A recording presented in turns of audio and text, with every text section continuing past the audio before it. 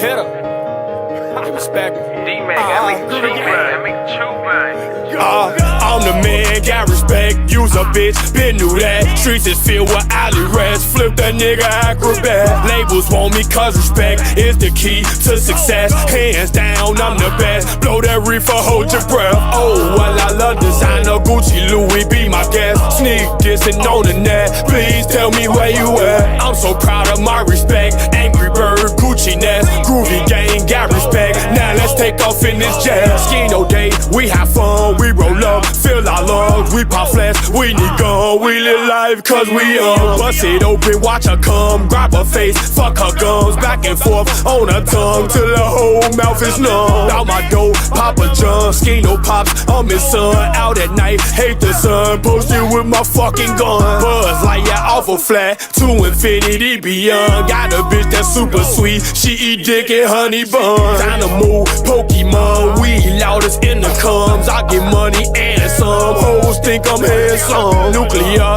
I'm the bomb, boy don't ask me where I'm from, cause you already know. I'm the man, got respect, use a bitch, been knew that. Streets is filled with alley rats, flip that nigga acrobat. Labels want me cause respect is the key to success. Hands down, I'm the best, blow that reefer, hold your breath. Oh, well, I love designer, Gucci, Louis, be my guest. Sneak dissing on the net, please tell me where you at. I'm so proud of my respect, Angry Bird, Gucci Nest. Groovy gang, got respect, now let's take off in this jet. Life's a game, roll the dice, nigga squares, cubes of ice. Sneak dissing, that ain't right, that shit spoil my appetite. I be feeling like a cluck, I spit crack, keep a pipe. Groovy gang, nationwide, like a fucking satellite. Boy, your ass something else, boy, your ass need some help. He a motherfucking snitch and he'll tell up on himself. Struggling days he never felt, hammer time he got nailed. And my team at the top, and you on the bottom shelf. Brand new life, I was chose, we loudest for lobes. Girl, I only want some tops, why you taking off your robe? Every day episode, iceberg, I'm too cold.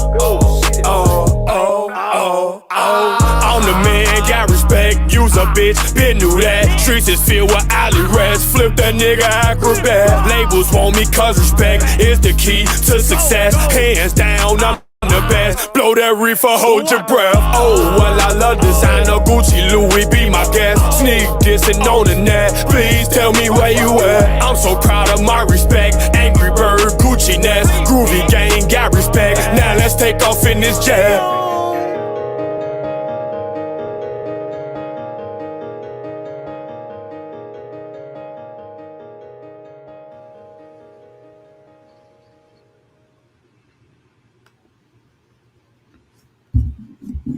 Man, look, man.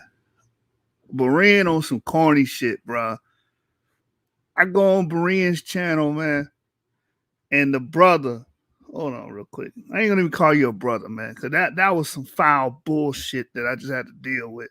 And y'all already know how I am. I don't play that. You understand? I'll give any brother, sister respect, whatever.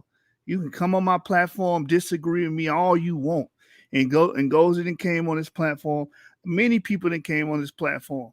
You understand? But what they can't say I did was kick you out of here or kick you off of any of my platforms that I had any control over for no reason, no apparent reason.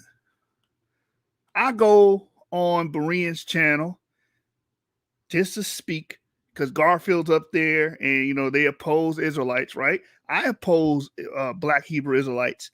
I oppose some extreme Ashkenazi sects and internet Jews as well. I oppose Afrocentrics. Cool. I get on the panel and the brother just would not let me speak. The brother, you know, railed accusations at me, and Garfield tried to co-sign on the accusation instead of just allowing me to speak and say my piece. This coward would not allow me to do so. So, Berean, you don't have to worry about me going on your channel no more. You can stay on your channel and we see each other. That's that. We're going to keep that off the internet. We're going to keep that off the internet. I'm just going to keep it like that. I'm not playing like you brothers don't want to have conversations. You brothers are dogmatic in your positions and you are afraid of anyone that has an ounce an ounce of courage to speak against any of your guys or any of your dogmatic indoctrinaires. Okay? That's all you guys are. You are a religious cult. I don't care if you're an atheist, Afrocentric. If you come on my channel, you can speak, goddammit. But go to one of these little religious fanatic channels like BereanTV, Garfield. If you're not speaking to the tune of what they want you to speak, you're going to be fucking silenced. Now, the brother made the accusation that, oh, don't cuss on my channel. Brother, I never cussed on your channel. I never cursed on your channel, Berean. Never. I've been on your channel twice. I respected your fucking channel. What you did tonight was some hoe shit, man. A lot of you niggas on the internet are hoes, bruh. I went on there to speak and have a conversation, engage in conversations. You brought me up on stage. I opened my mic, and all you did was rail an accusation to me. Garfield said, oh, yeah, you have disrespect. I never disrespected that nigga's channel, man.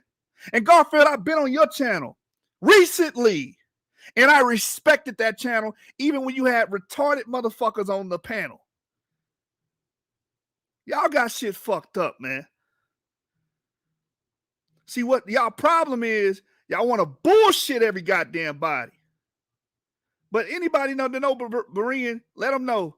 You ain't got to worry about me on your channel no more. But what you can do is bring your ass on this channel. Bring your ass on this channel. I want to debate you, Berean. I want to debate you now. Sick of you niggas, man. Hide behind other people. Listen, I roll solo dolo all the damn time. I do solo shows all the time by my goddamn self. Drop the link in the comment section for y'all to bring y'all scary asses on here, and y'all never click the links. Y'all never click the link. I'm not like y'all. I'm not like Garfield. I'm not like Berean. I don't need a panel of motherfuckers to support and stand on what the fuck I'm saying, because I spend the time and money and effort and studying on my own time while doing a full-time job, while doing 50, 60 fucking hours a week. You niggas be online all goddamn day and barely know the material. So, Berean, fuck your channel, man. But if you want that work, come to my channel and we can get a debate started. I don't have to hide behind 5 or 6, 7, 8, 9 people. Use your own mouthpiece. And the reason why y'all are afraid to allow me to speak, because I don't have the racist BHI motive, right? Or motif, where we'd say, oh, all Jews are black and they got to be black and they black and they black, black. I don't teach that bullshit. So y'all don't know what to do with me. Garfield, I seen bits and pieces because I was at work. Basically was showing some iconography of Luso-Africans, say, oh, this is how Africans drew them. And this is how they depicted them. They look white. And just because they look white don't mean they're not related to us. You understand? It's pseudo, and that's lookership. So I want to go on the channel while Garfield was there and have a conversation about that. But I was not allowed to have a conversation because these fuck niggas are afraid to have a conversation. Not even a debate, a conversation. That probably would have took 5 fucking minutes. Hey, Garfield, you made this statement. Let's have this debate. Let's hash out this debate. I've already told you what the topic was going to be. The origin of Afro-Asiatic people. Is it haplogroup E or haplogroup J? You understand? And I'm going to give them some caveats where we can go. If you don't want to do that debate, you're scared to do that debate. Hey, is haplogroup J autochthonous to the Levant? That could be another title. Okay? We could have had that discussion. But since a coward has a channel where he hides behind several people, anybody that has a disdain for Black Hebrew Israelites, right, or Israelites or African Americans claim to be Israelites, you can go to Berean, right? And everybody that has a disdain pretty much culminate there. And they form Voltron there. They don't check each other on their bullshit. So don't check me. Don't say nothing about how I speak. because it doesn't matter. It's because who I am and what I represent. And again, you can't pigeonhole me to the BHI philosophy because, again, I don't teach that. I teach against BHI, and I will debate BHI off the rip. Ask Manny and them niggas on Clubhouse, do I debate them? Do I go against them and embarrass them? Ask them. I don't play that Israel is all black African shit. And I don't play that all African or all quote-unquote black African Americans are the same. I don't play that. So y'all can't pin me nowhere. Y'all don't know what to fucking do. Y'all don't know what to say and don't know how to approach it because all your arguments are based off phenotype and how somebody looks. Oh, look, look at this book right here. Maurice Fishberg. There's a bunch of white Jews in there. So they can still be family. It don't matter if they're white, black, purple. It don't matter. So once we take those moves from you and say, listen, we really don't care about that, then you lost in the sauce. And then someone said they're all converts. Let's say we are converts. It's our choice. We can convert to any goddamn thing we want to be. Like majority of y'all converted to Christianity. It doesn't change anything. The problem is they believe that African Americans should have a hive mind, meaning just because they have a particular perspective or worldview, we should all fall in line. Exactly. Sorry, there's nothing you can do with the argument. That's why you're like, oh, he cuss a lot. So fucking what? But when I was on your channel, I didn't cuss. When I was on Berean's channel, I didn't cuss because I know he don't allow cussing on his channel. Garfield, you allow cussing on your channel, so I don't know what you're talking about. I don't know what the fuck you're talking about, buddy. Oh, he cuss, bro. Just say you don't.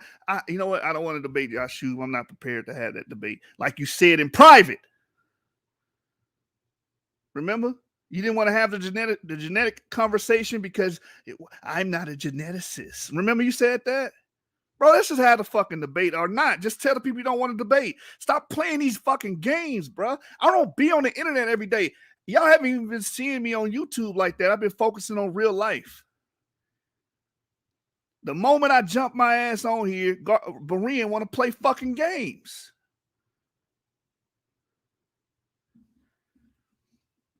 And not just Garfield, sorry.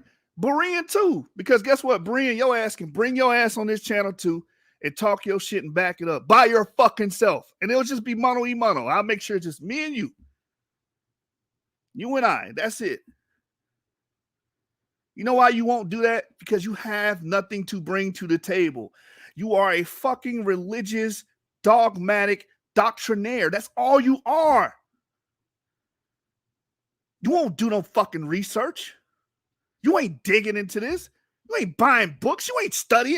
You ain't staying up to the wee hours of the night trying to understand this and bring up your own hypothesis and break this shit down. None of you niggas is doing that. You motherfuckers are just social media clowns. That's all you are.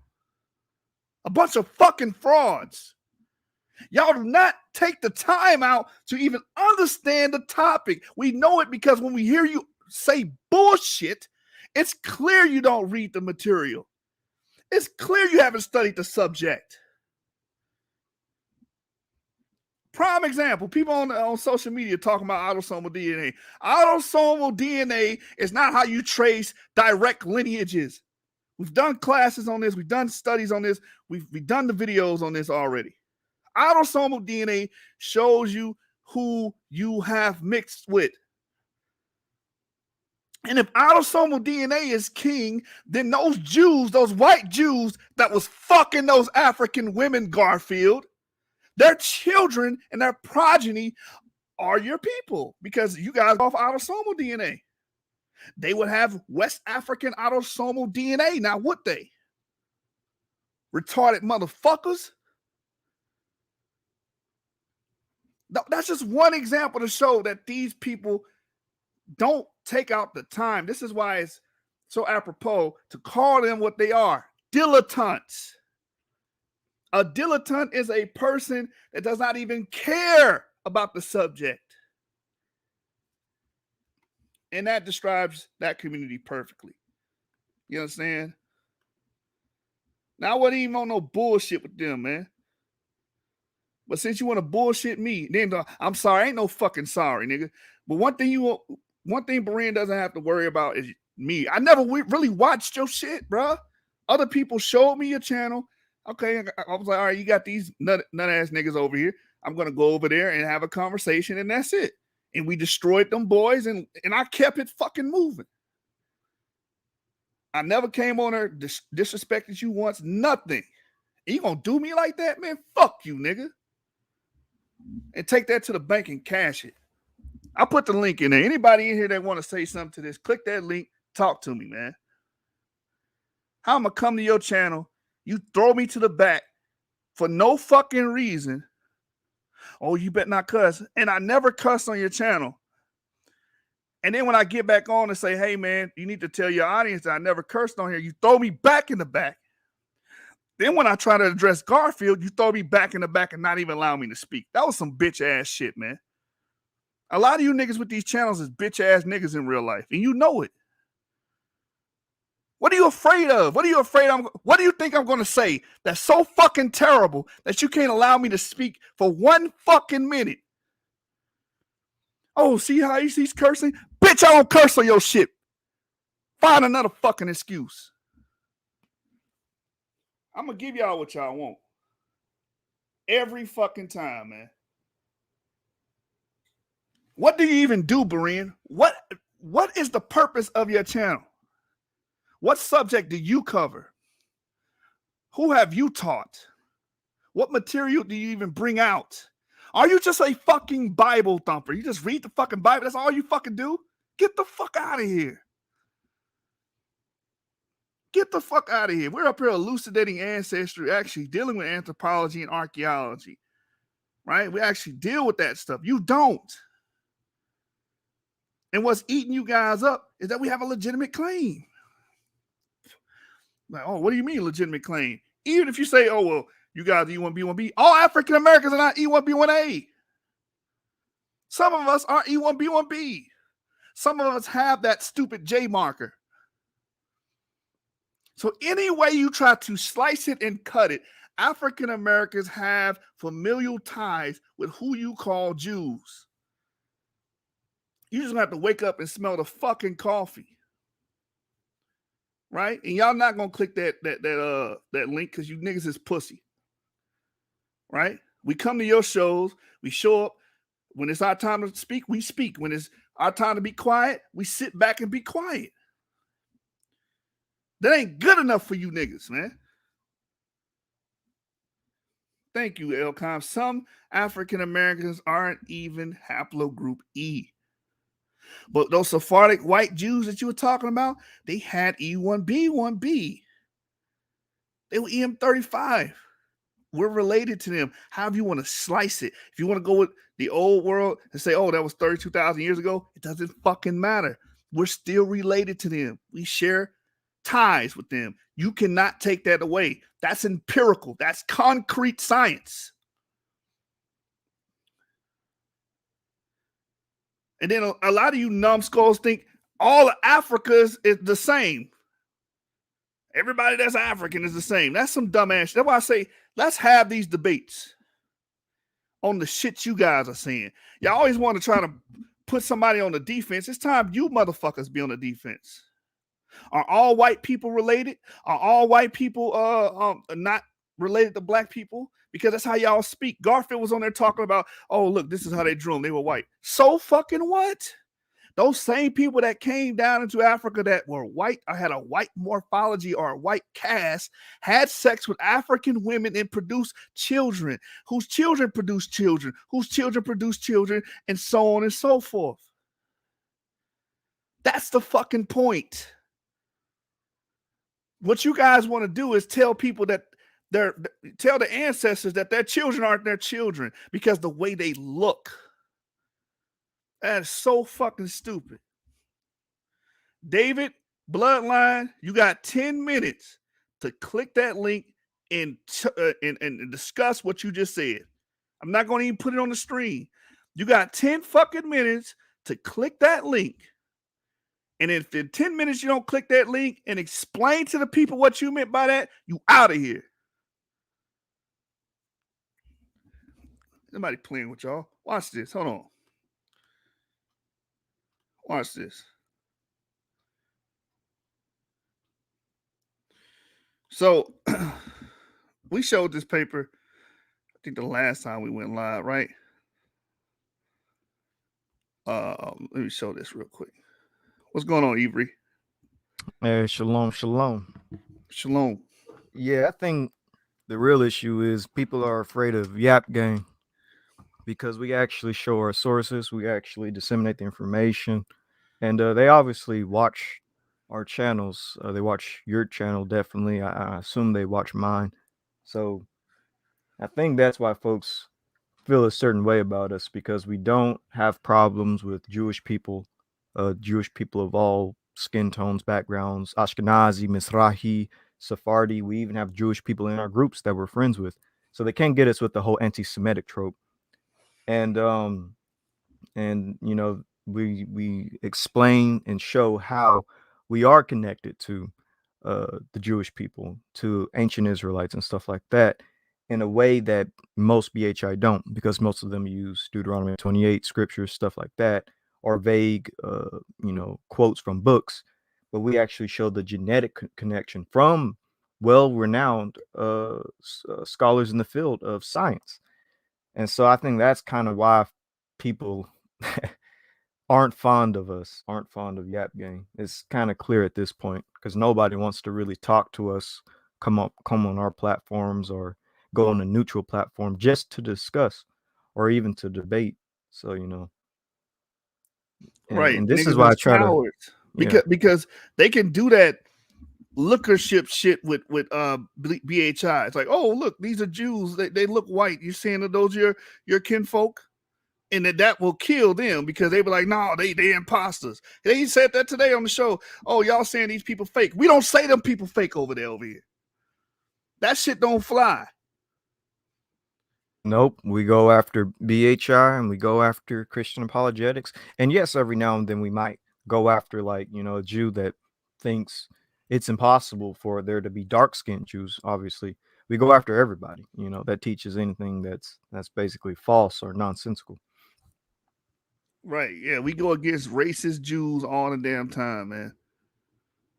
We're not you guys have a biased position where all you can see is the people that agree with your position. We are open to the people that disagree with our position. We allow people to come in, and they do it on Clubhouse a lot. They come in and they speak their mind.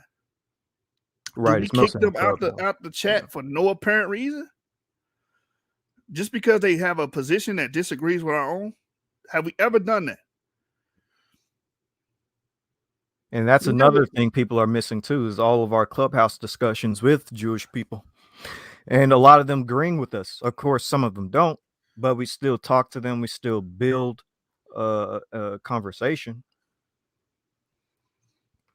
Right. Like we can always raise your handicap and lower ours. Thank you, Elcon. We never kicked anybody out of Clubhouse for no apparent reason.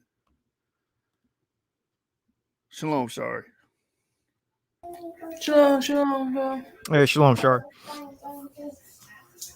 When is David going to hop on, by the way? I thought he Yeah, we said waiting on something. David to come on. I'm not going to even show what he said on the stream until he get his ass up here and explain himself. Well, I do want to say, I do want to say one thing. Granted, after you left and he had then already royally pissed you off, he did, after I made a comment that I think he made a mistake with you cussing on his channel.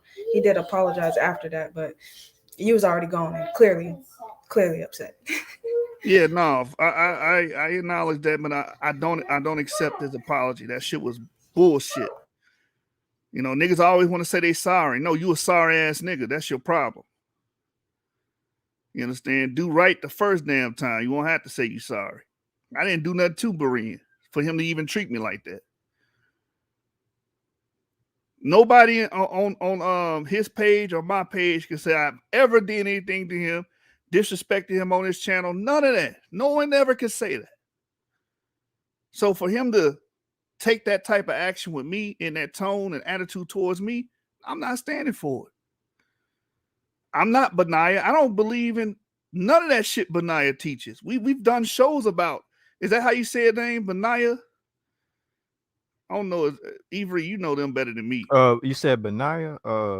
Benaiah Ben Israel. The one who talking about the connection with the first African church and the Sephardic Jews are all black.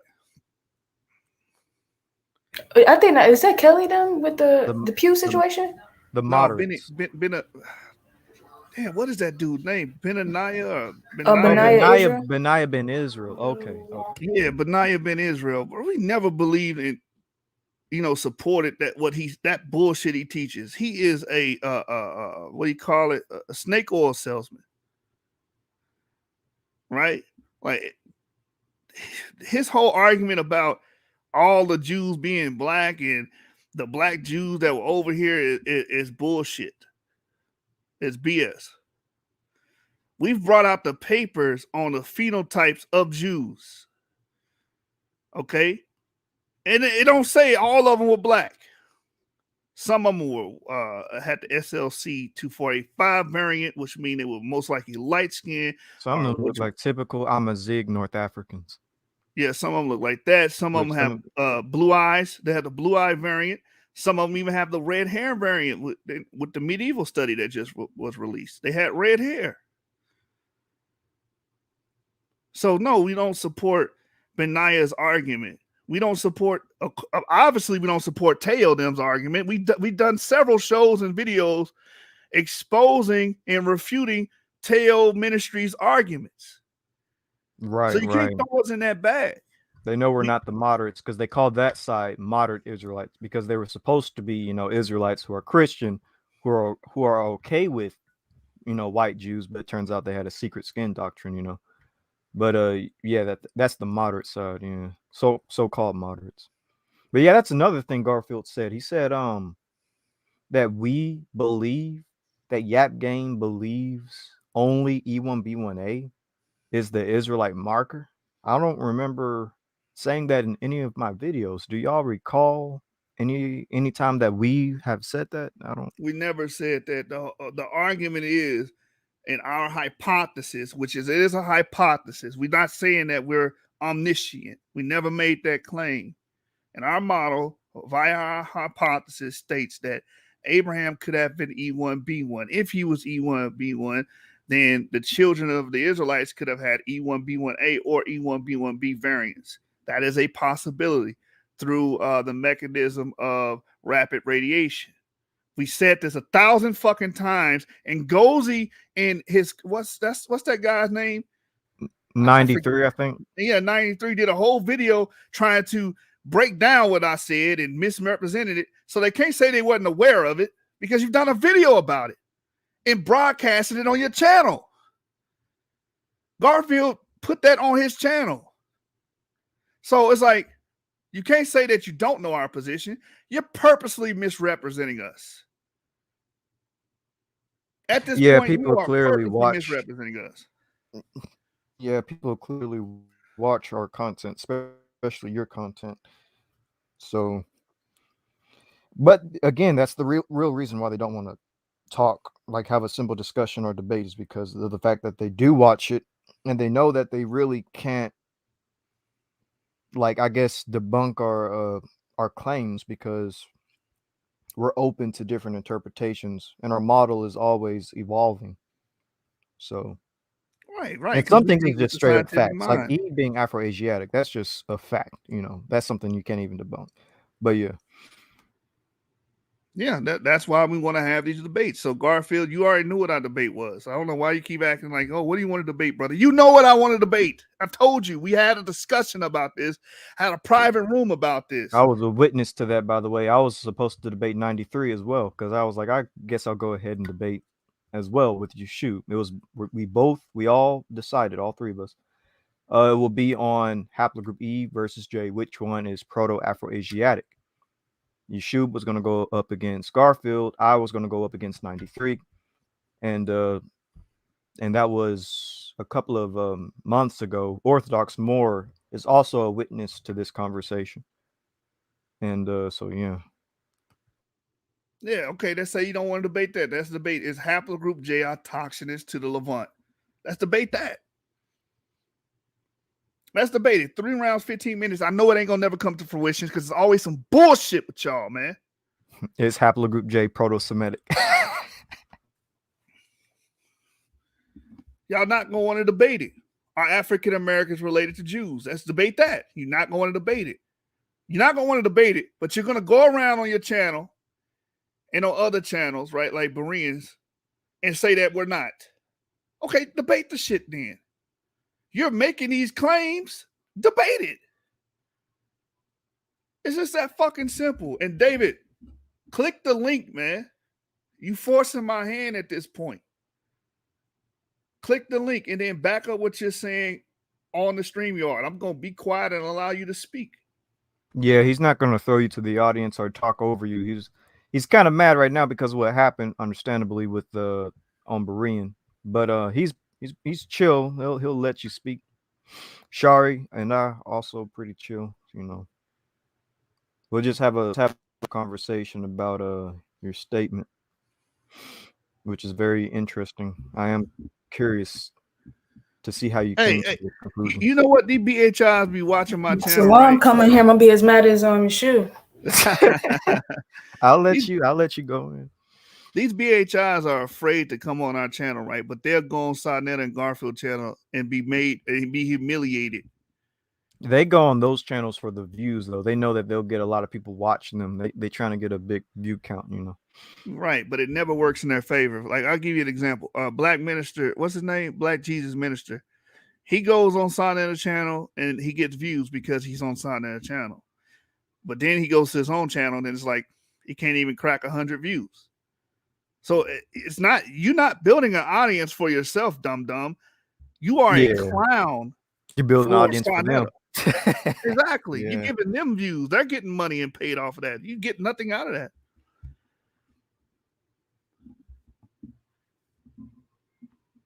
Yeah, that doesn't matter. It could be 0 people coming off the slave ship claiming they're Israelites, and there was somebody that came off a slave ship claiming they're Israelite. But all you do is special plead. I killed you on that years ago. Technically, there's a lot of papers coming out showing that a lot of Hispanic people have clear ties to Sephardic Jews and certain North African Jews. And when you look at Hispanic people DNA, even the ones from slavery, they have some Mediterranean DNA, some North African DNA. So we can even go that route. We don't have to just touch on African Americans. We can just touch on South Americans. It's not about claiming any goddamn thing, because you could claim anything, but the genetics matters. Exactly. I can claim I'm a Martian, but I can't really do that genetically now, can I? Anybody can claim any damn thing. So the whole thing is a red herring. The whole topic is a fucking red herring because he don't want to deal with the real deal. You know, another good topic would be, do African Americans solely have West Central African DNA? Which will obviously not be true because, you know, I'm an African American, my ancestors came from the slave trade, but my DNA isn't solely West Central African. I have North African DNA. So that would be a good debate, actually. Because they think we never left. I got a debate topic. Did E1B1B originate? Excuse me, not E1B1B. Excuse me. E1B1A originate in sub-Saharan Africa? That's a good one. I would say West Central Africa. They try to put us in Nigeria. But that's what sub-Saharan Africa is, because Sudan is not sub-Saharan Africa. Nope. Yeah, I have to show people a map because they don't understand Africa. Bro, when are we gonna listen? You need to stop getting your hopes up. Okay, we know that geography, chronology, you know, all these type of ologies and isms, they don't know. So break it down slowly. Don't break the brain. Don't overload the circuits, huh? Let me show people what sub-Saharan Africa is, right? I have to show them this map from Britannica. We got to teach geography to these people, man. Pictures and big words. You know what they need, Shari? They need them pop-up books. You remember them pop-up books? They need them little pop-up books with the 3D figures on it to actually grasp it. You know why I got to show this map, Avery? You know why? Because Why? I was told that people in southern Egypt in the Sudan are sub-Saharan. That's what a sub-Saharan African is. Can someone? So people in the Sudan, they're sub-Saharan Africans. They're sub-Saharan Africans. Interesting. What does the word sub in Sahara mean? I mean, sub in Saharan mean? Below the Saharan desert. Where is the Sudan? Sudan is within the Sahara. That's why I'm about to get this map, man. Hold on. I'm trying to get an easy map for these people. Because they be misappropriating terms all the damn time. Hold on, let me get it. Oh, now Britannica's tripping. Let me go back to Google. Hold on. I'm sorry. Can you hear me? My I had an issue with my I can hear you. mic and stuff. I can hear you, bro. Watch this. Look at this, y'all. These niggas failed geography, bro. Can y'all see all this? Sahara. So the kingdom of Kush will be here, right? And Egypt will be here. You got people saying that this is sub-Saharan Africa. Shut the fuck up. I can't even be nice about this. This is fucking retarded. Sub-Saharan Africa will be here. Sub meaning below the Sahara, right?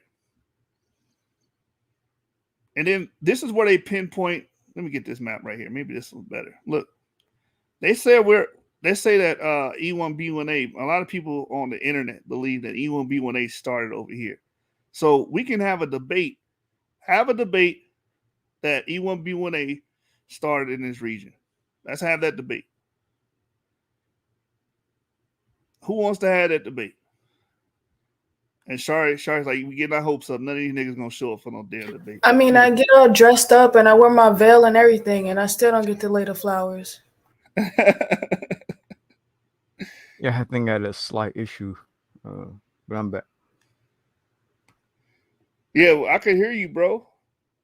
Yeah, I couldn't hear y'all. Oh, you couldn't? No, it said my connection went out or something.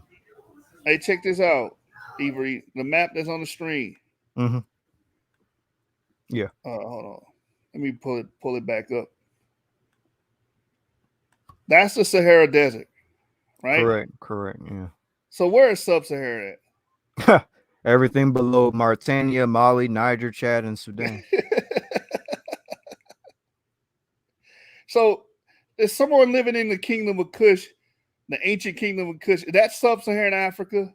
No, they'll be technically a Saharan African, but not a sub-Saharan African. What about Upper Egypt? They'll be more Mediterranean, to be honest. What people are saying, Upper Egypt had sub-Saharan Africans in it, are classifying them as sub-Saharan Africa. So I'm confused. Yeah, a lot of racist people try to say that to be like, oh, you know, the Nubians, they're sub-Saharan African slaves to the Egyptians, you know, because they're black. Because they're black, right? Fuck out of here, man. But really, those Nubians are really like a Nilotic people, so they're not even like Bantu or Nigerian. They're Nilotic. The Nubians got J. They got half the group J. They're like Western Eurasian people, man. Yep. They're black. They got an African morphology and they black as hell. Mm-hmm. So the whole thing's weird to me, man. They can't even make that argument with L3 at all. You literally have to be lying. I just want to know, give me the paper, the citation, and give me the argument that E1B1A started in sub-Saharan Africa. And I'm glad he said the Western Central, because that's where they say we're from, right? We're Western Central Africa. Right? Nigeria, Cameroon, places of that nature, right? Ghana, around here, the Gold Coast. because they think that's where the Bantu expansion happened too. They're like, oh, we originated in West Central Africa. The Bantus left from Nigeria or from Cameroon, and they went all the way across the Congo. So that's where A lot of these that's where they niggas have not to even argue from. Bantu. A lot of these niggas J-R-I. A lot of you niggas is Western European. Like Berean might go get his DNA test done and end up Western European, man, like a motherfucker. Talking about some, I don't hate my legacy. Okay, well, do what Garfield them say and leave the white man's religion alone. According to them, Christianity is the white man's fucking religion. Yep. And since we're Africans, you need to find an African tradition. That's how they talk. And technically, Judaism or Hebraic culture is a lot closer to an African religion. I mean, the Hebrews, the culture, it's typical Afro-Asiatic. And Afro-Asiatics, those are Amazigh, North African Berbers, Egyptians, Cushites, all of those Afro-Asiatic peoples. Judaism or the Hebraic culture, it's within that family of language, within that family of people, and within that family of customs. Like even the Egyptians practice things like circumcision and things of that nature. So it's like the Hebrew culture is Afro-Asiatic. It is African. Yeah, because it stems from an older culture that was already there. Like Right. a lot of those places, like Egypt. Egypt is in the ancient Near East, so it's very similar to other Near Eastern cultures, like the Levantine cultures, like the Babylonian cultures, like the cultures that existed between the Tigris and Euphrates.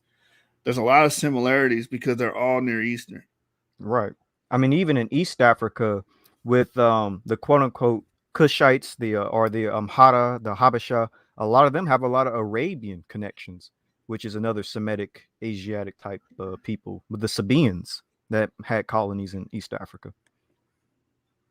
Shout out to Yitzhak because he loves the talking about the Sabaeans in Africa and stuff like that. But yeah, there's always been Asiatic connections, and Asiatics and Africans are not that different. They're really the same people. They're all Afro-Asiatic. Right. And this is why we stress the origins, the origins of Afro-Asiatic people. What is their main haplogroup? Their main haplogroup is E. When you look into a lot of those old Arabian tribes, a lot of them have E markers. And they beef about this all the time on Twitter. Who's the real Arab, E or J? Got a lot of E marker Arabs stressing that they were the first ones in the Arabian Peninsula, which is true because we have found basal E clades in Arabia. And You know what your problem is? What? Y'all just don't want to be proud of your West Central African heritage. You just got to be something else. You just got to be something else. Everybody's an Israelite. I'm proud of my West Central African ancestry. I've talked about it so many times. Now, it even offended them because I say it in its proper context. We were fucking conquerors. If you were EM2 clade, you came into sub-Saharan Africa and kicked ass and killed people and reduced the autochthonous population. I've said that 1,000 times on my channel. And we've been there thousands of years, and everything great about sub-Saharan Africa came from my ancestors. The E markers, not the A and B markers. Those are fucking forgers. And not everybody in West and Central Africa is even like the same culturally. Like, and every African American doesn't even come from the same tribes in West and Central Africa. Like, what am I going to practice? Am I going to be practicing Amazigh and like Sahel African cultures? Like, am I going to be a Muslim? Because the people I'm related to are mostly Muslim in Africa. They're not practicing, I don't know, Ifa or anything like that. Yeah, and as E was coming out, and coming in through the Bantu, we had them L3s snatching weaves. Hey, look right here. Their favorite source, Wikipedia, right? Really, you got to do too much deep research on this. Let me read this, right? The ancient Nubian genetic profile was found to be a mixture between West Eurasian and Sub-Saharan Dinka-related ancestries. The samples were estimated to have approximately or less than 60% West Eurasian related ancestry that likely came from ancient Egyptians, but ultimately resembles that found in Bronze or Iron Age Levantines. You know what's interesting about that is that they have Bronze and Iron Age Levantine DNA. That's, by the way, the Levant is the area of Israel, Jordan, and Syria, and Palestine. What's interesting is that these Africans in Sudan, these Nubians have this Bronze Age, Iron Age, Levantine DNA. Yet nobody in Africa is really supposed to have that type of DNA. Yet these groups do. That kind of shows gene flow into Africa of Canaanite and possibly even Israelite type peoples. Yeah, I mean, well, Eurasians in general, because 3,000 years ago, you had an influx of Eurasians coming into Africa. And I got two theories on why that was the case. One theory is the Assyrians were kicking everybody's ass and displacing people. And the other theory is it was right after the Bronze Age collapse. Mm-hmm. Mm-hmm. Could be those two things. That's why you see an influx of gene flow coming from Eurasia. Right? Right. That makes a lot of sense. Yep. The That's Bronze why Age collapse is wild because the invasion happened from groups from Northern Europe. Those people from Northern Europe start coming down and start pushing people out of the indigenous people out of those areas. So, like I You talking said, about that's the when they. sea peoples? Well, I mean, yeah, but the Sea People was a conglomerate of people leaving, fleeing because the people came down. The people that came down, they was called the Urnfield culture. Those people came down with what they called a slicing sword, because before that all they had was daggers, Mm-hmm. and the slicing sword was a revolutionary technology. So they was coming down, chopping people heads off, chopping people on, just really uh, destroying everything. In they path at a point, and the people was basically operating on the boats, fleeing. So the Sea Peoples weren't one group of people. Right. You know what I'm saying? So the people were leaving, and the people from from Europe, Southern Europe, Middle of Europe, start flooding into the Levant and pushing the indigenous people of the Levant further into Africa. And some went, I would say, some went to the India, towards India. So, but yeah, that's where you see the influx of that DNA. Right. Because that's according to the biblical narrative, that's when you start seeing the Philistines enter into the land of Israel. And Exactly. I think there's a genetic paper that even shows, don't quote me on this, but I think there is a genetic paper that shows that certain Ethiopians have a little bit of, it said, I think, like Minoan DNA, and the Minoans would have been part of that Sea People population. I have to find the paper though, but they do have some type of like Sea People gene flow within them. I was gonna make a theory on that uh in the future, but yeah. Let me see if I can find that paper actually. Yeah, but that was interesting that y'all brought up that Bronze Age collapse, because that's part of my theory about how white people ended up taking, basically, uh, doing population replacement throughout Europe and pushing indigenous people out and pushing them back into North Africa. Uh, the, some went to the Levant, some, like I said, some went to India, but that's how they ended up pushing indigenous people pretty much out of there. And the people was basically scavenging and scrambling, searching for land, and that's what the Sea Peoples were. So All right, I found the paper. It's called West Asian Sources of the Eurasian Component in Ethiopians. And it talks about, let's see, it talks about Eurasian component of the contemporary Ethiopians with sea peoples and with population movements that affected the Mediterranean area and the Levant after the fall of the Minoan civilization. I can actually pull up the paper if y'all want to check it out. Oh, Because real quick before you do it, Ethiopians Ebony. have, Oh, I want to show this real quick in this book. I'm gonna let you share that short real quick. Just load it up. Yep. To go with what we were saying. So this David Wright, one of the leading geneticists. Like we actually got real sources here. Y'all be talking outside y'all goddamn mouth. Look at this. David Wright on who we are and how we got here, page 6. He pretty much gives you the timeline, what he deals with in each chapter. Right, here's chapter 8. And he deals with Africa in chapter 9, right? He deals with the Bantu expansion, which estimates was 4 to 1,000 years ago. Less than 3,000 years ago, he says East African pastoralists. What does that say right there? Levantine farmers plus East African foragers. So a lot of those people that look crispy black that y'all saying, oh, those sub-Saharans. Them Western Eurasian people, man, that came there less than 3,000 years ago that could have been a result of the Bronze Age collapse or people trying to run away from the damn Assyrians. Right? So, again, that's why I be telling y'all can't just be looking at how people look today. Then look what it says right here. Present day West Africans. What's the time frame for that? Y'all see that time frame? Less than 2,000 years ago. Yeah, people seem to forget that the Bantu expansion was fairly recent in terms of human history. Exactly. And that's when you see the note culture pop up in West Africa, and right within that time frame, about 1,000 to 1,500 years ago. You see what I'm saying? So, yeah, people think the Noke existed 10,000 years ago. yeah, I know, but then you got to explain to them about the Green Sahara, that it was inhabitable at that particular time.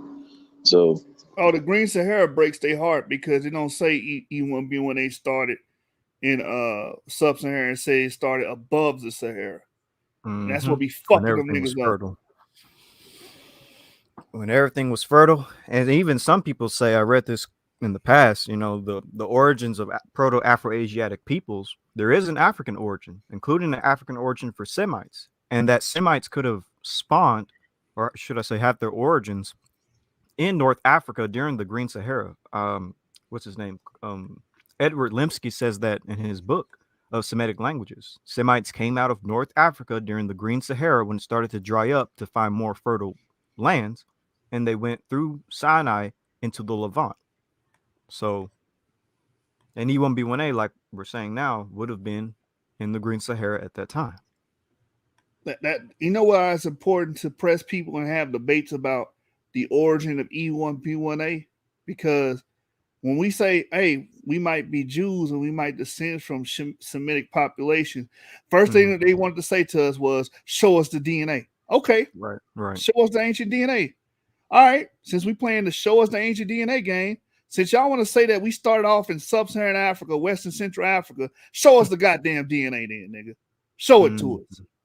Where's your ancient vessels, your ancient bodies, skeletal remains? I want to see that. I want to see that E1B1A DNA there. Show it to us. But they're gonna try to take you to that cave in Cameroon with the 4 boys. I've already beat up Rob Bourne on that. Rob Bourne don't understand what he's reading. Rob Bourne is an ancient Western Central African. He A00. He is? Yeah, he was on the show. Yeah, he A00. I didn't know that. That nigga a Paleo African. And my ancestors used to whoop his ancestors' ass. You know how we used to go to school? You'd be like, my dad will beat your dad ass. I didn't know Rob Bourne was A00. I thought he was E like the rest, like most of us. Nah, we got the footage. He said he A00. Oh shit, that's crazy. That nigga do look like a Nalo. They ain't gonna lie. That nigga like a straight up. But shit, that nigga look like a dinka. Yeah, but shit, but that is true though. We came down there and beat them niggas up. I mean, with that new technology, that steel and all of those shit. But yeah, but shit.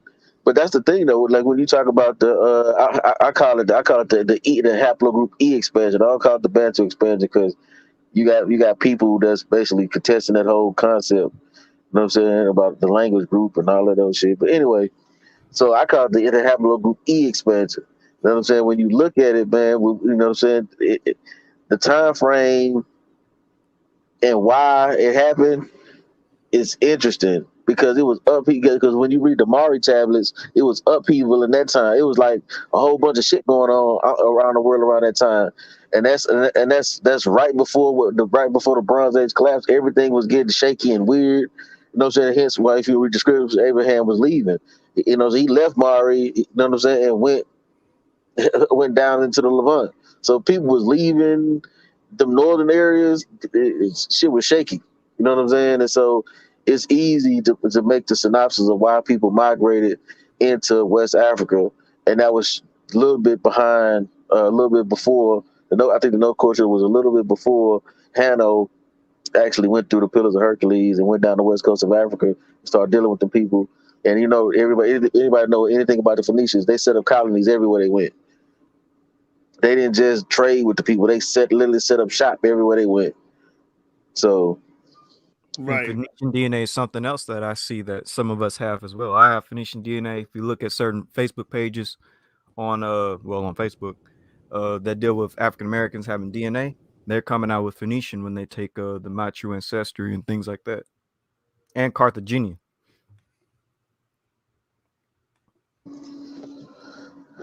well, yeah. So yeah, that makes sense though. You know, so it actually makes sense because uh culturally culturally you wouldn't know.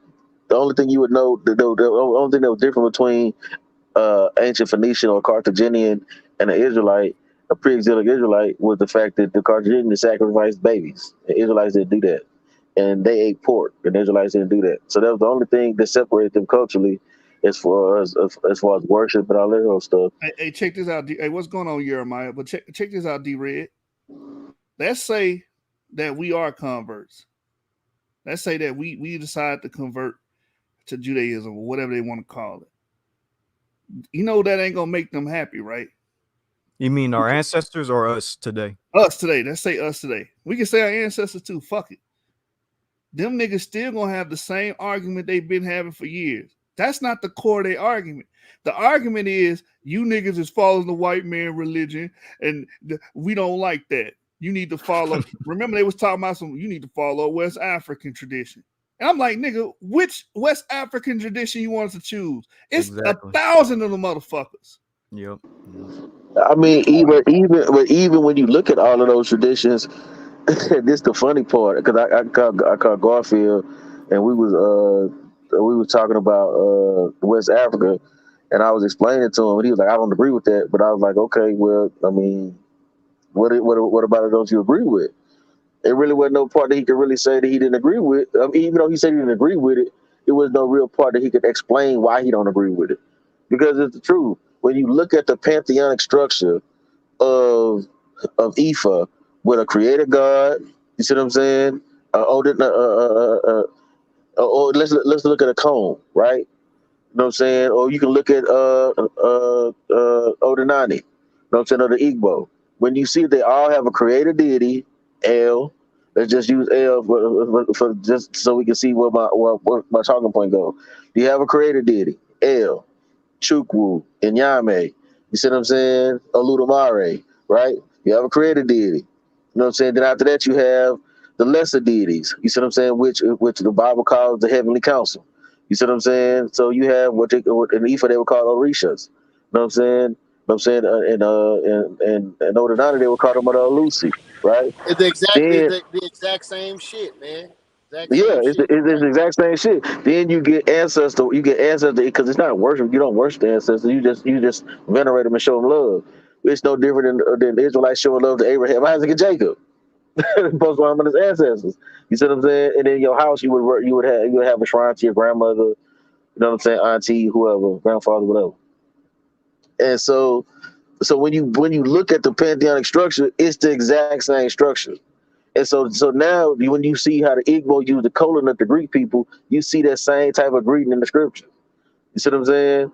So so a person would have to show me so when they ask for stuff like show me Yahweh, that's not even how shit work. You see what I'm saying? They would do some syncretism shit, but they would syncretize. the structure, but keep the names of the local deities.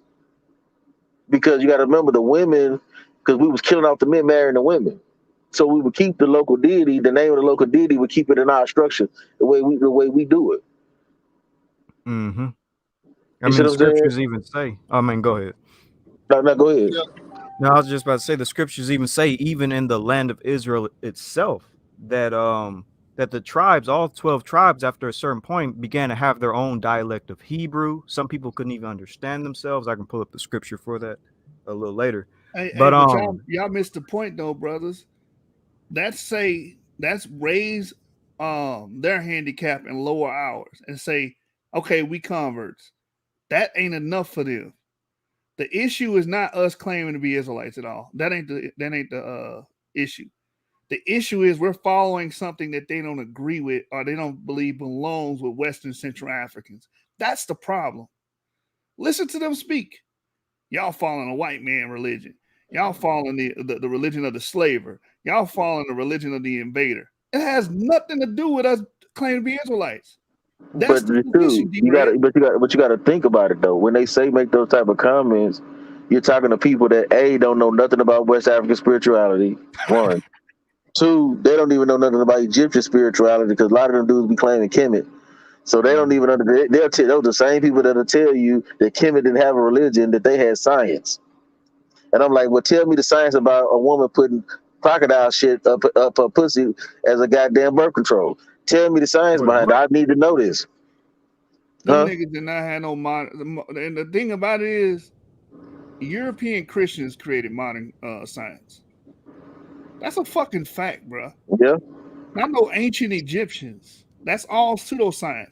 But they want to get on there. Y'all pseudo. No, you niggas is pseudo. Everything y'all Infodici to James Smalls to Dr. Ben, damn it. I'ma say it.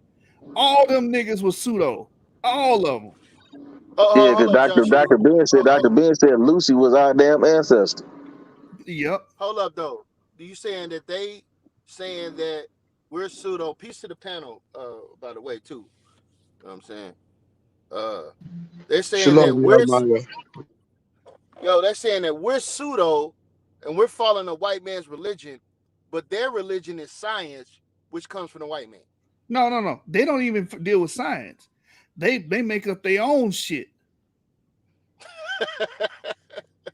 Yo, They I'm make up glad a, y'all talking about this, man. The And, brother and was then right, and man. not only do they make up their own shit, they combine shit that ain't got nothing to do with Africa, right? So they'll get to talk about chakras and shit and crystals and nigga get now you talking about some Hindu shit, nigga.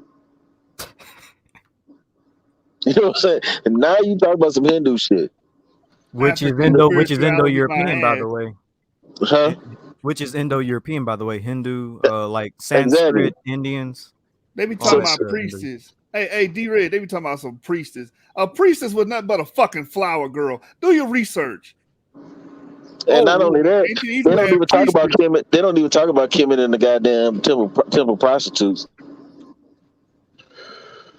They don't even talk I about don't that. gotta go there. Them niggas is not representing no ancient Kemet. First of all, Egypt was an imperial state, meaning majority of the motherfuckers there were serfs. And the only people that could own land was the fucking kings and the priests. That was it.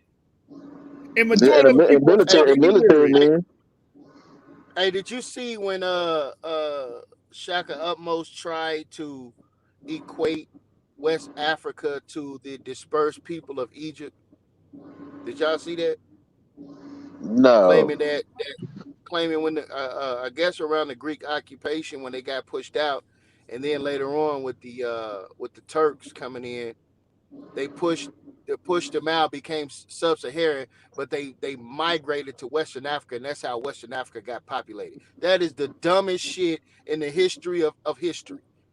But the All problem right, with that, because the problem with that is, we got evidence of people being there before the goddamn Greeks and the Romans.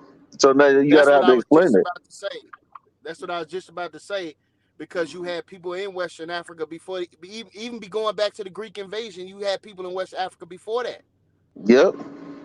They don't realize how close the Greek occupation, dealing with the Ptolemy line with the Egyptians, how close that is to modern civilization, because when you go back to that time period, people was already there. You had cartilage. Well, you had cartilage, the development of cartilage, which came right at the heels of the development of Rome. I mean, they actually You and developed around pretty much around the same time. I mean, Carthage was actually before, because Carthage was like 1,000 BC. You know what right, I'm saying? Rome didn't really fully start developing till like uh, about 700-800 BC, because right, they were Rome was an amalgamation of fucking the Latins up north, the Etruscans to the west, and the Greeks from the south, from the southeast. They were basically an amalgamation of all three of them. They took Etruscan flair and the phalanx from the Greeks and created the legions from that, and they took the script and all that shit from the Latins. They just was an amalgamation of people. right. So you had the people coming from Tyre, right, for the development of that, man. So you see that already occupying that part of the region, which is outside of Libya, which was already there also. You see what I'm saying? So like it's just all of that to try to equate to the glorious part of Africa, which they claim is the glorious part, which is Egypt. You understand? Like the Egyptians always stayed there, and then when you get to when they got pushed out, they was right south of there, in between um of the Ethiopians and Egypt. That's the region in which they occupied. Yeah, I'm talking about the original Egyptians who got yeah. pushed out. Most of them went south. Yeah, that's true. Most of them went south. You know what I'm saying? But So I but mean, the, but the trade routes was already established, because Carthage, the Phoenicians, and the freaking in Israel, they created that agreement. When you read the Purpose and Hand on the Navigator, talk about the agreement between Israel, because as Egypt became weak, uh, Israel and the Phoenicians pretty much took over those trade routes. So the trade routes was there. So I'm not gonna say some Egyptians probably didn't go to West Africa, because you know what I'm saying. I'm not gonna sit up there and say that didn't happen, but 'cause it well, yeah, probably I'm not did. saying any, but they're saying like these civilizations was developed from them. No, no, You see no. what I'm saying? Like I said, we already know the first civilization was a note culture, and that predated anything that to do with Greece, and that was an actual civilization with art and all kind of stuff. So iron smelting and you know what I'm saying, What they're stuff not like that. taking in So consideration, what they ain't taking in consideration, D-Red, is that it wasn't the entire Egyptian population that got pushed out. It was just simply the aristocrats, the higher ups, the royal families. You see what I'm saying? And those that mhm. followed them. So it wasn't the entire Egyptian population when the Greeks came in that got moved out. And that's a lie that they're trying to tell in order to try to create some sort of Egyptian population or development in West Africa, which don't make no goddamn sense. Nah, I mean, like I said, to try to equate it to some mass migration. No, the people probably go, yeah, but it equated to a mass migration. And then a lot of those Greeks, what they did was they tried to marry into uh those do some kind of forced arranged marriage type shit to marry into these bloodlines, so they could have claim to the throne and all of those type of weird shit. And Right, right, but yeah, you're right. But you're right. A lot of the priests and all that old type of shit, a lot of them fled south. You see what I'm saying? right. So, and but it is what it is. But people be trying to make these connections. You know what I'm saying? And then they'll tell you, well, if y'all say the Israelites can do it, how come the how come the Egyptians couldn't do it? I mean, that's why I say I'm not gonna say that they didn't. Some of them didn't go, because they probably did. You know what I'm saying? But what I will say is the reason why I lend credibility to the Israelite thing is because we were using boats. We was using boats to go everywhere. You see what I'm saying? So it's Right. easier to get someplace by boat than it is to be walking by land. So it's common sense. And we know that Hanno went through the Pillars of Hercules and dealt with people, and these people set up colonies everywhere they went. We know this because we got the writings to read them. So Yeah, man, a brother was trying to get me to go over there, saying, "Yeah, man, Garfield over there, Berean, this, that, and the third." Like, man, I'm not going over there for that goddamn circus show. You know what I'm saying? It just be frustrating talking to these dudes sometimes, man, because they want you to prove everything, but they themselves have to prove nothing. That's true too, but they also bitch ass niggas, bro. I when I come on your show, you don't even let me talk. Come on, my nigga. I get Right. 2 words out off, and then you put me in the back. Then wonder why a nigga be like, y'all got to come over here. You know Right. what I'm saying? Them niggas afraid to let niggas talk, man. Niggas is bitches. I'm talking about BereanTV. That nigga is a bitch, bro. Nigga don't even let you on the fucking stage and express yourself. Cause niggas is afraid that you gonna come on there and bust their fucking head open.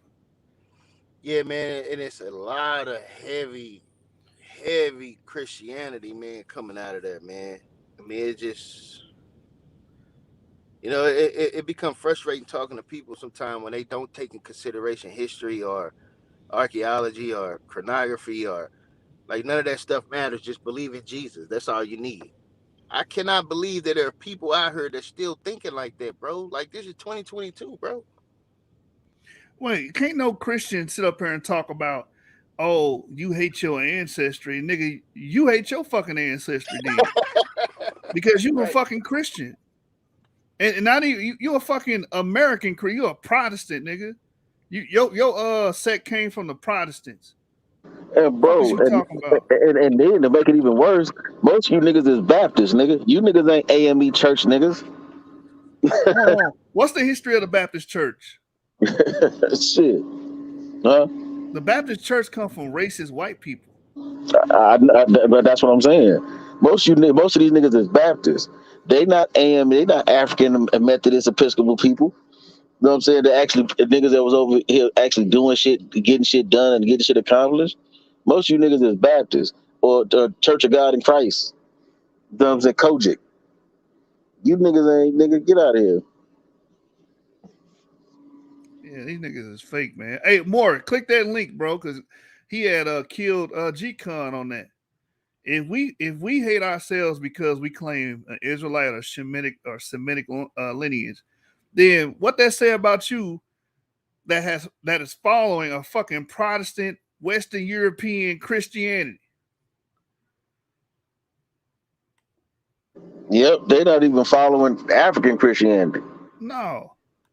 You know what I'm saying? Eastern Christianity. They follow straight up white people shit. Right, right. Elcon Baptist was tied to the Klan, especially Southern Baptist. Thank you, brother. Yep, and that's when they did start trying to use that shit to motherfucking get because the AME church they wanted to get niggas away from the AME church because the AME church was teaching black liberation theology, which was the same thing that was adopted by. It's funny. I'm going to say this: the Black Liberation James Cone Black Liberation theology was adopted by the Israelite school. You know what I'm saying? Before it became the ISUBK and all that shit, they took James Cone's concept. When you read the white man is the devil and all of those shit that them niggas be talking, that's James Cone shit. That's Black liberation theology. So when they be banging on Christians, I find it ironic that you are using a black Christians all his talking points. Right, You right. know what I'm Because saying? a lot of these talking points are just reverse engineered white people talking points. Just replace the word black with white because they would say the same thing about black people. Like the Southern Baptists would say the same thing. They'll say that black people will curse, black people with this, they the devil, da da da. And then what's that dude name? They'll go and reverse engineer that shit to make their own version of it. Yeah, James Cone. Yeah, Yeah, James Cherry Cone. did it James too. Cone. All them niggas did it. Know what I'm All saying? them But niggas. but it's funny that Israelites, a lot of these one West Israelites, you don't even know that they concepts and because the founders of what you call one West or whatever, they wanted to get away from the Africanism of the commandment keepers and all that shit. So they want to separate themselves. So they adopted the New Testament, and then they started preaching black liberation theology. You know what I'm saying? to be more pro-black, which was ironic that you're trying to be more pro-black, but you let non-black people in your shit. But that's a whole nother conversation. But well, all them groups were mixed up at first, all of them. This is why I was telling the Jewish community on the racist ass Jewish community on Clubhouse. You motherfucker started this, whether you want to hear it or not, whether you want to accept it or not. If you read up on like the commandment keepers and before them, a lot of black people in Harlem were attending synagogue or working for synagogue. So who was teaching them Judaism? When I say Judaism, I'm talking about they form Ashkenaz. You know what I'm saying? yeah. Who was teaching that shit? Y'all was. So don't cry now, you bitch ass niggas. Well, I mean, the thing, and about. to piggyback off your point, motherfuckers was cool with you niggas until you niggas start saying, until you motherfuckers start saying this, because they ostracized Josiah Ford, they ostracized Rabbi Matthews once he started getting, you know what I'm saying? So that's what made motherfuckers say, fuck them. We not finna appeal to them. Because them motherfuckers don't respect them. And then it's a good book you can read about. There's a book called Broken Alliance. You know what I'm saying? It talks about in the thing. It talks about this. It was talking about the civil rights movement, and it was saying that it was not a movement of equals. We were the superior. They were the inferior. They were the borrower. We were the lender. You know what I'm saying? And it goes on, and they talk about how much what they did and how they basically, you know what I'm saying, facilitated the shit and paid for the shit and. Hey, what's the author? What's the author of that book? I had to find it, and I sent it to you. But it's called Broken Alliance. Broken Alliance. Yeah, and man. So, niggas didn't know nothing about lighting 3 candles on motherfucking Friday night and wearing white linen. No, they learned that from them. Hell no. But that's part of the reason why they didn't like them niggas and them Chicago niggas. Because them Chicago niggas wasn't doing that shit. Them Chicago niggas they're always on their own shit. Them Ben-Ami. Well, you know how I feel about New York in general. Those some old fluke ass niggas anyway, but that's a whole different story, bro. Well, actually, not really. You got Garfield in the title. He live in New York, so there you go. You said what? So you got Garfield in the title. He live in New York, so it's not really that off. No, because I really always we talked about this the other day. Because I really feel this way, and it's a challenge to all my brothers that live in New York area, Israelites that's part of these camps and groups and teams, whatever you want to call them. You know what I'm saying? Y'all got all these people, all these members. Why don't all you Israelite groups come together? You know what I'm saying? And say, we're going to police one neighborhood 1 week in a month. Just one neighborhood, just police it. Bro, how you going to be stationed in the Bronx or on 35th, wherever the fuck them niggas at, right? And y'all ain't aggressively buy up the block. Y'all should have been bought on brownstone back in the 90s when they were dirt cheap. Bro, because they don't believe in getting into politics. Nothing that they really don't believe in getting involved in nothing that's gonna actually help niggas. Right. But that lady that keep coming to your congregation every week talking about, or every month talking about her lights gonna get cut off. Y'all could solve that. Y'all got the manpower. It's enough for y'all. Y'all could do that. Bro, and it's sad. Thing. It's sad that when you saying that, it's sad that like we talked about this the other day, that my boy Arcia and some gangsters and some GDs went and did the exact same thing we tell these Israelite camps to do, and they ain't done it. Right. That's the sad part. So you be want to talk about that somehow that you're elevated and you got knowledge and you got information, but some gang members or ex-gang members came together and about coming together and buying buildings in Chicago and in Ohio. Hey, do they believe in the book? Because if you read Nehemiah, the reason why Nehemiah was respected because he broke bread with his people, from the least to the greatest. Mm-hmm. He didn't take his position as a governor. So you mean to tell me the truth? You mean to tell me he didn't have to give $100 for Passover? No. Everybody had to give $100 for Passover? No, everybody ate. The people that couldn't afford, they ate. That's why they love Nehemiah. Wow. So they didn't have to give $60 for the Feast of Unleavened Bread. They had to give each person give $60. If they wasn't able to do it, no, he came out of his pocket. Nehemiah came. Read the book of Nehemiah. No, I know the story. I'm asking the question, being funny. Yeah, I know. Yeah, but he came out the pocket and he looked out. He made sure everybody, and he made everybody, because the Jewish law was, you had to give up any debt owned by your brothers. Like you had to just forgive them.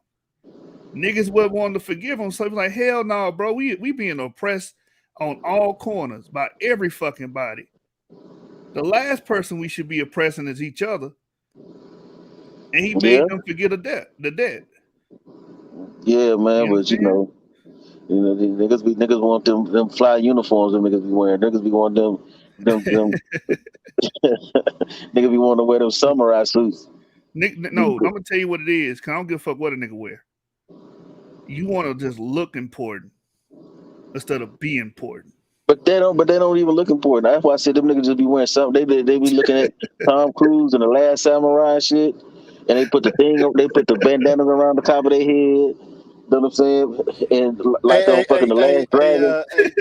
D-Red, Huh? watch your damn mouth, brother. I make I the knew it slurs was too, coming. brother. Watch your damn mouth, brother. No, that's Hey, why. Listen, this is what I'm he saying though. know I'm not Niggas lying. want to He look. know I'm not lying though. The Hey, motherfucker put that bandana on the top of their head like the motherfucking Last Dragon. Remember when that nigga got mad? That nigga put that bandana on his head and tied that bitch real tight, like on Rambo. right. Hey, but guess what? If them niggas wore that shit and they bought all the brownstones in their hood, I wouldn't give a fuck because they Yeah, but put. that's where all that money go, nigga, to them goddamn tailors, nigga. All No, that money go to I buying all that listen. leather, I could tell looking you what like my Hell's organization. Angels. I'm gonna tell you, I'm gonna tell you where, because I was a part of the organization, the Purple Raiders, nigga, Purple Rain. I was part of them, and the money that we raised, I'm talking about $60,000 from Atlanta. You know what I'm saying? A couple 10,000 from Texas. That money went to one man in his fucking household. He bought a house with that fucking money, and they sit up there and told us, "Oh, he shouldn't have to. The elders shouldn't have to work and do the work of the Most High." That's some selfish ass shit. When it's homeless people in the congregation, when it's people that's coming every month talking about I need help with my lights, single women, and you worried about living in a fucking house in Mount Vernon. Fuck you, man. That's all I got to say to Nathaniel. But Well, those are the people that's on top of the pyramid. You know but what they're that, practicing? They actually are practicing ancient Egyptian culture, because that's how ancient Egypt was. A few people ate. Only the I people that's mean, at the top of the aristocracy ate. That's it. Everybody else was serfs. but you gotta, but they said they swag and they surf, though, Jasu.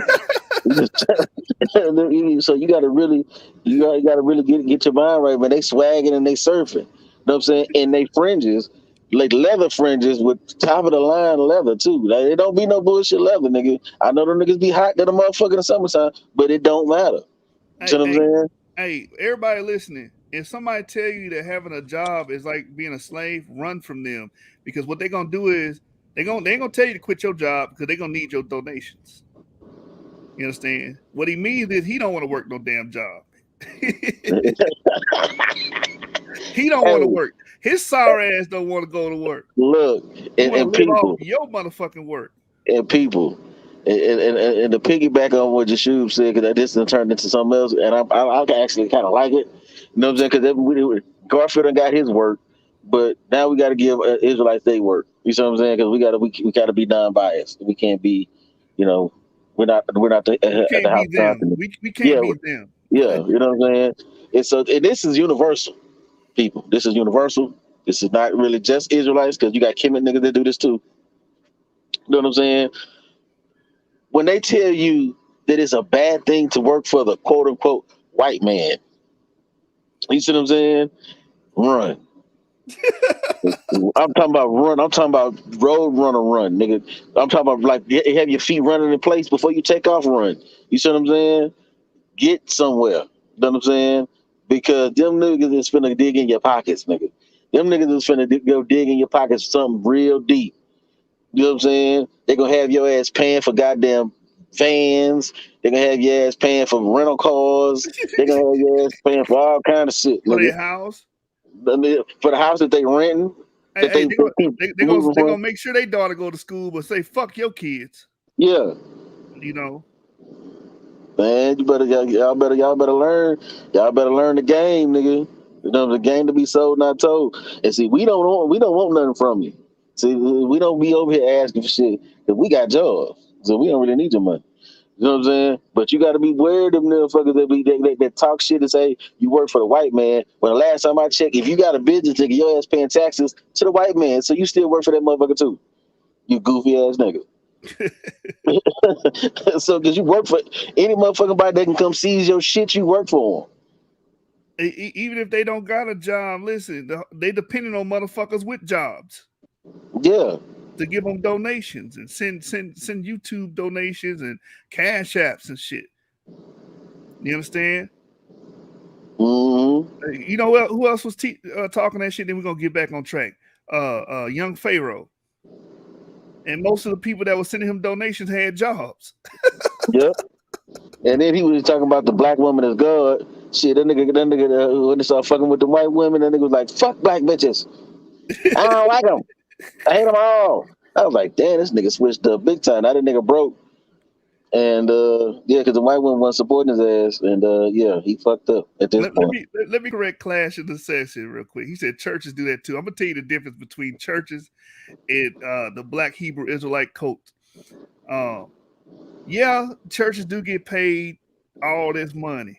But churches also have the little during the quote unquote Christmas time. I know y'all don't celebrate, I don't either, but I'm just making a point. They giving out gifts. Churches got pantries. They're feeding people. You understand? How many times people that went to churches and got their bills paid? You understand? Churches have boys programs, men council, women council. Daycare. How many Israelites got that? Men and they women got daycare, free daycares. Yeah, free daycares. Thank you. The churches do a lot. Churches even have what you call those schools? Charter schools. They even go and invest in charter schools. Right? And give their children of that community the best education that they can provide. Name an Israelite camp that does that. And you even got churches like the Shrine of the Black Madonna that bought whole apartment complexes and put motherfuckers in it for the dirt. Right. You see what I'm saying? I know a church that bought a hospital. You know what I'm saying? So it like you can't even compare the two, bro. I understand what you're saying. Yeah, churches do get over, but at least they contributing something to the damn community. The Israelites just taking and taking and taking. Yeah, that's it. It's like, and we gotta be able to be willing to call a spade, and we gotta be able to say that's why I don't bang on churches, because once I got off of the community, one of the dudes that opened up the clinic, the Be Busy Wellness Center down here in Houston, Coach Norman is a Christian, so this dude, he offering free healthcare to the black community. So what am I gonna say? Christians ain't shit? Because I ain't no Israelite clinic down this motherfucker. You know what I'm saying? So it's like we got to really look at this stuff and look at it for what it is, man. We be banging on motherfuckers that really got more shit and more services in the community than we got. And I say this all the time, but I even did a show on this shit some years back when it's a reason why J. Edgar Hoover said the Black Panthers programs are more dangerous than all their guns. They don't give a damn about niggas dressing up like fucking kung fu masters. They don't give a fuck about that shit. You know what I'm saying? They don't none of that shit make a motherfucker fear you. But what fear you is your programs, when you start feeding the motherfucker, when you start providing services for the community, when you start actually trying to create change in the community for real, not just converting a nigga to your doctor so you got a motherfucker to give you 10%. That shit don't mean nothing. But when you actually really start actually doing shit and opening up clinics like Fred Hampton was doing in Chicago, you see what I'm saying? That's when motherfuckers start looking at you like, hold up.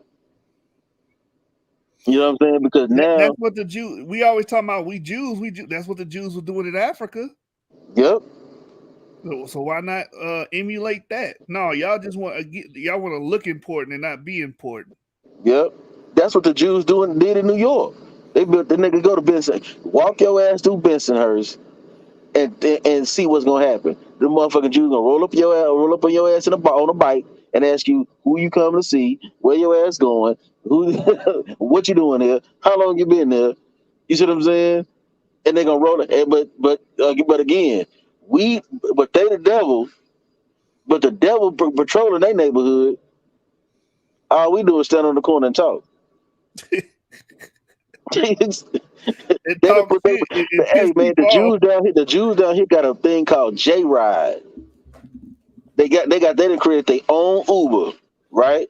To where the elderly get to go wherever the hell they want to go for free. They fucking they if you belong to any Jewish organization, you get a discount and you automatically enroll, and you just download the app, and then you get to set wherever you want to go. They take you. You see what I'm saying? But where is the Israelite equivalent? We don't have nothing. We ain't building nothing. We just talking. Like we just this shit crazy and weird. Yeah, you know what it remind me of, D-Red? It remind me of all them drug dealers in the 90s. Like what's that dude name? I can't think of that movie. What's that movie with Frank Money Lucas? Making Mitch and all Oh them? yeah. Okay. When they interview those cats that survived that era, right? That ain't in jail or dead, they always say the same thing, D-Red. The buildings that we was hustling out of, the block, the buildings were $1 during that time. But now when you look at the worth of them same buildings where they was hustling at and selling all that dope, them buildings are worth multi-million, Yep. millions of dollars. Yep. And they could have bought all that up, and the families would have been straight. Yep. You understand? Yep. So it's the same mentality. You got a bunch of greedy motherfuckers at the top of these organizations just raping and robbing our people, taking their money and not even contributing, anything back to the community. Just a bunch of damn sermons. We don't need sermons. We need food. We need skills. We need homes. We need shelter. We need clothes. Yep. Transportation. Yep. I thought y'all was saying, all you do in the church is get a feel-good sermon. That's all you get in the Israelite community too. Yep. A feel-good sermon. You a Jew. You God's chosen people. You know what I'm saying? God chose you above all the earth. You know what I'm saying? He loved you more than all the other nations. So what's the difference between that and what the pastor doing? Nothing at all. It's no difference. Y'all So not enacting change. Y'all clowns, man. Y'all hustlers. Y'all poverty pimps. and the thing about it is, the sad part about it is what Jeshu's the example he used about the brother for when we paid it full, AZ Phaser and all of them, they was ignorant niggas. They didn't know. By the time they realized that they had the money to do the shit. Yep. But a lot of these leaders in these camps, they know. So that's what make it worse.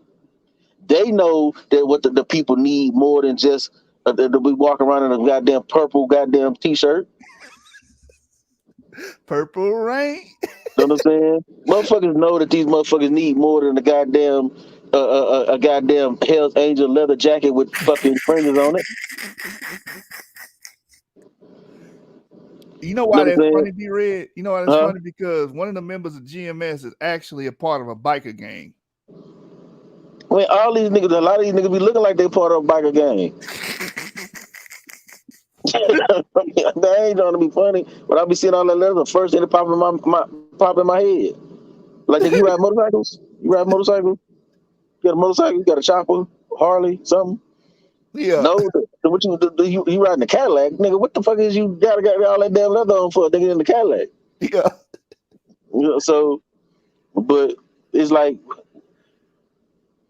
I mean, like I said, we try to give you the game over here. We try to give you some real nigga talk, and we try to give you information that you can use to substantiate your point if you think you're Israelite. You know what I'm saying? But at the same time, we got to hold Israelites to a standard, and we got to hold the co-conscious community to a standard. And that's been the problem this whole point since I've been in the conscious community. You know what I'm saying? Is the fact that nobody's held nobody to no standard. You see what I'm saying?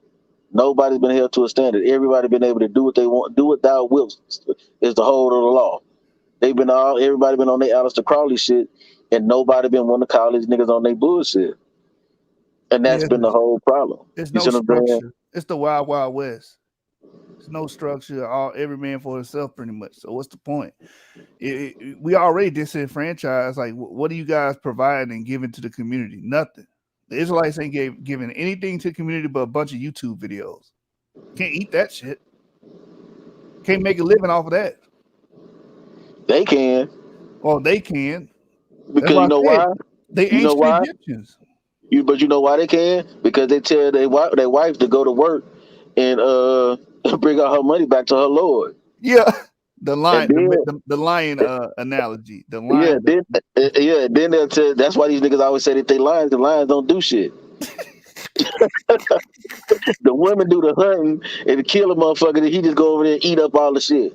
And the women, the lady lions be sitting around like this motherfucker. You know what I'm saying? Now they gotta go kill something else so they can eat. Yeah. You know what I'm saying? This is why niggas be always talking about they lions, because motherfucking lions don't do shit. But roar, but lay down and roar. They say that motherfucker a lion sleep like 12, 13 hours a day. That nigga don't do shit. They are lions. They a bunch of sorry ass niggas. Yeah. You know what I'm saying? So it's like, come on, bro. Like we gotta do better than that, but my nigga, we gotta do better than that, man. You know what I'm saying? And you know, sisters don't be falling for that damn bullshit. Let these niggas have you working your ass off, and that nigga ain't doing shit. But to He try on to, the internet talking about something. If you got a job, you working for the slave master. Meanwhile, that girl that's taking care of him got 2 jobs. yeah, she got 2 jobs. And then you know what's the funny part? The whole rage right now is black women don't submit. I be saying to myself, man, I got 3 sisters. You know what I'm saying? All of them in solid relationships. I got cousins. They all in solid relationships. But you know what the common denominator of all this shit is? All they niggas got jobs. So guess what? Since all of they men got jobs or good careers or whatever you want to call it, guess what? That's what I don't hear from my brother-in-laws or my cousin-in-law, whatever we call them niggas. If they dated my cousin, I don't hear them niggas saying, "Man, your cousin, that motherfucker don't never submit." I don't ever hear that shit. So it's always the motherfuckers that don't want to do nothing, that's lazy, that's running around talking about a woman. No, she's not gonna submit to you, Negro. He a And sorry ass nigga. don't tell no woman that you can take a year off from work so you can lay up and fuck on her for a whole year and not work because you got to get to know your wife. Don't tell no sister no stupid shit like that. Meanwhile, she can't stop working because the lights gonna go off and they gonna get Yeah. evicted. So this nigga said he the lost member of the Isley Brothers. He want to hear the footsteps of the dog.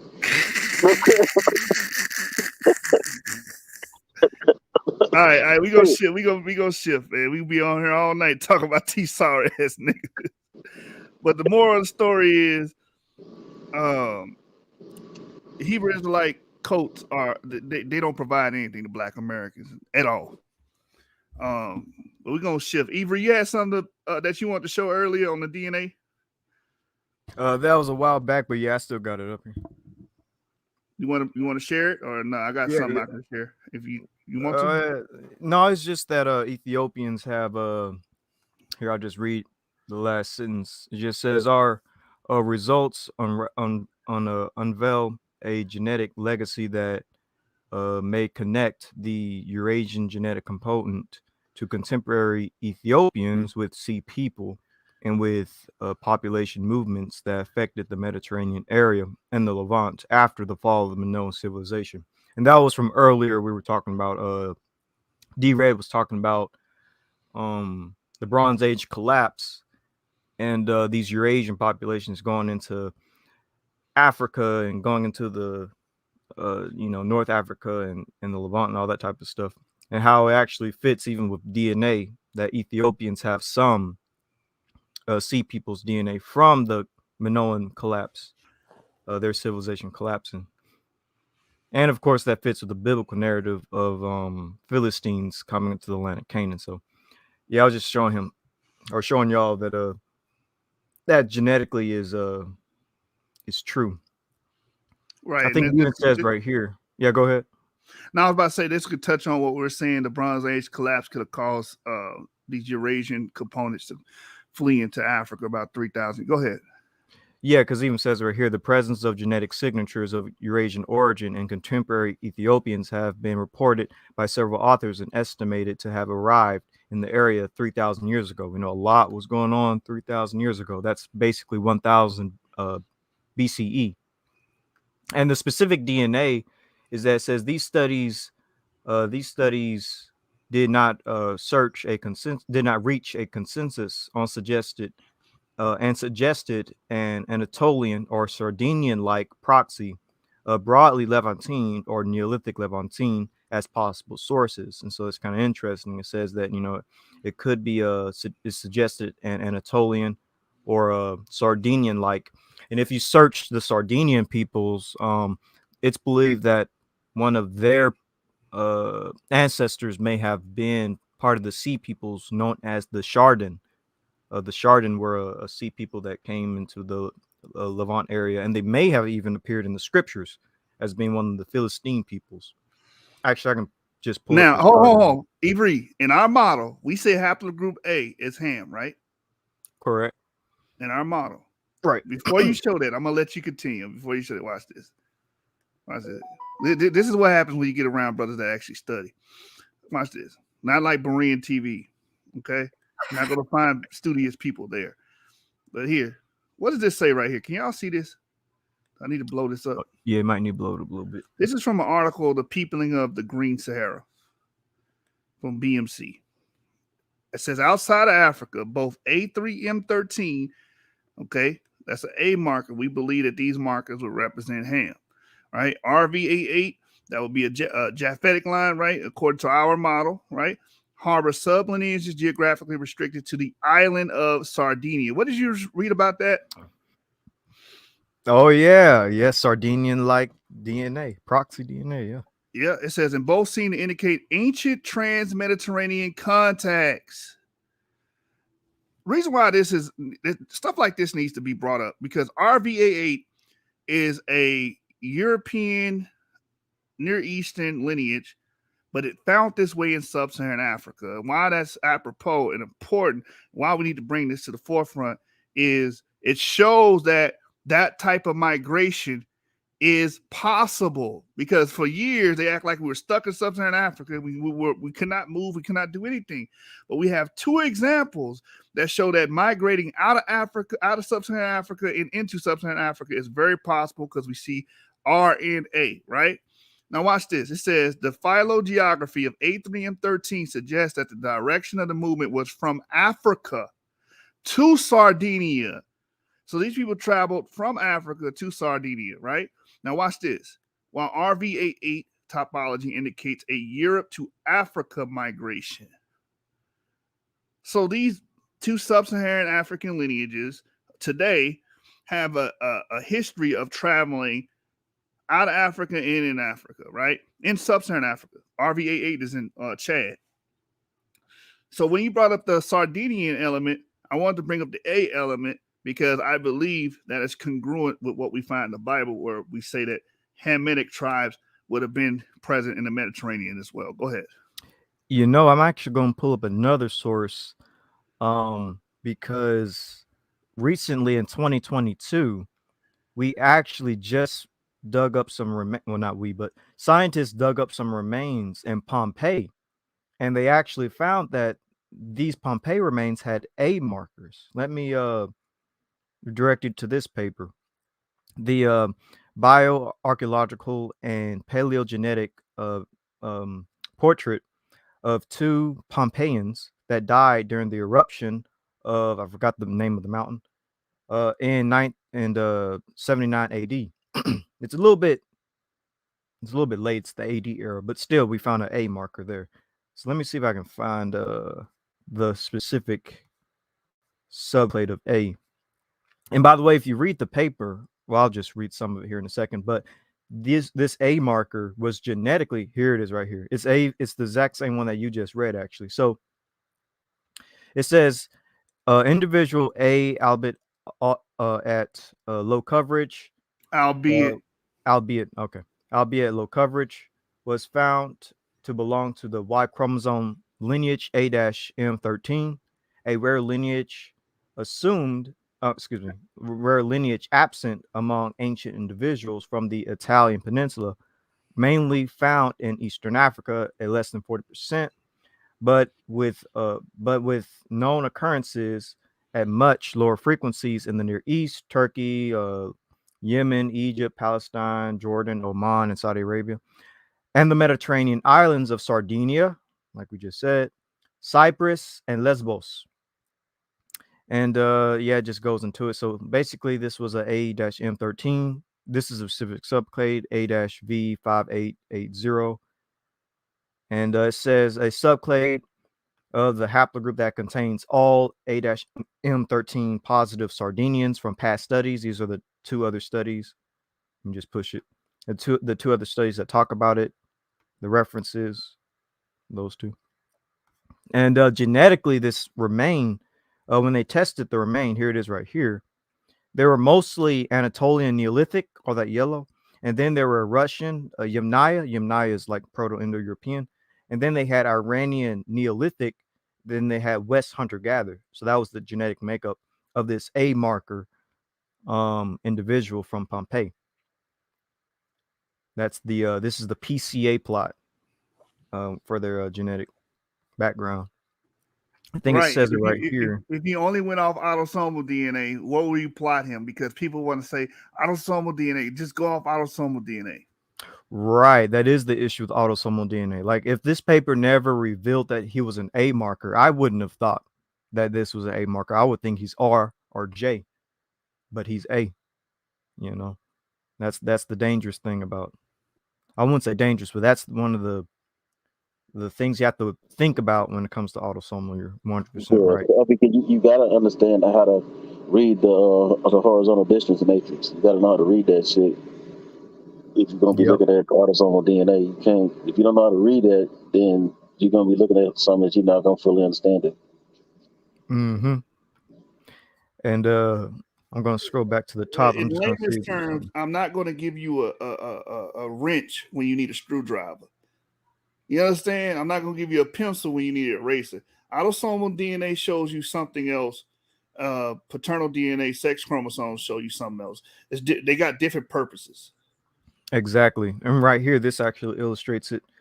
Why autosomal can kind of be tricky, because it says the position of the Pompeian individual A in the PCA falls also close to the distribution of modern Mediterranean and Near Eastern populations, such as Greeks, Metalces, I don't know how to pronounce that, but Cretans and Turks. So genetically, this A marker dude is really no different than any other Mediterranean or Near Eastern population.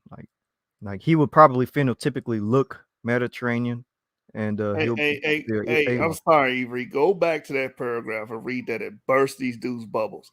Go back to that. Where? Wait, this one? Where you were just reading, where it was explaining the PCA. Yeah, right there. It says this hypothesis can be also supported by a client from a Neolithic. Excuse me. Such a result allowed us to hypothesize a genetic contribution from the Near East. That's the part I want to read. Oh, yeah. And this is all based on the PCA plot. Exactly. And how are they able to do that? Because they're able to see through the autosomal DNA who these people were in close contact with, because autosomal DNA captures who you mix with. Not who you directly descend from, who you mix with, what populations you mix with. So the populations that he closely relates to through admixture, that's why they also call autosomal DNA an admixture test, is Near Eastern population, Mediterranean and Greek and Maltese, Cypriots and Turks, right? And he has a lot of Iranian Neolithic related ancestry too. Yeah, a Jewish pride motherfucker on Facebook said, why do African Americans don't have Near Eastern autosomal DNA? Because we don't mix with Near Eastern people today. We mix with, when you look at the African American autosomal profile, it reflects the last 500 years of being in America. You see Native American admixture. You see European admixture. You see West African admixture. If we lived in the Near East and mainly and primarily mixing with Near Eastern populations, you would see it. Right? Right. That's true. It's like a diary that only goes back 500 years. That's what your autosomal DNA is. That's why you have to look at more raw DNA data like they did for this guy. And you can actually see that or not how they did this guy, but that's why you have to look at more raw DNA data to see if you have any Middle Eastern DNA. Because if you look at if you do a deep dive of your DNA, you will pop up with Middle Eastern. But looking at autosomal recent ancestry, no, you're not going to get anything. And that's another thing. When you test for this type of stuff, you really don't. You're not trying to be a Middle Easterner. I think that's important that we should try to explain to people as well when it comes to the autosomal DNA. Because modern day Middle Easterners, I brought this out on my channel, they're genetically Caucasian and Iranian, because those are the people who have been in the Middle East for the past 3,000 years after the core or axis expansions. You're not trying to be a Hurrian. You're not trying to be a core or axis person. So that's another thing to keep in mind as well. I want to share a paper too when you guys are finished. Yeah, I'm done. But yeah, this paper, I guess I'll just say the name of this paper. Yeah, this get the paper title. is, Somebody asking for the title. yeah, you can find this science reports, bioarchaeological and paleogenomic portrait of two Pompeians that died during the eruption of the, I don't know, Vesuvius in Vesuvius, yeah. Vesuvius in 79 AD. Because I brought this up because we were talking about A markers being in the Mediterranean and how this connects with Ham, some of Ham's descendants being in the Mediterranean according to the biblical narrative. And you have A markers as far back as 1000 BC, and this is even right here in the AD era. And so, yeah. Hey, can I say this before you share that paper? Asiatic Lion, click the link, bro. We don't teach that J is Japhet because there's a J in Japhet. That's not what we teach here. Yeah, There's a methodology behind it. So there was another comment too. He said R is not Japheth. Yeah, he said J doesn't stand for Japhet no more than R stands for Ronald. Like, bro, that's not why we say that. No, I mean, I think there's another comment too saying RV88 is not Japheth. Yeah, he said that too. Come on the link, brother. You was on here before, man. We don't bite. Come on, click that link. All right, sorry, I'm gonna give you the floor. I'm bringing this out because we were talking about the Green Sahara, and I thought it was interesting in this paper here. Ancestral, mitochondrial, and lineage from the Neolithic Green Sahara, and for those that don't know, the maternal haplogroup N comes from the haplogroup L3, because L3 births all other non-African haplogroups, etc., etc. But in this paper, right here in the highlighted, it goes, here we present newly obtained mitochondrial genomes from two 7,000-year-old individuals from, I'm going to butcher that, Takari rock shelter, Libya, representing the earliest and first genetic data for the Sahara region. These individuals carry a novel mutation motif linked to the haplogroup N root, associated in the Green Sahara. And it goes on, like in way down here in the bottom. It explains more. Let me see if I can find it. 1 second.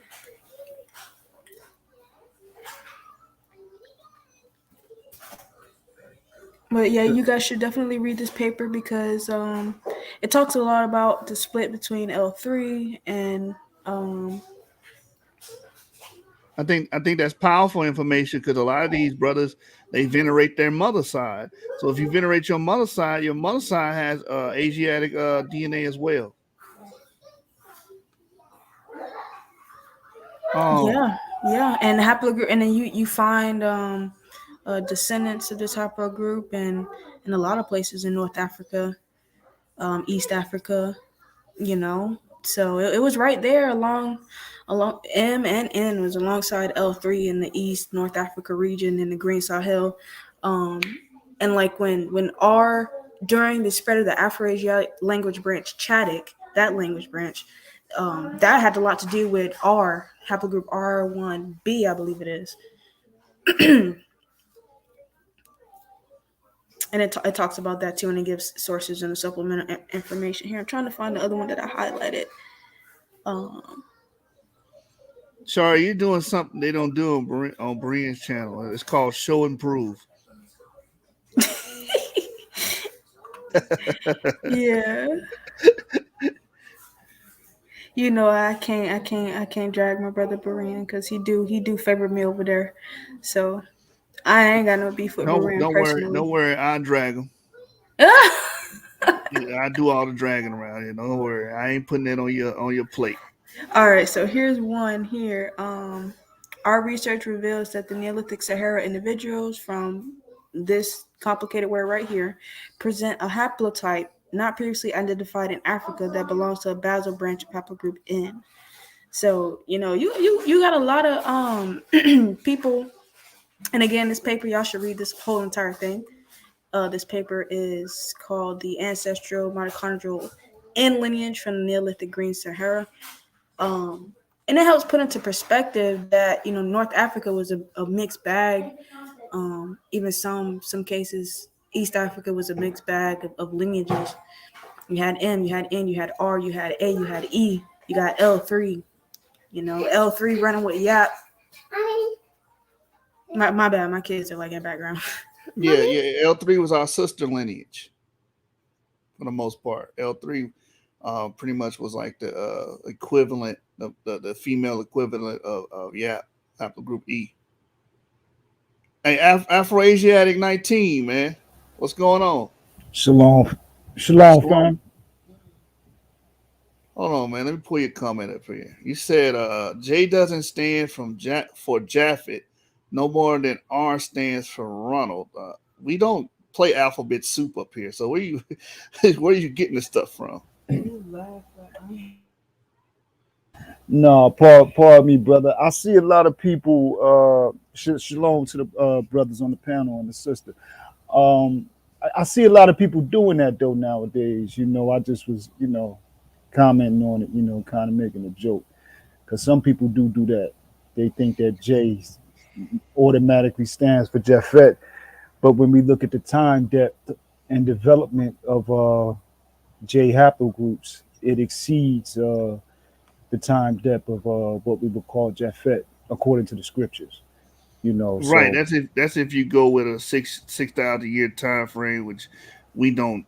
Most of us don't agree with because 6,000 years don't make sense.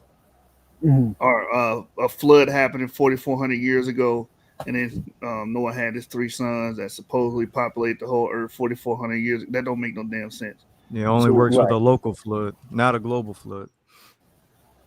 yeah, Yeah, I believe in a local flood. Ah, interesting. you believe in a local flood. That's Okay, good. that's fine, but we don't really rock with that either because if you look at the biblical narrative, it's clear it's talking about destroying everything on land, and the three children have to repopulate the entire earth. It's So funny. I how we just did a try to video on that. That's funny. yeah. How we try to mediate that with science is okay. Then Noah would have to be at the top of the phylogenetic tree, not somewhere in the bottom, somewhere 4,000 Mhm. years ago. He would have to be at the top.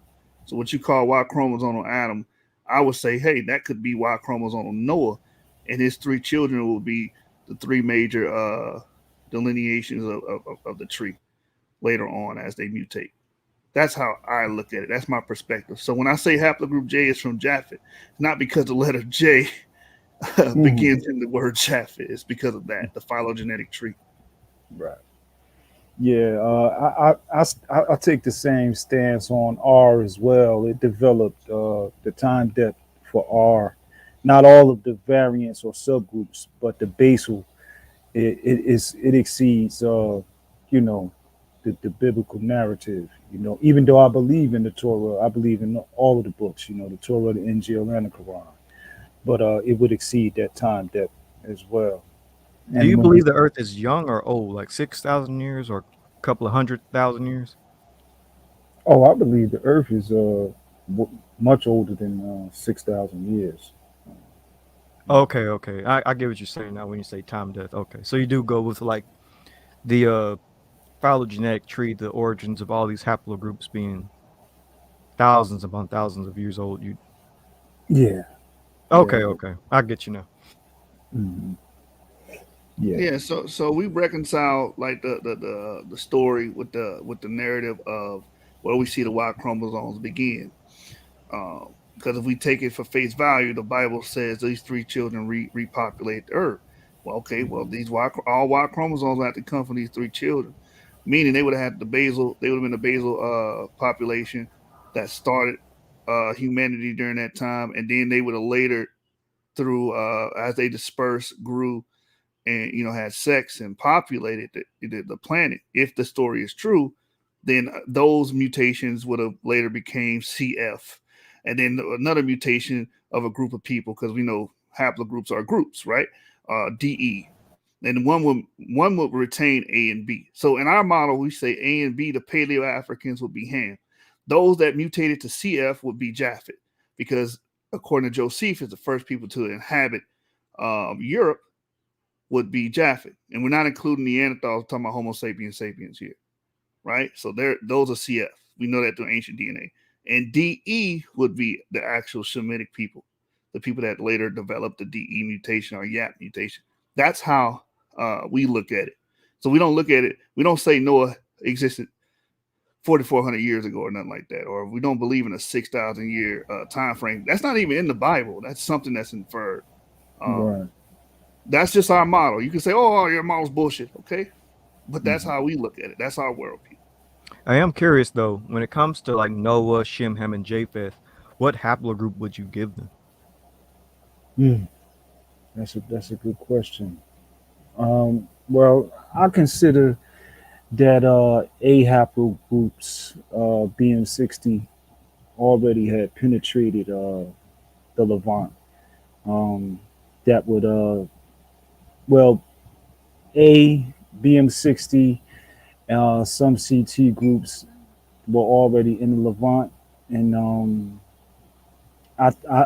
I reasoned that Ham would have had to, as a son of Noah, geographically, he would have had to originate, according to the biblical narrative, somewhere in Mesopotamia, Arabia, or the Levant. And the evidence for that is Wadi Hamah, which is just about 25 miles outside of Mecca. And we also have a Wadi Hamah coming into Barbarian culture, which would be pre-dynastic, and entering through that dried up riverbed. Those people entered through that dried up riverbed, which is consistent with the Egyptian history of Nakada 1, 2, and 3, uh, succeeded succeeding Barbarian culture, which was also pre-dynastic, but it flows right into Wadi Hamah, right in through Wadi Hamah. I think the archaeological evidence kind of supports that narrative. Yeah, we understand that A was there, and again, we believe all humans came from a basal Y chromosomal group, and then they later diverged as they migrated and dispersed throughout the earth. And that's exactly what the phylogenetic tree teaches. That's actually what geneticists teach. Hmm. We just plot um, Noah as the progenitor of that tree. That's all.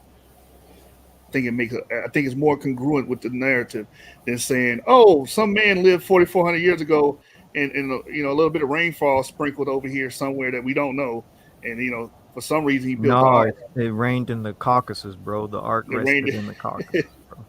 Yeah, they try to say the Black Sea deluge. Oh, by the I do have to ask, where do you think the flood happened since? I'm sorry to cut you off your shoe, but where do you think the flood happened since you believe in a local flood? Like, where would you put it? Out of in Arabia, Uhud, the Valley of Uhud, Arabia. I think that Noah's family came out of Arabia and back migrated into Africa in successive waves. Um, Shemitic.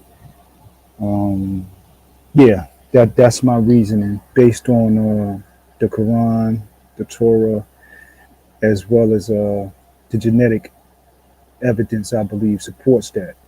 But I don't discount glacial maxim pushing, as well as the Sahel pump. Uh, well, Glacial Maxim initially pushing many populations out of Arabia and the Levant, even prior to 6,000.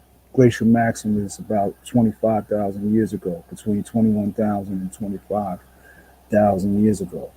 So I believe populations begin to get pumped back into Africa, at least at that time. That then people went back in when conditions got a little better, and back and forth. That's my reason. Yeah, you talking about the start of the Green Sahara, and then it's shrinking, and people running to the Nile. Hmm. But in the Arabia, you said your floods in Arabia. What haplogroups would be in Arabia 4,400 years ago, 4,400. or whatever? What's your time of the flood? I need to ask that first. I was the time of the flood. I would say somewhere around 5,000, 6,000. I think it's an allegory to that too, because it applies to. I think Europeans are a flood. Because when we look at the Hebrew language, the word nafar, it doesn't just mean flood; it means disaster and calamity. And I think the Europeans coming down at the Zagros and the Caucasus were a type of flood that came down upon our people and destroyed the Afro-Asiatic city-states, which would be consistent with Bronze Age collapse and around that time, late Chalcolithic, Bronze Age collapse. Okay, okay. So Arabia. So let's focus on Arabia before this time. You said 5,000 to 6,000 BCE, or 5,000 6,000 years ago. 5,000, 6,000 years ago, not BC. No. Okay, so about what we looking at? 5,000 years ago would be 3,000 BCE. 6,000 would be That's early 4,000 Bronze BCE. Age. Yeah. Yeah. So no, that's actually going into Chalcolithic. So, um, what haplogroups would be representative? Because someone said the same thing on Facebook, that the flood happened in Arabia, and I don't think Hmm. she understands that. But first, before I get into that, what haplogroups would have been in Arabia 5 to 6,000 years ago? I think it was a lot of. I think Arabia was cosmopolitan African slash Afro-Asiatic. So we have evidence of EM35 in Jordan, RV88 in the area of Jordan, the area of Dead Sea Scrolls. It's a, you know, I know you fellas know, it was a lot of E groups, even some A groups. But So, one so, of the so best no J. So no J. 3 to 4. What was it? 6 to 5,000 years ago in Arabia. J, J and R too. K, M, N on the maternal line. A lot. L3. All types of different Wait, subgroups J and in the Paternal Chalcolithic J. Chalcolithic Arabia, J? well, Yeah, you're gonna have to show evidence on that, brother. I'm sorry. We're gonna have to source up on J being in Arabia Yeah, that long because ago. J entered it didn't even enter the Levant until the early Bronze Age, 21,000 BC, after the collapse of the Akkadian Empire. Because that's when you 20. saw the movement of those Hurrian groups and the Gutians who collapsed the Akkadian Empire, which came from the Zagros Mountains. Hmm. But I don't think that J is exclusively Gutian. I think the basal is amongst Nubians and East Africans. That Interesting. Okay. Wait, wait, wait, that's whoa, whoa, whoa, whoa, whoa, whoa, whoa. Orthodox Moore, man. I know you here listening to this, brother. This brother, you just said that haplogroup J is I've actually heard that Basil. before, though. Hold on, Basil in Ethiopia. Yeah, I believe the Africans, just like the R amongst the people of Lake Chad, it's the eldest form of R, that RV88 that is amongst Lake Chad. They split E- early I'm to going to the pull up a taboo map really quick. Thank you, to the Ivory. taboo. Hey, why you do that, Ivory? Let me do this. Let me share this with you. brother. Let me share this with you. I'm gonna pull up the phylogenetic tree of haplogroup R really quick. Yeah, I want you to grab that. But this is the paper Genomic History of the Middle East. And then we're gonna go. I think it's down here. Hold on. We're gonna go where it talks about the introduction of J1. Right here. Can you see that, brother? Is that legible? Yes, sir. Okay. So in this paper, it states right here, it says, in addition to the local ancestry from the Epipaleolithic/Neolithic people, which we know these people would be E markers.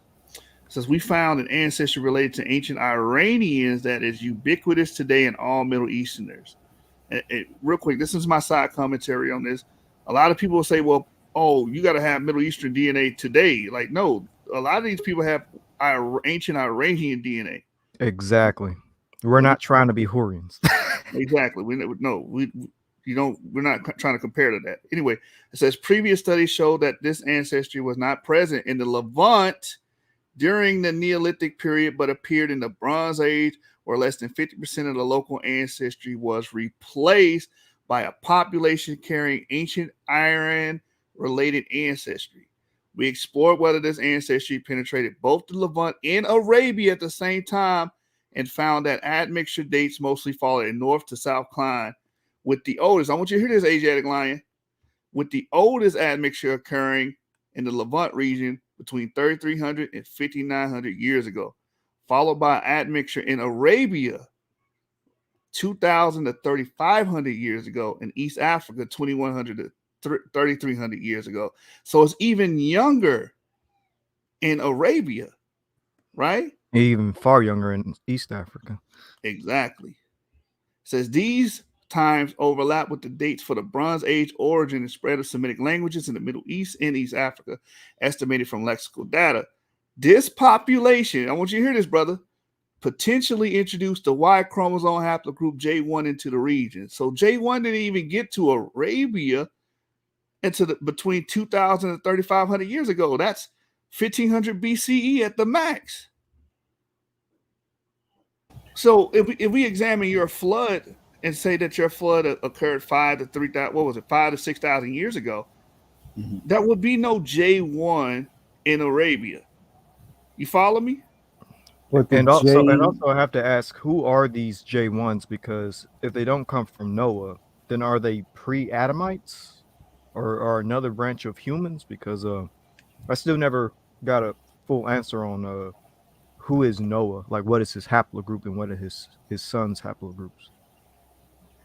Yeah, I'm not sure exactly. I think it all has to be. It remains to be parceled out. But the development of JM 304 is about 42,900 years ago, and it's indeed in West Asia.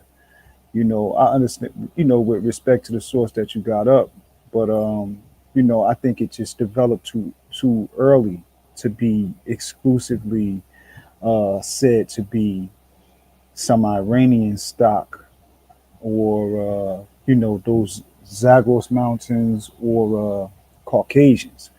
Because Caucasians simply weren't on the planet at that time, not as we know them. The Europeans. We're not saying, we're not using the word. We're not saying modern terminology. We're just saying ancient DNA. These people that had this genetic signature, that had the Y chromosome, that came from the first men that had J1, or the group of males that had J1, were absent in the region of Arabia and the Levant. So we can't say that this ancient population, even in your model, brother, could have had J1. That's why I brought this up. You do know where the oldest J1 was found, though, right?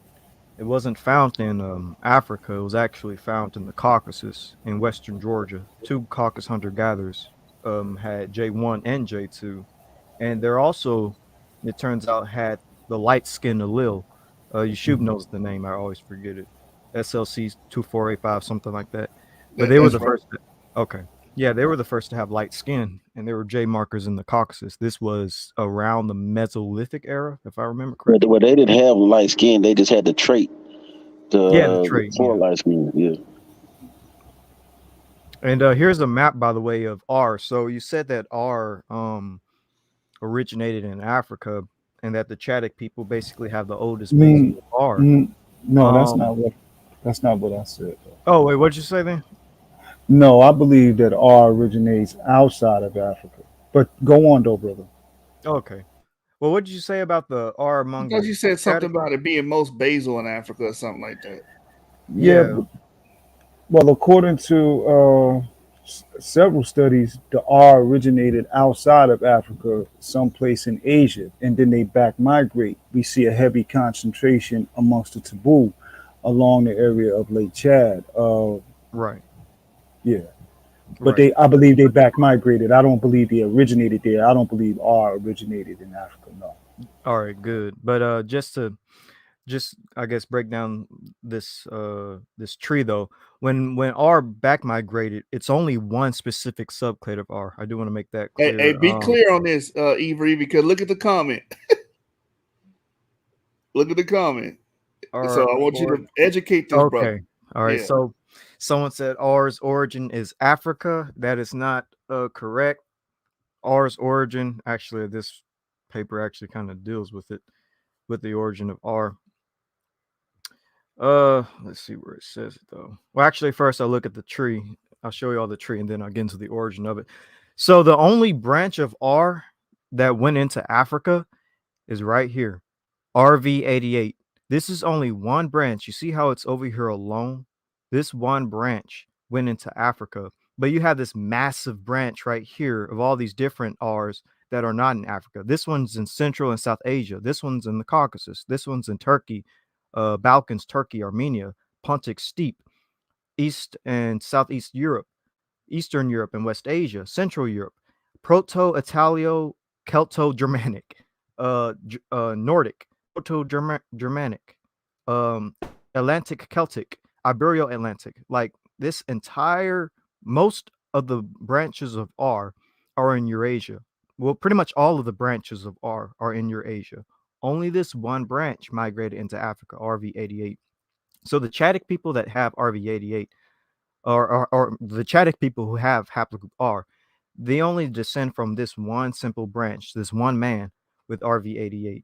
And we can hardly say that they represent the original stock of R.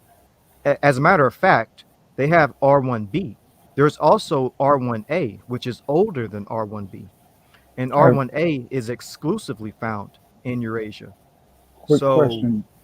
yeah. What time would have they diverged? Well, who R1B and R1A? R RV88. RV88 seems to have split in the Mesolithic. It says right here, the Mesolithic era. And this one man, or group of men, went into Africa. Mhm.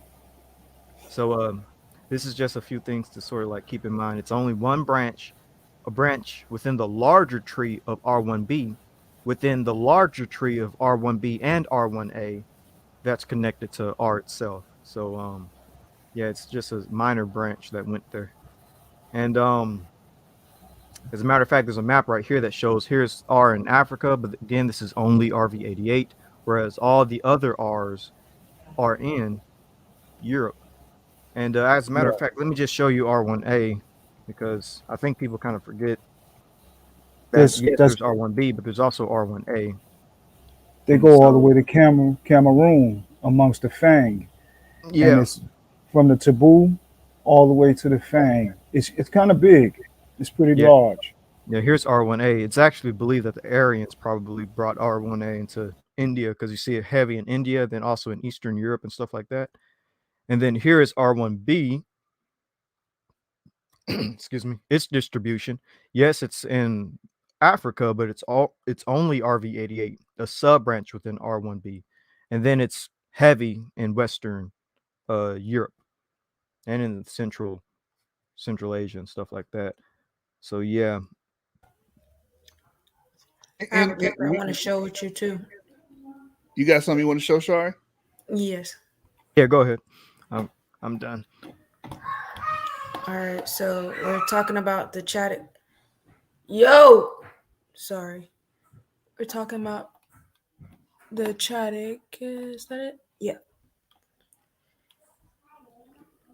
This is a good paper to pair with that haplogroup R. You said V88, right? Spreading into the Chadic basin, however you pronounce that. This paper here talks about the maternal side of that being the mitochondrial L3F haplogroup, specifically the L3F3 subclade. Okay, so right here in the results, in the first sentence, it says, we performed whole mitochondrial genome sequencing of 16 L3F haplotypes focused on clade L3F3 that occurs almost exclusively in Chadic-speaking people living in the Chadic Basin. All right, so these data supported the reconstruction of a L3F phylogenetic tree and a calculation of times to the most recent common ancestor for all internal clades. And then it goes on to talk about, a date around 8,000 years before present. This L3F3 subhaplogroup. Please read that. Please read that. You want me to read it? Yeah, the brother said haplogroup R started in Africa and migrated out of Africa. Please read that right there. Yeah, he said R is the Khoisan people. So a date 8,000 years before present was estimated for the L3F3 subhaplogroup, which is in good agreement with the supposed migration of Chadic-speaking pastoralists and their linguistic differentiation from other Afroasiatic groups of East Africa. Let me see if this one mentions anything about R. Because this one just specifically talks about the L3. I have a paper somewhere that correlates the two. Hard search, command control, and push RV88. You might find it faster. No, I'll find the other one. It's somewhere in my Google Drive, but I got you. I thought that paper was gonna burst his bubble. Hold on, real quick. I got you. No. By the way, David is back. Who's David? Davidic bloodline. You see his comment? Oh my God! This dude still ain't clicked the link. He said he wish he could, but we went away from the conversation or something like that. No, he needed. Well, he could come up and reestablish the conversation. I want to apologize to y'all real quick. I was at the barbershop for the past 3 hours trying to get my beard marred, So I'm a fall back. I'm just getting back into the conversation, but I'm here now. All right. So I read this earlier. This is the peopling of the last green Sahara revealed by high coverage resequencing on the trans-Saharan patrilineages, right? In this paper, it tells you where RVA8 comes from. It says clear, while RVA8 topology indicates a Europe to Africa migration. Indeed, our data suggests a European origin of RVA8 about 12.3 thousand years ago, considering both the presence of two Sardinian RVA8 basal clades, RM18 and AB35, and that the VA8 marker arose in the RM343 background, which in turn includes Near Eastern European lineages. They said it is worth noting, to back up what the sister said, it's worth noting that the arrival of RVA8 in the Sahara seems to have occurred between 8 to 7,000 years ago, considering as an upper limit the time estimates of the last node, including a European-specific lineage, while the lower limit is the correlation age of all the African-specific lineages, refining the time frame of the trans-Saharan migration proposed in previous studies. The route VA8 toward the Lake Chad Basin probably passed through the northeastern Africa rather than Arabia, considering the absence of RVA8 in the Horn of Africa. All right? So, it's clear, brother. RVA8 is not autochthonous to Africa. Sorry. It's not. Yeah, I agree with that 100%. Can I share a paper with y'all? Go ahead, brother. Wait, hold on. Sorry, were you finished? I'm sorry. Yeah, I'm good. You totally wrapped that up. That really helped out with the what I was saying, because what I just read just literally tie the two together. RV-88 took on some L3 women, and they was popping in the Chadic Basin. That's between the two sources. That's the most parsimonious explanation. Thank you, sister. Yeah, go ahead, brother. Share your screen. Okay. Can you see the screen? Yep. All right. This is Chad Genetic Diversity reveals an African history marked by multiple Holocene Eurasian migrations. Now, my interest is in the time depth. Now, I know that we understand that it did come from the area of Europe, but what if they developed at 12,000? What would the initial population? Well, it's older than that actually, but what would that population would have looked like? That's the question for me, for them to be able to come into Africa, apparently unhindered if they reach the Fang and all the way to Cameroon. At what this paper says here about 4,000, between 4,000 and 7,000 years ago. And then we have other migrations, well, similar migration pattern at 5,700 to 7,300 years ago. And then we see May they I ask have, you a question, bro? yes. All right. So you're more concerned about phenotype and what they might have looked like during that time? Well, I think we need to make that clear because a lot of people, when they hear European or when they hear Eurasian, they automatically assume that we are talking about a present day European, and it's not so. So I think we need to be clear about that nuance right there. Okay, that's cool because I have no problem with that, and I'm sure nobody on the panel has a problem with that. Uh, it's still a FM89. It derives from a FM89 from the FM89 clade. So I'm just trying to get ahead. I'm just walking. I'm sorry, I didn't mean to cut you off. I'm gonna let you go ahead and land your plane. But if you're talking about phenotype, most of the markers, European markers, would be brown skin. Yes. Okay, Yes. so go ahead. You made my point. That's exactly the point that I'm after. Right there is that at that time, well, according to National Geographic, I hate to reiterate the same thing over and over, but according to National Geographic and the Australian Center for Genetic Studies, Europeans, as we know them today, they don't go back past about 6,600, tops 7,000 years ago. So essentially, when we're looking at these markers that develop past that time, that we're talking about highly melanated populations. Now, we understand that some melanin may have recessed amongst our people because of climate, but it doesn't produce a pink, pale European. There may be some variations in shade, but essentially we would recognize them today as being what we would call, in the common vernacular, black people. So, I like to stress that point because I know when people hear Eurasian or they hear Europe, they automatically assume that it's talking about the European stock that we see today, and that's just not true. You know. Yeah, those I can agree with all that. haplogroups. Yeah, all haplogroups in the Mesolithic period were our people were dark skinned. That's true. Like we even talk about Chatterman. He was from the Mesolithic era. He had haplogroup I. But although these groups are dark skinned, they're still not Related genetically to us. African. They're Right. genetically still Eurasian peoples. Like Chaddock Man, if you look at his autosomal breakdown or his PCA plot, genetically he is a Western hunter gatherer, and he's even Mhm. analyzed as that.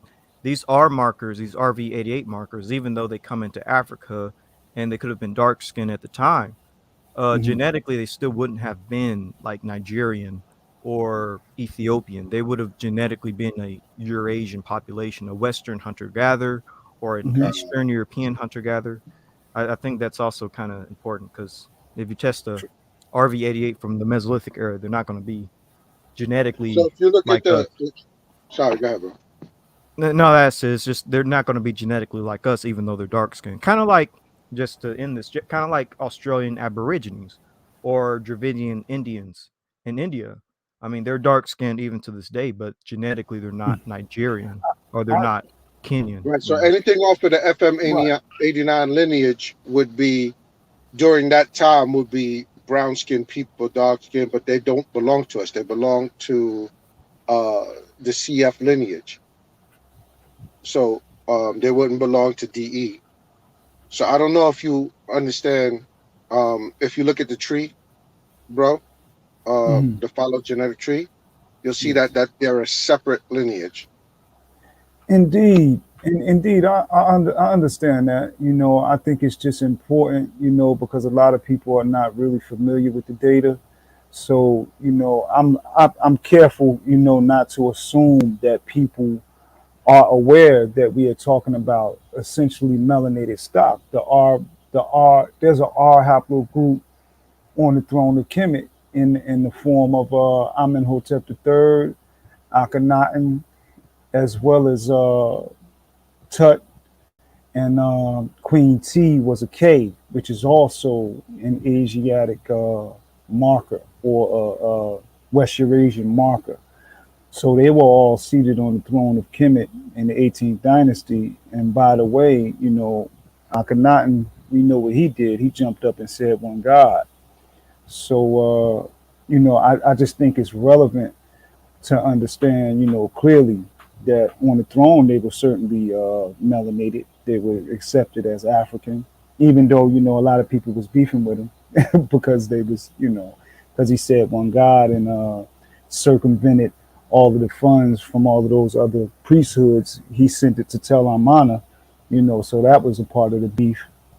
But he was also supported with cattle by the Labu out of the Western Desert, which also happened to be a heavy concentration of R markers. But his military installation on the Egyptian throne was by E markers, which would have been Magi Beja. So it's a lot of interplay that went on. I like to look at who was dealing with who supported who, because we know he couldn't have stood up and said one God. They wanted to kill him on the spot, but they couldn't because of the Magi, the Beja, the Egyptian hereditary guard. But he was definitely there. Definitely are markers. Amenhotep III, Akhenaten, Tut, and a few others. But it makes sense when we know that Moses, when he went into Asia, he did a lot of conquering. So they certainly brought in a lot of the maternal line from the Near East because that's just what happens, when men go in and conquer. But you know, just that's my point of view on it. I just think we just need to make it clear that these were melanated people, and to reach all the way to the Fang in Cameroon and still exists today in Cameroon. That's it's just interesting to me. I don't think it's something that should be swept under the rug.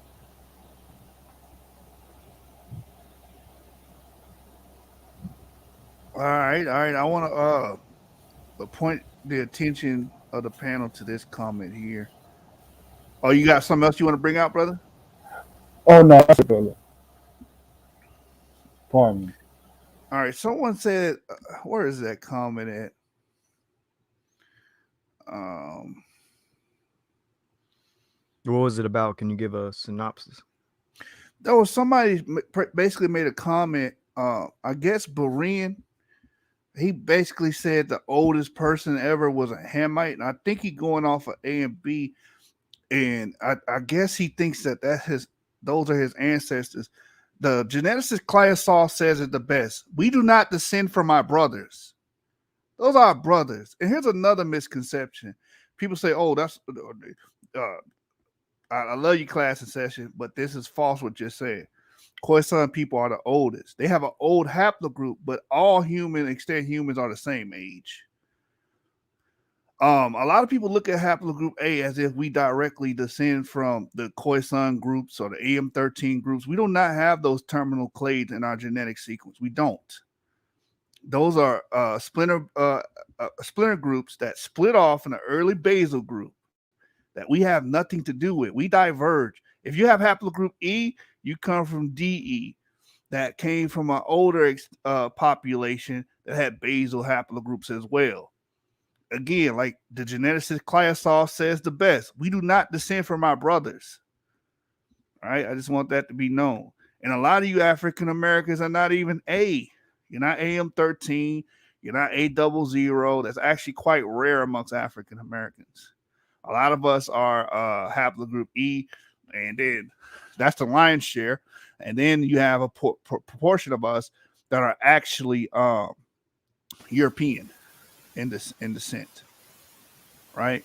Whether it be I, whether it be R, some of you might have J. So when people say, "Oh, we birth humanity," you're talking about A markers, and all of us are not A markers.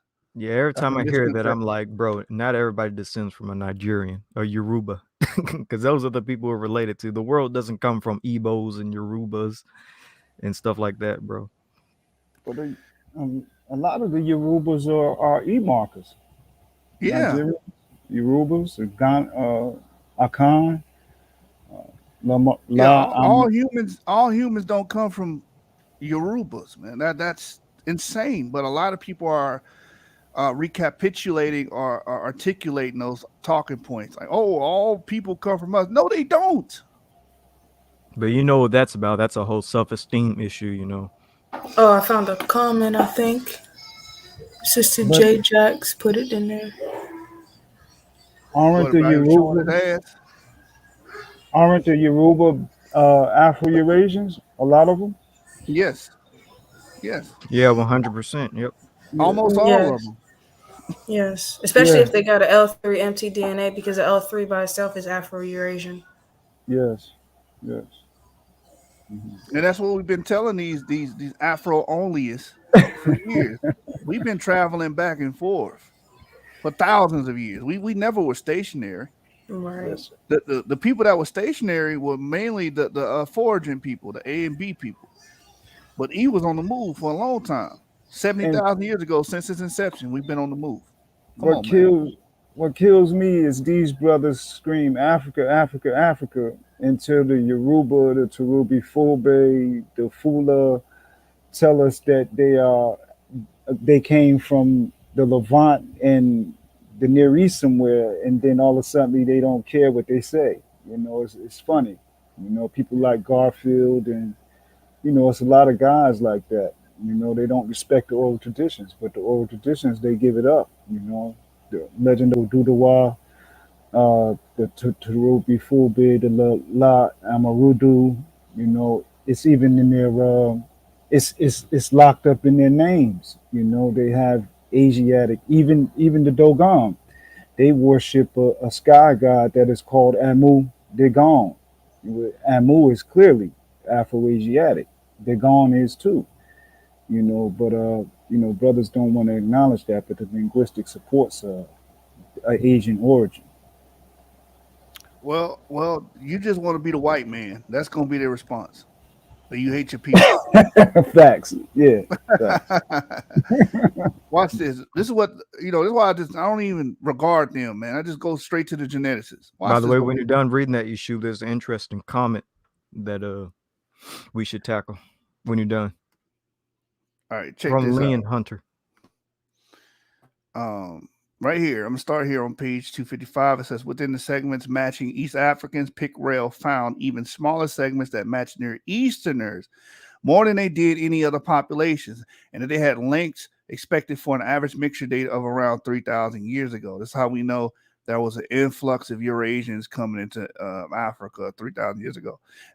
That's my commentary, right? So to your reading says that is the average date of the mixture between people West Eurasian related ancestry and sub-Saharan ancestry in many groups in Ethiopia. So this finding provides further support for the hypothesis of an East African source. Watch this. Ancient DNA has now verified this hypothesis, In 2017, Pontus Skoglund analyzed ancient DNA from the approximately 3,100-year-old remains of an infant girl from Tanzania in equatorial East Africa, and approximately 1,200-year-old sample from the Western Cape region of South Africa, both buried among artifacts and among animal bones that identified them as being from herder population. The Tanzanian girl was a member of the ghost herding population that Pickrell and I had predicted, a group that derived most of its ancestry from ancient East African hunter-gatherers. Watch this, y'all. Here's the kicker.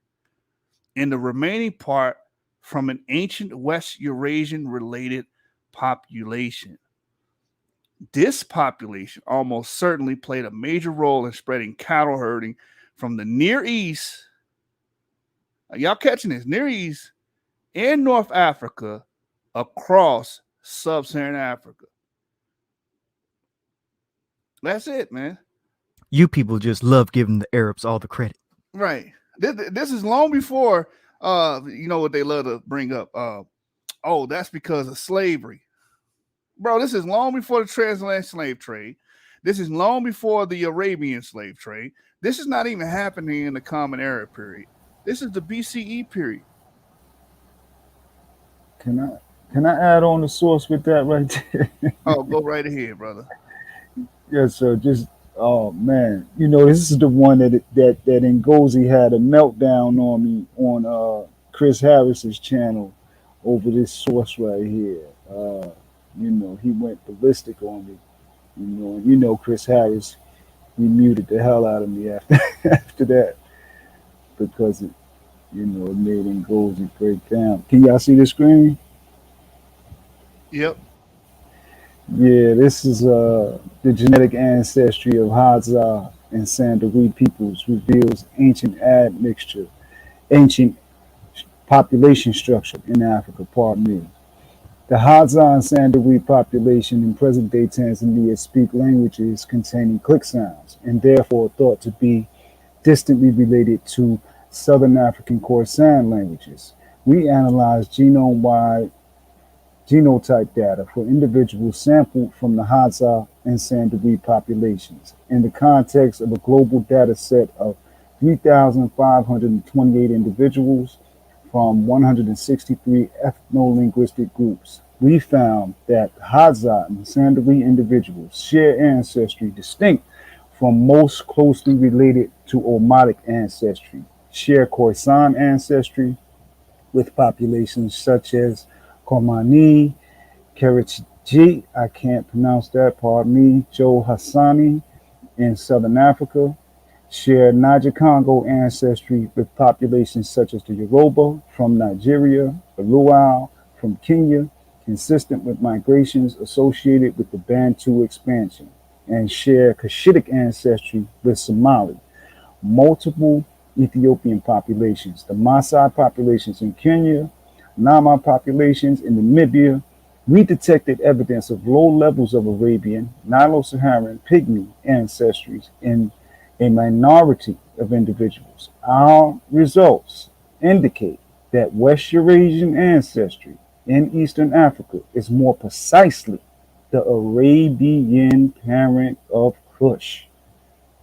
There can be no Kush without Afro-Arabians. This flipped Ngozi's gut right here. But this is the only thing that makes sense, that a Kushite expansion or that Arabia was wholly Cushitic at one time. The linguistic supports that, and apparently, according to these doctors here, genetics support that there could be no Kush without Arabian ancestry. So that will force most of anyone who's serious about study with DNA as well as the historicity.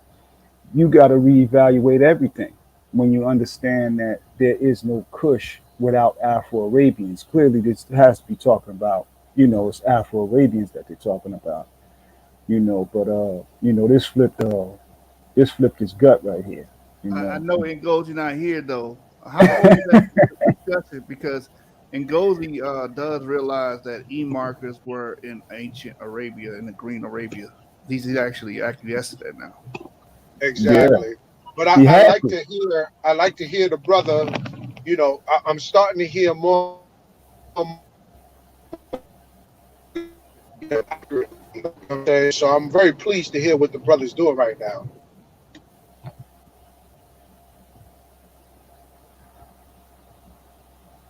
Yeah, we Hebrew, had. you had something you want to share, brother? There's some interesting comments that I think we should tackle, like from Lion Hunter, that one right there, and then from Davidic bloodline as well.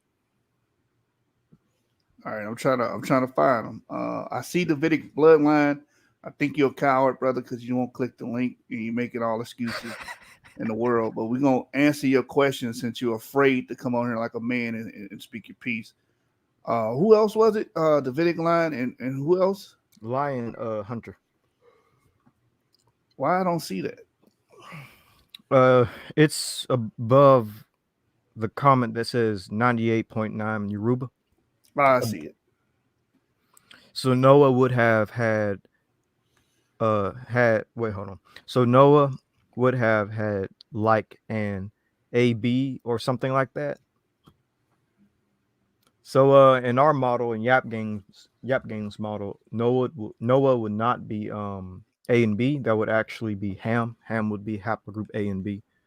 Noah would represent almost like a ghost population in a sense. He would represent the ancestor of A and B, D, E, and CF. All those haplogroups will come from his sons, Shem, Ham, and Japheth. And I actually kind of like going with the idea that he represents all pre-flood humans before the flood, kind of represent like a ghost population. Yeah, he would be Y chromosomal Adam in our worldview. That would have produced all those. His progeny would have produced all those haplogroups later on down the line. Whether it be 40, 50,000 years ago, years after he existed. That's how we look at it. So bear that in mind. What was the other one, brother? And then the next one was most of Africa. This is from Davidic bloodline. And click the link if you can. He says most of Africa is haplogroup E. That is Canaan, bro. So how do you want to break that one down?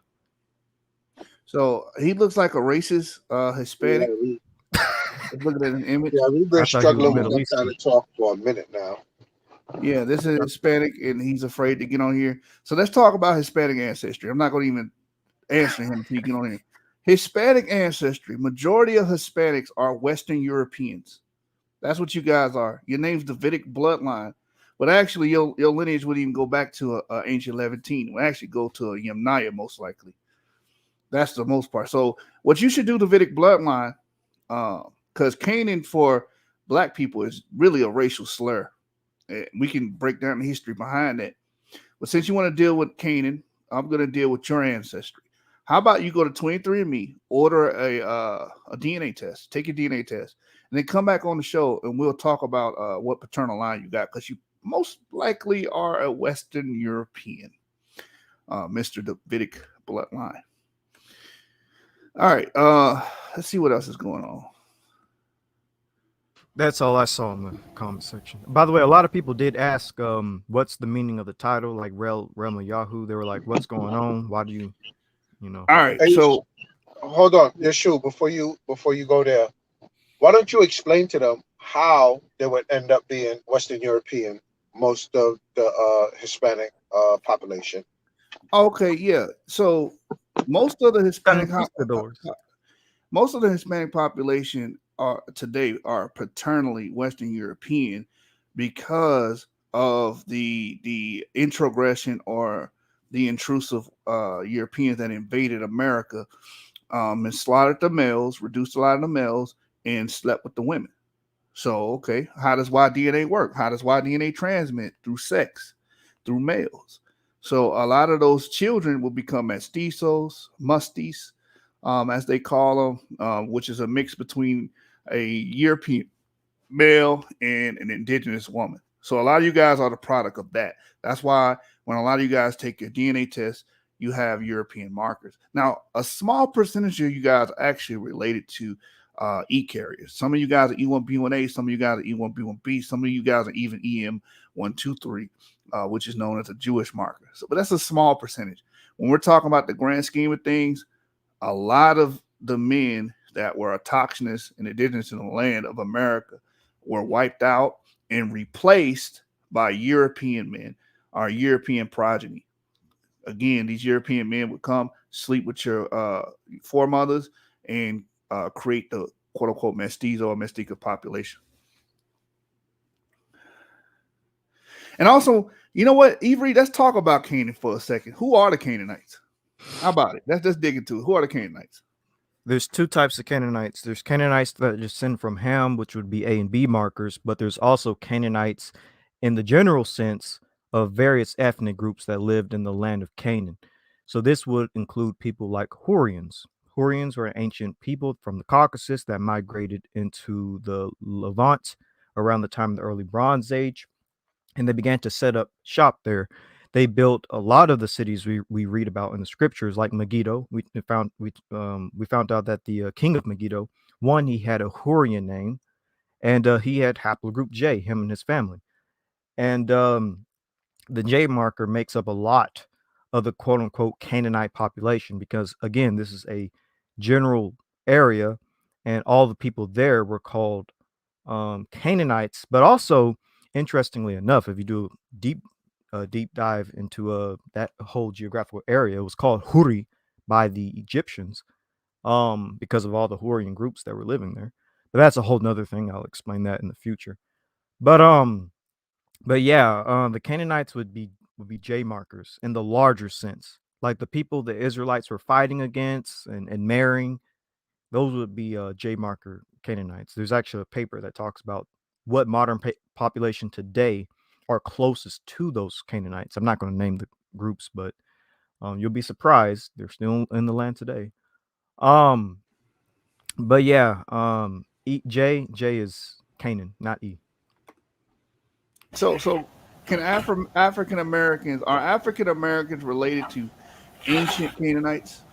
African Americans are not related to Zazel Mountain Caucasian Iranians. No, we share a little bit of their DNA. I will say that if you take a deep dive into your raw DNA data, you might find out you have a little bit of Canaanite DNA. But other than that, it's not like 100%. It's like less than 5%. But quick question: are you familiar with the Canaan that is from Kenani with the K? Where is that? No. I don't want to go. I don't. We can talk about that after this. You're gonna diverge, then we'll deal with that, right? Oh, I'm not okay. familiar with it, but hold on to that for a minute. So the brother said African Americans are Canaanites, which is a racial slur, right? This was used That's true. as a tool to enslave to justify the enslavement of African Americans. So we're gonna break this thing down, right? All right. So who are the Canaanites? As you guys can see on my screen, this is from an article. Hold on, let me pull it up. This is an article. Canaanites were ancestors of Lebanese, not African Americans. The Lebanese. Shout out to Shakira. I'm gonna read this paragraph here. The findings revealed broad overlap between Canaanites genetics and the sequence of modern day people from Lebanon. Researchers even found some ancient gene variations that suggested that Canaanites probably had similar coloration in skin, eyes, and hair as Lebanese people do today. Maybe people need to have a picture of what a Lebanese looks like. This might be the first time even hearing about a Lebanese person. So maybe they need like an image of a Lebanese and the location of Lebanon. Let me do that. Let me Google some Lebanese people. It's a Lebanese band I always go to. Show the map first. We need to educate, geography. Social studies, geography. Yes. Hey, Geology, these are my you gotta favorite teach everything. subjects, though. I get an A every time in school for this. All right, so these are Lebanese people. Hold on, let me share my copy and paste this over here. All right, boom. These are Lebanese, modern Lebanese people, and they're saying the ancient Canaanites had the same coloration of skin and the eyes and everything. They would look similar to modern Lebanese people, bro. And This they got a has lot of J markers nothing to too. do with African Americans. Orthodox Moore Hmm. said, "Who said we're Canaanites?" This racist Davidic Hispanic guy. bloodline. Davidic bloodline. Oh, here we go. We got somebody named Timmy Turner. We know this is a troll. All right, go ahead, brother. What's going on, Timmy Turner? Well, well, before we get, oh, I guess never mind. But Lebanon, modern day Lebanon, is in the location of Sidon. I just want to make that point as well. And Sidon is the location of Phoenicia. But that would be kind of inconsistent with the Amana letters when we read the Amana letters, and they talk about Emuru and Canaan. Emuru and Canaan were the original occupiers, and then the Sagasu came in according to the Amana letters, and they took over Canaan, and quite possibly assumed the name of Canaan, as they normally do, as Europeans, usually do. So I think some of that got to be unpacked a little more, even with the genetic data, because the modern Lebanese certainly could not have been the original stock that was in the area of Lebanon, especially when we look at the stonework that's in Lebanon and the stonework that's all up there in the Levant. It's clearly of African or Afro-Asiatic. It's Afro-Asiatic stonework. Wait, When who's we look. talking right now? I'm sorry. No, I we, don't we mean to. agree. We agree with you. We agree. Before the Hurrians and before Uh, this wave of Iranian Caucasian related ancestry penetrated the Levant, you did not Mhm. have these people here. But Right. after that period of time, you have those people there, and that's where they found these bodies. They exhumed it after that in the late Bronze period. They exhumed these bodies, found their DNA. They found JP58, which is called the Cohen model haplotype nowadays, but it's actually Canaanite, and it's via the Hurrians and via the people that came from the Transcaucasus. So we agree before these people came in, you did have a different stock of people there. Yeah, We agree. because Amana letters. What's that about? What 1350 BC? Around that time, that's when the Amana letters were written. The exchange between Pharaoh Akhenaten, well, certain members of the 18th dynasty, and the vassal states that were in the area of the Levant. So I believe that's when the time, right about the Bronze Age collapse, that everything started to get flipped right around 1200 BC. Our people, Afro-Asiatics, were still in power, but the Europeans began to get strong. And when we look at the Old Testament, we see all of the upheaval with the Solomonic dynasties being overthrown and then being pressed further south down into Judea. That is consistent with the Amana letters. Um, that's in stone, though, the Amana letters. But the narrative with Janet Finke, a Syriologist, she said she read tens of thousands of Assyrian and Mesopotamian texts, and she came to the conclusion that the Sagasu were indeed dirty, murderous, filthy beasts, basically from the European steppes. But that's the stock that came in and took over the area of Amuru and Canaan. So I reasoned that prior to that time, it was basically melanated people. All right, we got a brother named Timmy T Turner in the building. What's going on, brother? What's happening? What's good, man? Where you get Timmy from, man? I'm sorry, bro. I thought you was a troll. Man, you killing me, bro. You killing me. I thought you was trying to, be fairly odd, like, never mind. Anyway, brother, what's going on, man? Yo, I just want to say I respect y'all brothers, man. This Gen 49ers, right? I want to just give y'all a shout out, man. I've kept up with things y'all been doing. I've been in the community for a minute. I'm here and there kind of thing, and I'll speak up when I feel like I need to speak up, type of deal. And all I really want to say, bro, is I'm having a problem with unity. I'm having a problem with unity.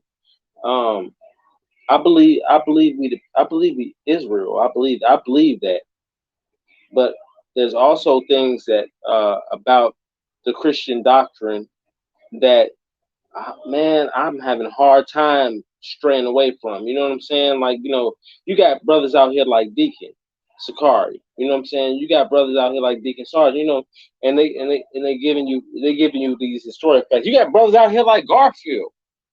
That always keep people on their toes and make you question things and stuff like that, man. But at the end of the day, man, I really believe our people are coming together, but we're not coming together in the way that the Most High want us to come together. We come together, but we always butting heads. We always fighting each other. We always in disagreement.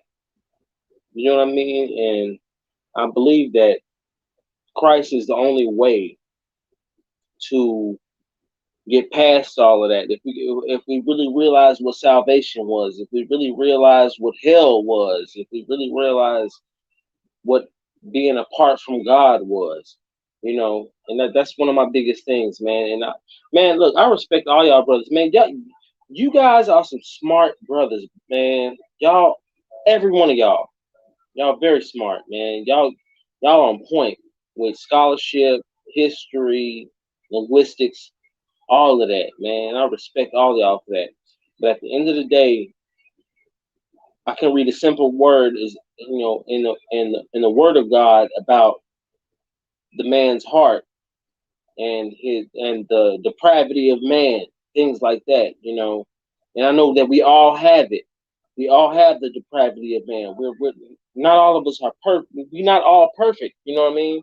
So I know that even in everybody's struggle and everybody's fight and everybody's diligence to fight for truth, and what we think is right and what we feel is right. I just feel like we're not united.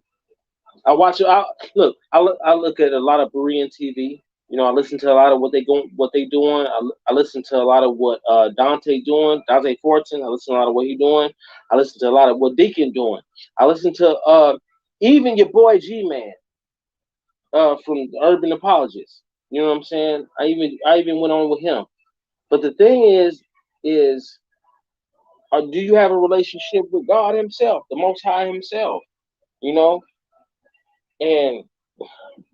And I just feel like all of the scholarship and all of the back and forth and everything that we're going through, are we really coming to a place spiritually, in spirit and truth?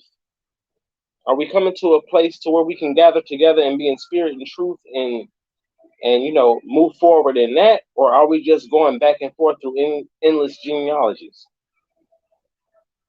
You know what I'm saying? Yeah, that's I all. That's all. appreciate I appreciate what you're saying, bro, and I respect the fact that you recognize these things because everything isn't just scholarship; it is spiritual.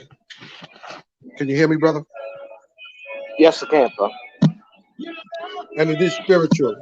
And I'm gonna be honest with you. My personal feeling is that we won't have a straight or a pure coming together until prophecy is fulfilled and Yeshua comes back. We're going to still continue to argue with each other, or have these debates, and truth will come out, but then there'll be deception at the same time because we haven't reached the full disclosure of the prophecies.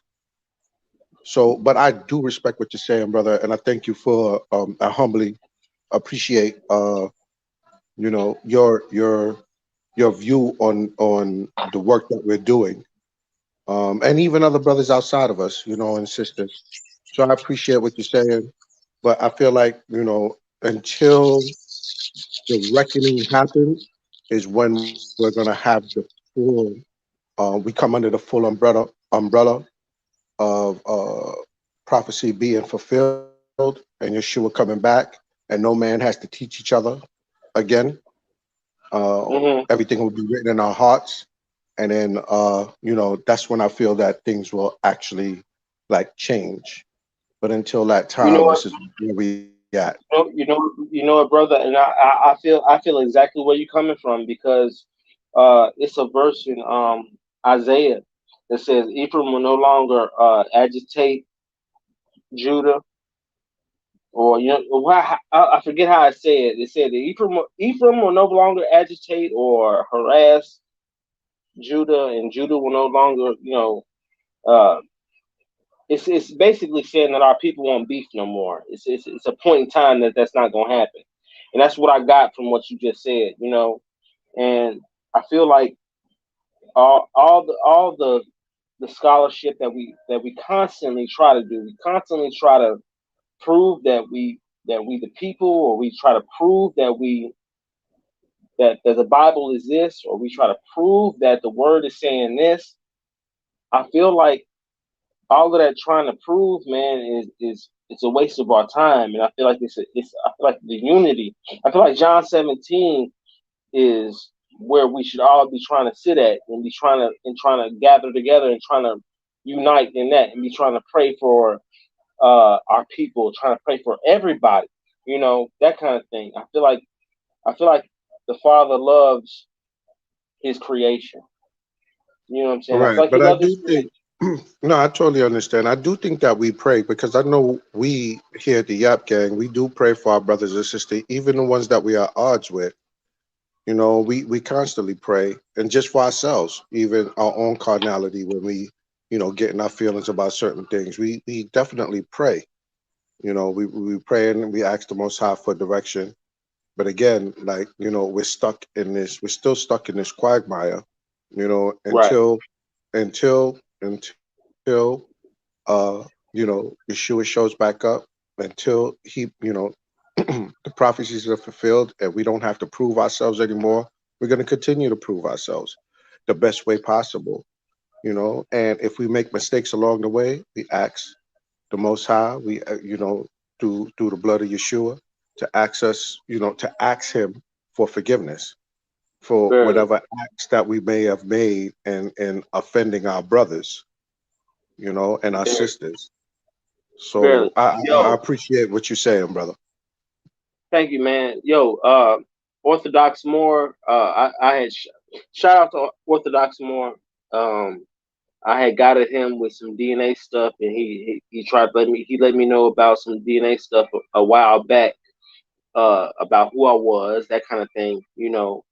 And I just want to say that's the kind of stuff that we need to be on, man. We need to be just educating our people on history. You know what I'm saying? And you know what? You can take it how you want. You can do your own research. It's really what it is, and that's all I've been about from the beginning, and I seek people out, and I just want to know your opinion, his opinion, her opinion. What do y'all have to say about this? And Orthodox Moore, shout out to that brother, man, because if he knew something, he'll let you know what he know about it. And he told me something about DNA tests and stuff like that. And with that being said, it's good that we got brothers like y'all out here that's doing those kind of things. You know what I mean? But at the end of the day, unity is the most important thing. We have to be united as a people. You know what I mean? We really do. And it's so much uh disunity.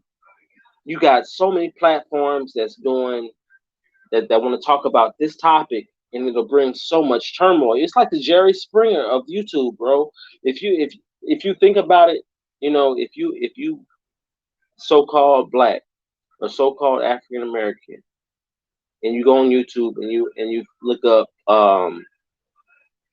something about a Hebrew Israelite, the first thing that's gonna come up to you is Sakari Deacon, Sakari SGG, or BereanTV. That's the first things that's gonna come up to you. That's the first thing that's gonna pop up, right? And you go and you look at and you go and listen to what's going on, the conversations and things like that. We have to unite on some type of a level. We really do. Spirit and truth.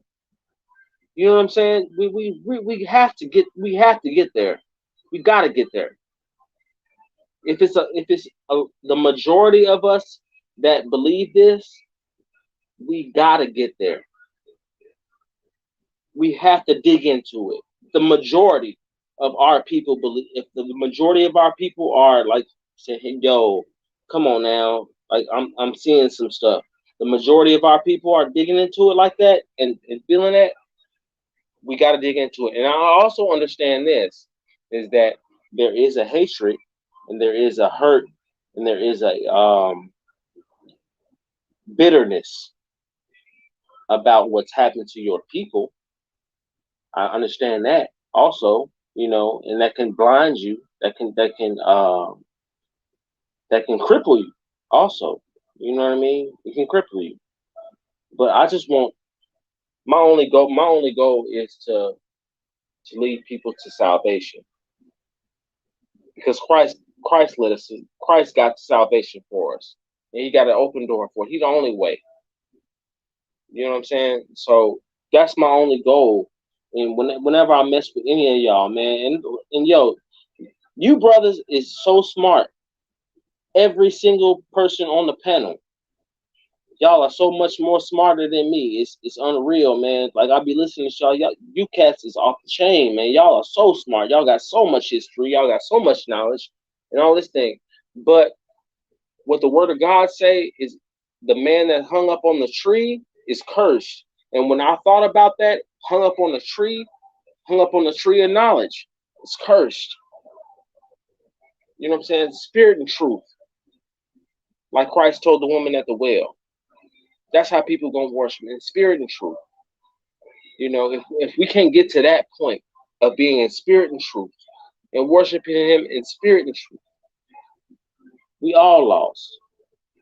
If we continue to be button heads like this, man, we not gonna make it. We're not gonna endure to the end, is what I'm saying. I love Khan, y'all, my brothers. brother, I would ask you, Khan, my brother, I want to ask you to pray for us as we pray for Israel. Just pray for us. You know what I'm saying? And again, we appreciate at Genesis 49ers, the Yap Gang, we appreciate the fact that you acknowledge how much work we're putting in. Because we do this for the culture, we do it for the people, we do it for us. But like you said, we get caught up in our carnality too. So we're not above reproach, and we recognize that, and we thank you. Brother, I thank you. I thank you for even hearing me out. I thank the whole panel for even hearing what I'm saying.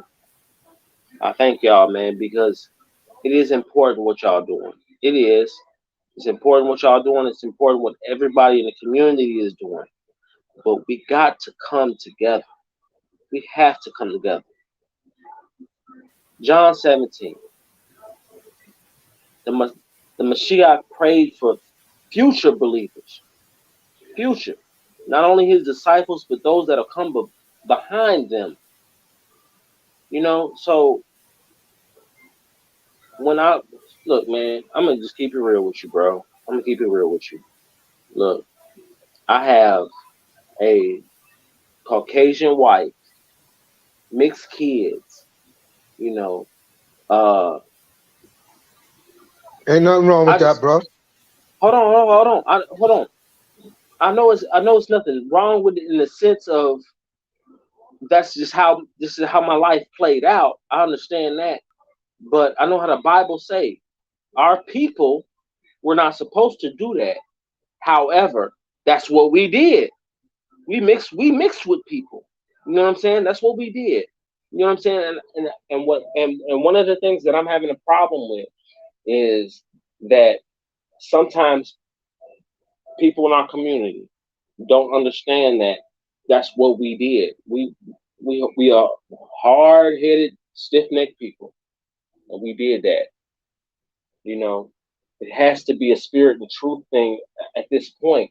It's a New Testament. When they were walking the New Testament out, there was no New Testament written. They were walking it out. They was living it.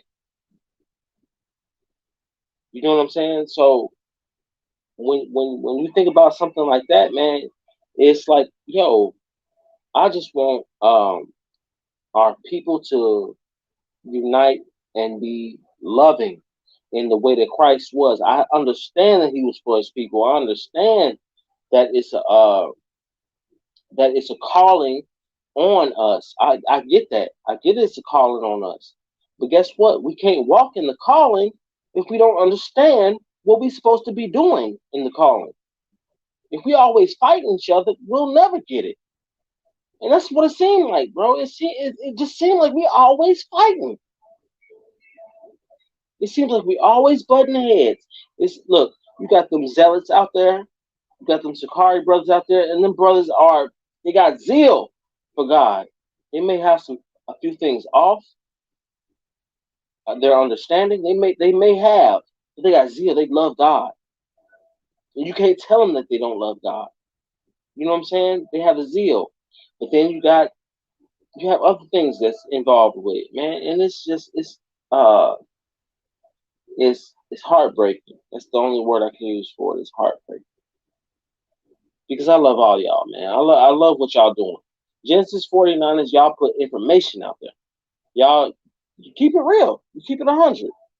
You know, y'all not pulling no punches. You know, you're not, being funny with the game and nothing like that, trying to be slick and nothing like that. And nobody else is trying to be slick. But at the end of the day, if you have a predisposition about something, it might be a little shaky. You see what I'm saying? That's the only thing I wanted to say, man. And you know what? As believers, all we really need to know is that the only way that we're gonna get into the kingdom is the way, the truth, and the life. We only gonna get there through Yeshua HaMashiach. That's the only way we're gonna get through it. That's the only way we're gonna get to the kingdom. Jesus Christ. He is the way. He's the door. He's the way we're gonna get to the kingdom. All of this debating and all of this stuff we be talking about, man, is not gonna get us to the kingdom. Hallelujah. It's interesting. It's interesting to talk about.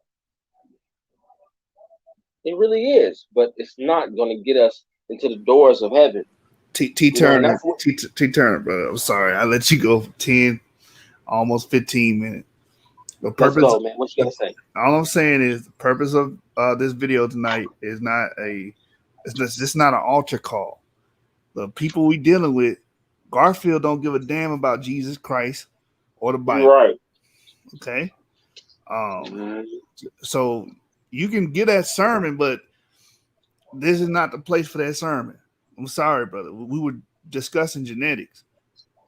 We agree with the sermon, but there's people out there that don't give a damn about the Bible, don't care about your belief, my belief, or anybody's belief, and think that we should just become African atheists. You understand? Right. I don't know, how do you unify with someone that doesn't even share the same core principles or beliefs? I don't care if they got the same skin color as me. They don't have the same core principles, values, or beliefs. There's nothing we can build. What can we? Right. I understand. Unless it's business and it's money being transacted, then that's something different. That's not building anything. That's just dealing with business. Like, I don't give a damn about the people I work for, what they believe in, as long as my paycheck clears at the end of the week. That's something different. You're right, bro. And you know what? In Garfield, yeah, you're right. You're right. You are right. I agree 1,000% with you. Garfield got man, that brother, man. I really feel like he just needs to come on home. I don't understand why you put so much time and work into something you don't believe in. Something that you don't put something that you feel like, if your spirit is not into it, why do you dive into? Can I answer that? Can I answer that? Because go ahead. Let me hear it. I want to hear this. Because it's going to be people like Israelites, Christians, that's going to flock to his channel anyway. So long as it's a cash grab As long as it's going to produce views, he's going to continue to talk about it. It has nothing to do with whether or not he agrees with the narrative or not, because he's very frank about that. He doesn't agree with the narrative. But as long as Right. he puts an Israelite some type of topic in the title, he knows Israelites are going to flock in, Christians are going to flock in, Afrocentrics are going to flock in, and his numbers are going to bolster. That's why. It has nothing to do with anything else. It's about how much attention he can get, how many views he can get, and stay relevant and make money off this thing. That's it. Same reason Sarnetta does it. This is not a deep philosophical question here. We know why they do it. And as long as Israelites, like I told people before, y'all are the reason these people exist, because you guys can't stop going on their channels, subscribing to their channels, watching every video, every live stream these people make, but you claim to hate them. That's y'all fault. Brother, I cannot disagree with you. And I'm gonna tell you why I can't disagree with you. Look, man, I believe in the death, burial, and resurrection of Christ, right? And all the discord and all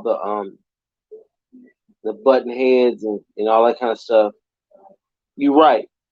I'll go over there and I'll drop a comment or something like that. You're right. You are right.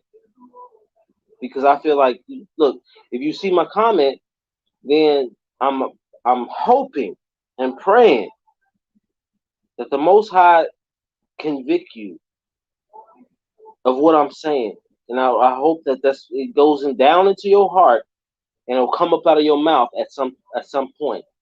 You're right. You are so right. Because I've had that situation with G-Man. You know what I'm saying? And you know what? It don't matter. It don't matter how they portray themselves to be. I'm gonna continue to speak what I know to be true. You know what I'm saying? If I've taken the splinter out of my eye, or the plank out of my eye, to judge the splinter in my brother's eye, and no one decides to address it, I'm gonna say something about that. You're right. You make a good point. You know what I'm saying? So the problem with these guys, man, or our whole community is understanding and communication and things like that. And I'm just not with the Discord, bro. That's really what it is. I'm not with the Discord. Well, we compare a lot of this stuff to game banging. A lot of us, I used to be a part of a camp. People from the outside looking in would say, "Oh, it's like y'all game banging," but actually, it is like that. But when we look at the game banging, why does it happen? It doesn't. People just didn't wake up in the morning and was like, you know what? We're gonna attack BereanTV today. That's not how it works. It's both sides are reciprocating fire, right? Both sides are firing on the next side.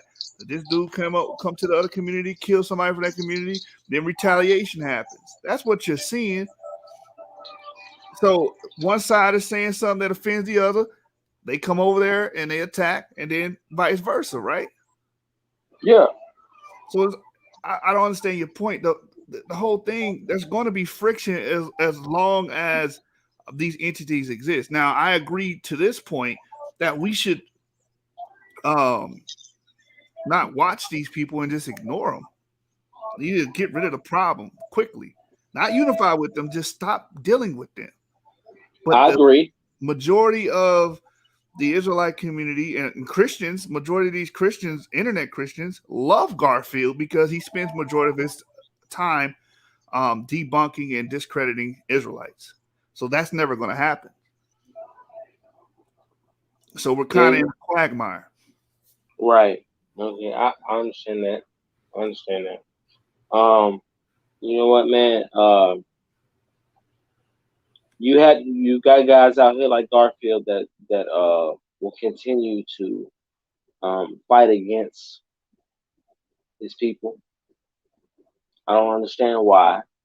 I don't understand why you wouldn't try to do all in your power to figure out if my people are saying this, let me dig into what my people are saying. And why would you put your time into discrediting your own people? You know, I do not get that. Let me I answer the don't question. That's another question I can answer. We talked about this in Clubhouse.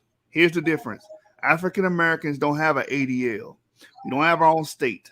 We don't have our own country. We don't have our own media outlets. So if he was to do the same thing to Jewish people, there are avenues that they can go to wreak havoc on him and his household, whether it be legally, whether it be through the internet. There are things they can do. We don't have none of that. So guess what? It's open season. It's open season. That's why he wouldn't spend or dare do any or say any of those things towards those communities, because again, those communities have protections in place. Again, they got their own state, their own military, they got the ADL, they got their own media outlets. We just got threatened that they won't write a bunch of articles on us. We don't have nothing like that. All we're gonna do is get on here and talk back to you on the internet, on your channel where you benefit. That's why. It's a vulnerable, easy target. Black Americans as a whole. You know what? I understand that, bro. Okay, I got you, fam. You know what? For you brothers though, I'm gonna close with this.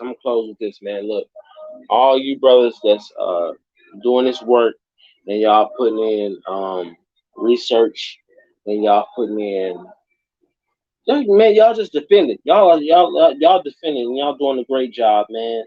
And I don't subscribe to a lot of people and all that kind of thing because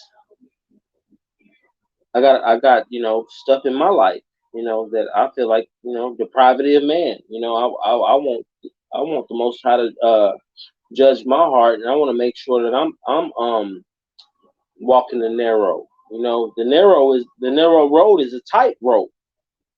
Back against the wall. And to be honest with you, everything that you guys are doing, Genesis 49ers, BereanTV, everybody, all stuff y'all doing is helpful. However, I am anchored to Christ. I'm anchored to the Messiah. And look, I would love for y'all to check out my music that I do on my own channel, just to hear my beliefs. Those, because I can't explain to y'all my beliefs, man, because you brothers are so well spoken and so well educated that I can't get on that level with y'all. But through music, I can get to that with y'all. If y'all can listen to it, you understand? You can see where my beliefs are at, because you brothers know that book and you know what's going on. So if you check me out, I'm talking about Genesis 49ers. I would like y'all to check me out, and you can hear my beliefs. And you hear what some of the things that you hear growth, and you can hear all of them things.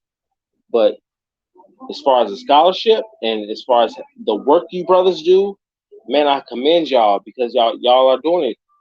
You're doing the DNA, you're doing all of them things, and I appreciate it, man. Because when I first started into this, I didn't know where to go. I didn't know what to do. And it's guys like Orthodox Moore that shot me some knowledge. It's a lot of people in the community that shot me some knowledge and told me, hey, yo, bro, this is what's going on with you.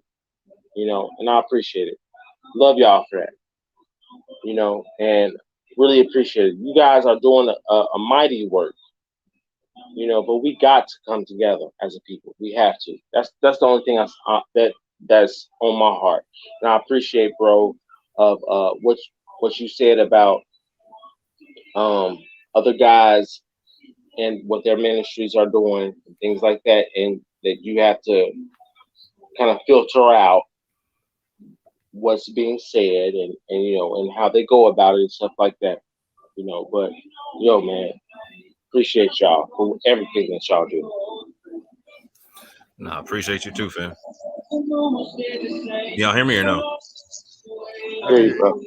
No, that's what's Yeah, up. you good. Yeah, I appreciate you too, fam. And real talk, I think you're speaking to where a lot of people are at. You know what I'm saying? I've been doing a lot of falling back and listening to a lot of conversations and whatnot, and recognizing like, so I've had plenty of beef with a lot of people. You know what I'm saying? I got no issues calling people out when I need to or whatnot.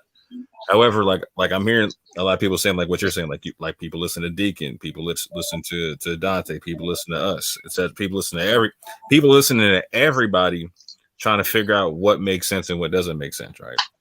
And so, Yeah. I've been hearing a lot of that, and I've been falling back on less and try to change my tone on certain things because I recognize like there's a lot of people who honestly just want information and whatnot instead of beefing with people. It should be about correcting information. I will say this though, fam. Like, so I've tried to build with a lot of people behind closed doors and try to correct information that's been incorrect behind closed doors. And a lot of people don't want to correct their information because it would be like finding out, like, for instance, that there's like 14 planets in our solar system. You got to rewrite all the science books, right? There's a lot of people who have a business model on how they deal with this thing, and they're making money off this thing a certain way. And so if they change how they're talking about things, it changes the way the money comes in a little bit, right? So for instance, like people like Garfield, right? Garfield writes books about this stuff. There's Israelites that write books about this stuff, right? And so, just like you're saying, go check out your message in your music. People got a message in their information and whatnot, and sometimes like they try to monetize that message and whatnot. And so if people are gonna honestly come together like you're talking about, all that type of stuff got to get laid down and whatnot. You know what I'm saying? And that's got to get understood from the people who are searching for the information and people who are giving the information. The people who are searching are real honest in how they're searching. You know what I'm saying? The people giving the information we got to make sure we're at the top level of honesty in terms of how we're giving the information, that we're holding ourselves accountable to the information we're putting out and whatnot. Because a lot of people are building and believing off of what we're saying, and that's powerful and that's dangerous all at the same time. But with that, let me ask you a small question, brother man.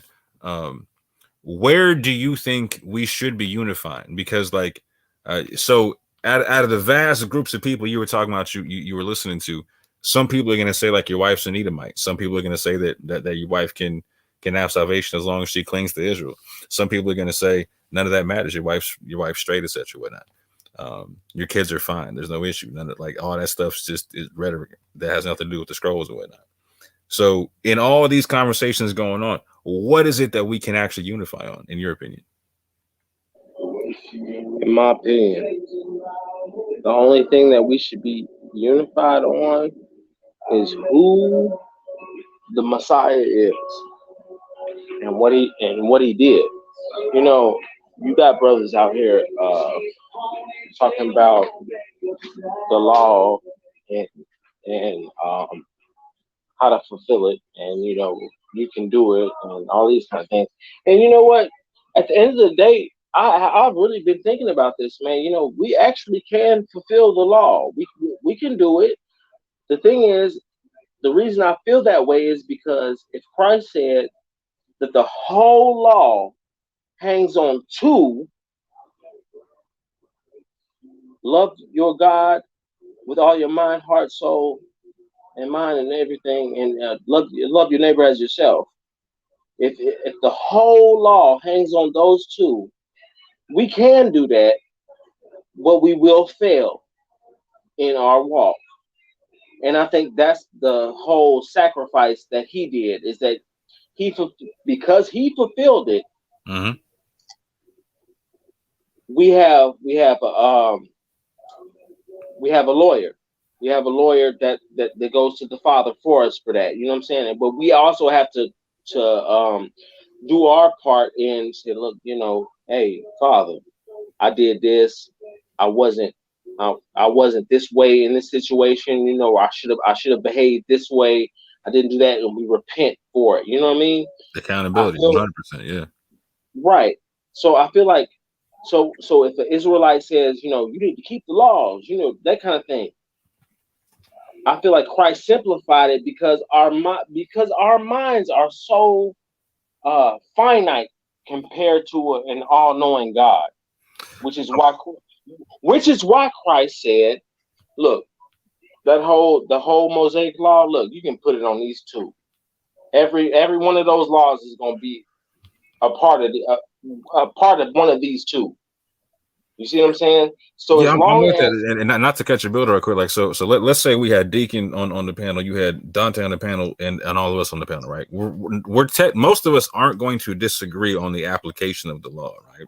And if we do, it's going to be real minute difference, right? Where we're going to disagree is really, really big stuff, like I was saying earlier, like either your wife's an Edomite and your kids are, you know what I'm saying, are some Mamsers or whatnot, or your wife's on some she can only get salvation by clinging to you, etc. Or none of that's the case, and all your kids and your wife got equal access to salvation, etc. None of that matters or whatnot, right? So those are drastic differences, right? Like, so if let's say we're gonna sit down and talk about that. Like, well, let me say it like this. Let's if we disagree on stuff like that, how should we go about disagreeing in terms in as far as you're concerned, right? Because like, so for me, I know to challenge information, right? And when I start doing it more, like I'm hearing more people like you saying, "Well, I don't want to see you beefing with Dante. I don't want to see you beefing with the Taylor brothers. I don't want to see you beefing with this person or Berean." And they're all saying the same. Like, I don't want to see the beef because I'm getting information from all of y'all, right? Yeah. So in for the viewers' eyes, how do we peacefully disagree, but yet let y'all know that the information ain't right and exact? So check it out. So this is something I thought about with. Okay, a brother like Deacon would tell me that you got an Edomite wife, right? That's what he would tell me, and he would say, "Your wife has no salvation, right? It's nothing. It's nothing she could do, right?" That's what a brother like Deacon will tell me. However, when we read the Word of God, our people was continuously mixing with all other kinds of nations, all the time, right? But according to a brother like Deacon's belief is that if she clings to Israel, she can be saved, correct? No. She couldn't be saved. No. Is that what you're saying? Okay. No. Like, so from what I understand, Alazar would say like even his own mother's going to go into slavery. That's sad. That's sad, bro. That's sad because that's sad. That's sad in the sense that if I'm being okay, check this out. All right, I'm gonna just go from this point. Marriage. I'm gonna go from Genesis. Marriage in itself is supposed to be an institution to teach a man how to be Christ-like or God-like. Right? Am I correct? Does anyone disagree with that? Say that one more time, please. Marriage in itself is an institution to teach a man how to be Messiah-like or Christ-like. For the church. The church is supposed to be his bride. You see what I'm saying? Like, I'm going on that line. I'm going in that line of thinking. If the marriage is supposed to teach me how to be a man, or or how to treat this establishment. Right. So the issue isn't marriage, right? The issue is like, so where in your understanding, right? So Deacon's not going to change his position, right? Alazar's not going to change their position. Sakari, there's some stuff they will change, but there's core beliefs that they have that aren't going nowhere, right? So the Edomite doctrine is part of it. It's part of if I'm going to kick it with Deacon, I'm going to kick it with Alazar on the side of it. Like, that's part of the whole nine, right? I can't get rid of Edom. If I kick it with Tagan, them, right? The whole Right. like the Negro is the true Israelite of the Bible, and that's it. Like that's not going nowhere, right? Right. That's part of the whole thing and whatnot. You know what I'm saying? So the question is like, so when you're dealing with somebody who has a core belief that they're not going to put down, that is diametrically opposed to how you believe on something, right? Mm-hmm. In your eyes, how should we go forward in trying to achieve unity with somebody like that? I think the way that we would go forth in trying to achieve unity with someone like that is when you go to Revelation and it say all nations and tribes are all gathered together. Like I don't even know where that's at. I just know that it's there.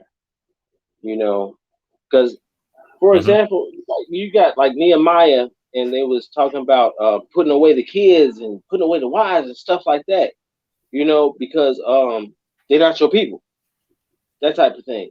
You know, I've heard Deacon and them go like, you know, kind of go into that direction with it, you know.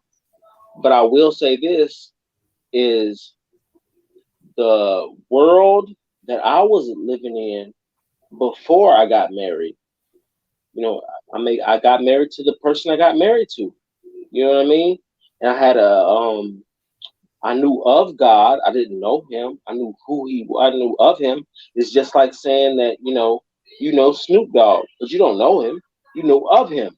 You know what I'm saying? You know his music, that kind of thing. I knew of him, but I didn't know him like that. But because I know him now, and I'm already married, I've had kids and stuff like that. And so you go to a Nehemiah situation. It's like, okay, well, what's going on in this situation of your marriage with these children that's not your people because you intermingled, that kind of thing. You know, is your wife clinging to you? That type of thing. Are you doing the things that the Most High wants you to do for Him because you His people? That's where I would go with that. Because if you're not, and your wife and your family isn't following behind you, that's the only thing I think that Deacon and them don't give no credit to.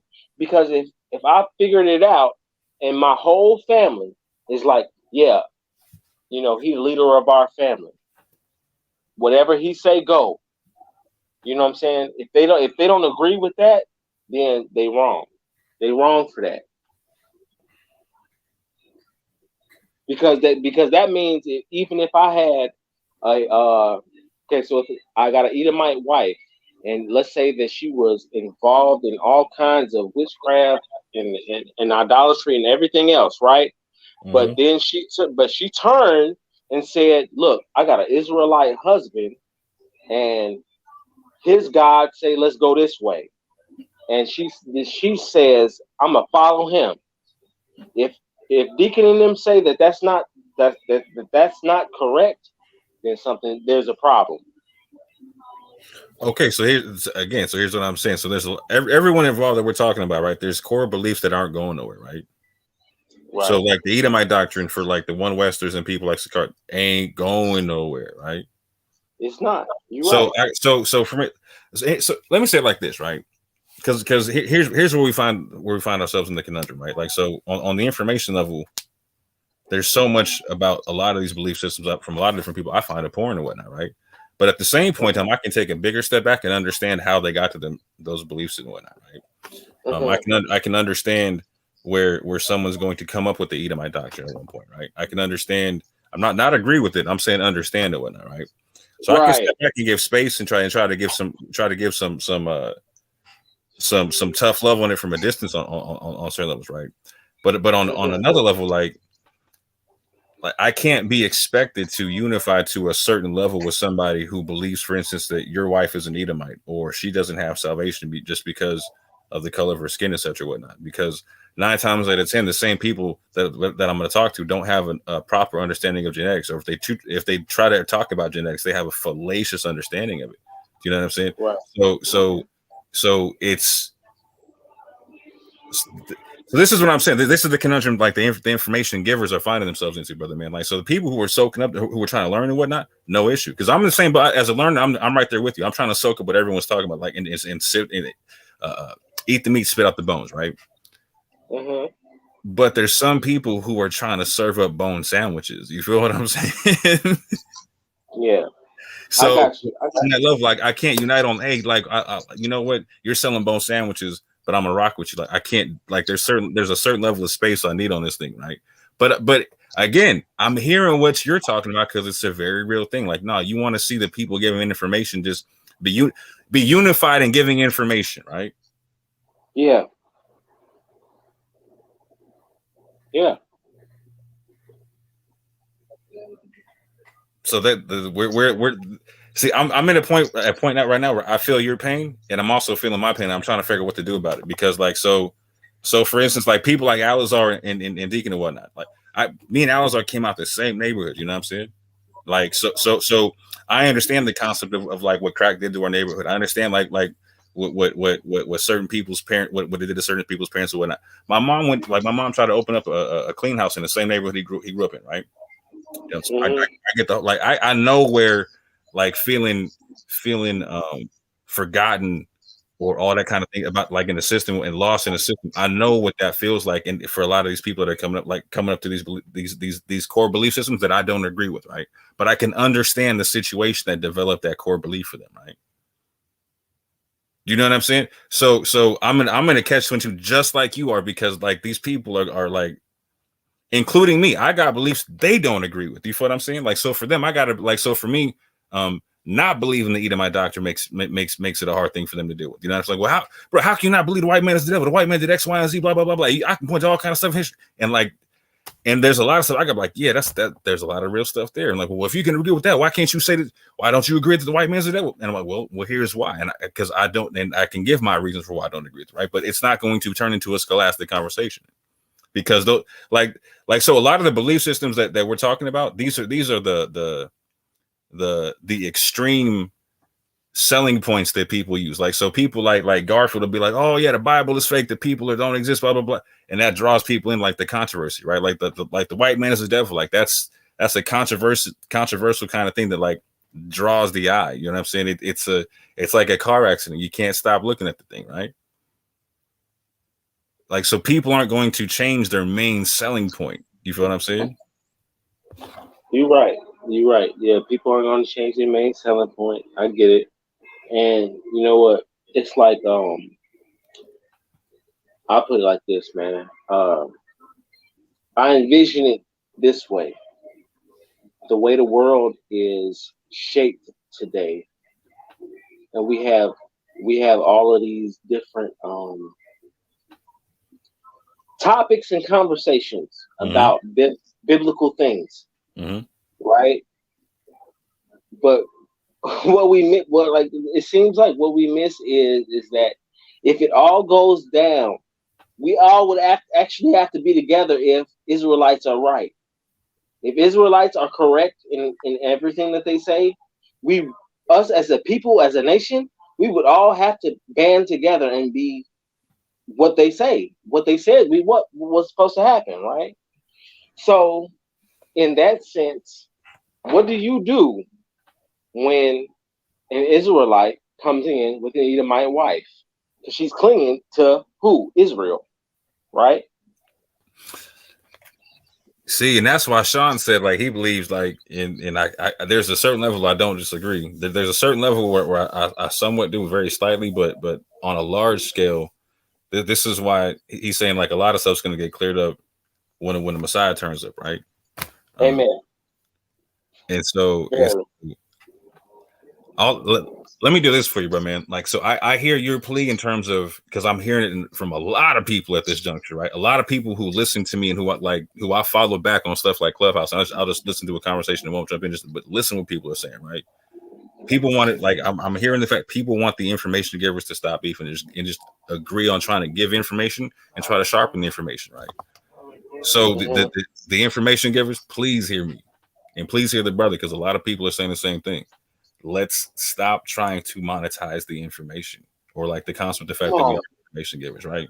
So like the brother said he wants us to unite on the concept of like the love of Christ and whatnot. I heard that part earlier. Like that's real, fam. That's 100% real. Like Y'all can't show me like Christ with a Patreon. Y'all can't show me Christ with a, you know what I'm saying, charging for donations or whatnot. You know what I'm saying? He said the Son of Man doesn't know where he lays his head from night to night. But my G had a job to do. You know what I'm saying? Come on, man. Come on, bro. You yeah. You talking, man. You talking real good. Because at the end of the day, even Sakari, even them zealots, they zealots, and that's okay. Because look, history repeats itself. History repeats itself. And them brothers are zealots, and I respect them for what they do, and I respect their passion, I respect their love, and all of that, and that's okay. But at the end of the day, we trying to get into the kingdom, and we trying to get up out of here. That's the thing. It's spirit and truth. We trying to get up out of here in that sense. So if it ain't no rapture, right? If that don't exist, if it ain't no rapture, if that's a false teaching, if that's something what we've been fed, guess what? All you niggas is about to be together. Seriously though, man. Come on, like how come nobody's thought about that? Seriously. If that's not true. So T Turner, Sakari speaking against white quote unquote white people, the way they speak with them, that's kosher? Because you said what nothing No. to do with that. No, it's not. It's not kosher. It's not kosher because it's not kosher in the sense of this. It's because if you know that you're supposed to be the salt of the earth, light of the world, the government of the world, right? Matter of fact, let me state that first. Am I incorrect when I say that we're supposed to be the government of the world to a Sakari mind state? Is that correct?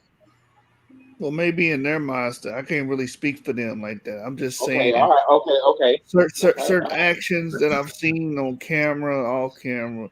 Yeah, they think that they'll be ruling other nations or whatnot based upon what they believe. Yeah. But people be like, "Oh, you curse, you got a potty mouth," but these people be doing some foul stuff on camera, bro. So I know. I love them though. I love them because they're passionate. I love them. They're passionate. Them brothers is passionate. And you know what? You know what? Guess what? Guess what? You like it when they He's go saying off. some real stuff though. You should. A lot of people actually like the fact that they're like they say a lot of stuff that people want to say, right? Like they don't get traction for no reason. You know what I'm saying? Like so they don't get traction for like this is where everybody got to be real about it. You know what I'm saying? Like everybody gets traction for a reason. Like there's reasons why people listen to Dante, reasons why people listen to Teo, and reasons why people listen to Sakari. You know what I'm saying? They don't listen because they don't share sentiments and whatnot. You know what I'm saying? They're preying on the ignorance of our ethnic group. They're preying on the emotion of our ethnic group. You feel what I'm saying? There we go. Both. Yo, I saw a video today. I saw a video today when Deacon. It was, I don't even know how long ago it was, but it was just a video that came up in my feed, and he was talking to some white dude, and he said there's nothing you can do. Like he just like bust out like real fast. There's nothing you can do about salvation. You can't be saved, like that kind of thing. And I'm sorry, like I can't get with that. I can't get with the fact that even if I fall into your doctrine that I can't be saved, if I call on your God and say, look, hey, God of the Hebrews, God of the Israelites, please save me from this, from what I have in Scripture, he gonna save you. He gonna scoop you up. That's what I get. Real quick, T. I want to say this. Doing all that, how does that benefit our ethnic group, African Americans? All of that, what you just mentioned, going out there telling white people they can't be saved, kiss my boots. I've seen fighting videos. How does that even help? If anything, that make us look more. Oh, we knew it. Them niggas was violent. You're right. So how does that help or benefit African American? I'm confused. It don't help. It don't help. So why would I back up? Because back to your original point, we need to come together, right? How can I come together with something like that that I know it's not a force that's going to help us in the long run? That's what I'm trying to get to.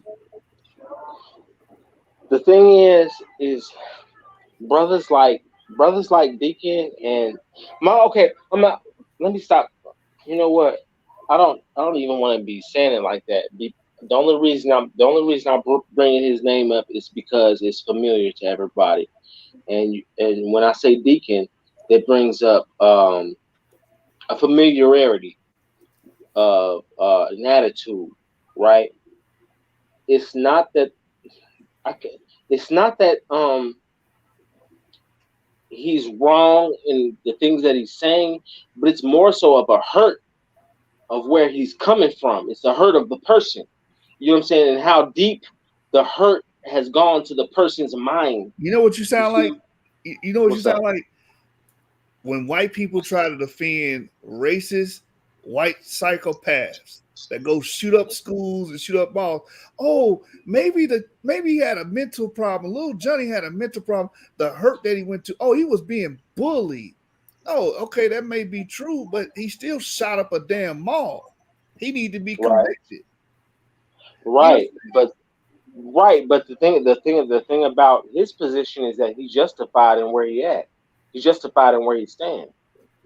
He's justified in it. You can't tell him he's wrong. Yeah, of course. That's with anybody that. Hold on. Why can't you tell me? Hold on. Oh boy that went and shot just up. like Garfield justified in saying that we a bunch of identity thieves, right? He gonna justify himself. He think he doing, a righteous work. Can we agree on that? Yeah, he would think that. Yeah, I can agree with that. Yeah, he would think that. Right. But what is the justification based off of? Like, do they got say, laws like we do to justify our actions? Like, if they ain't have nothing to base their justification off of, then what are we talking about? You sure they justifying themselves? Like, it ain't based on nothing, in their own head, they right. Exactly. That's yeah. He just said it. In their own head, they have justified what they're saying is because of ancestors and Okay, check this out. If you can stand on the street, no moral compass. You know what I'm saying? There has to be a morality scale. And when you deal with certain people, there's no morality scale. There's no moral compass, and we judge our moral compass off of the Most High and His laws and statutes and commandments that He gave us. So we have a scale. We have a scale to deal with these things. Whereas somebody. What's your name, brother? What's your name, brother? Who is that? Sean. Sean. Yeah, Sean, man, bro, man. Keep on talking, bro. Keep on going. Right. So, most of these people that we deal with, especially in the conscious community, they have nothing to judge how to govern themselves. They go off of just what they know, their feelings, what they feel is right and what they feel is wrong. We operate in a different manner because we have certain mandates that we have to operate by. Mm-hmm. Yeah. And let me just say this to add to what you had said earlier about Israelite brother having a Caucasian wife. It's nowhere in the scriptures where it tells us, unless you understand this Caucasian woman to be a Canaanite, that we can't deal with other nations like that. Because it's not that we're dealing with them, to actually mix with them, because there is no such thing of mixing. But the fact is that our priests, right, when it came down to it, it was our priests that had a strict rule when it came down to who they deal with and what they bring forth because of the priesthood, because it shouldn't be tainted at all. And I understand that. When it come down to Israel as a nation outside of the priesthood, and even I'm gonna say Judah, because of the royalty, it wasn't so strict, so to say, as long as they was following after what we do and how we move. So for a brother that didn't have an understanding of who he was, right, took on a wife, had children with this woman, for him to walk away from that family, you're not following Torah, you're not following the scriptures. Come on. So come on. For those who teach that emotional lie, you know, the Most High gonna deal with them face to face. You know what I'm saying? So at the end of the day, for us that do have the understanding, it's imperative for us to give that understanding, or he's gonna deal with us face to face. Oh yeah. Amen. Right. So you don't walk into you walk into your having understanding. You know, you may marry somebody that's outside of your your culture. But that doesn't mean that after you figure out who you are, you walk away from that. You can't just, anybody that's teaching you, like Yara was just saying, you can't just walk away and turn your back on something you created. You know what I mean? Anybody that's teaching you to say, oh, well, she's an Edomite or this, that, and the third, you need to let her go now and start over. They're going to have to deal with the Most High after that.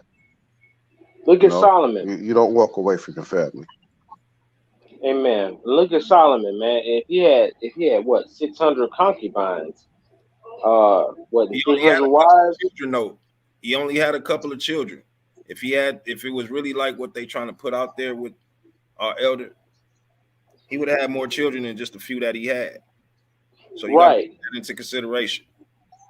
Exactly. So I'm taking into consideration that if he only had a few children, but he had so many concubines and so many wives. Come on, man. Let's keep it real. 300 wives, but 600 concubines. So, and if he only had a couple of children with 300, but had 600 bust downs, let's call it what it is. Now let's think about this. Let's think about call this. It what it is. Hold on. Let's take this into consideration, right?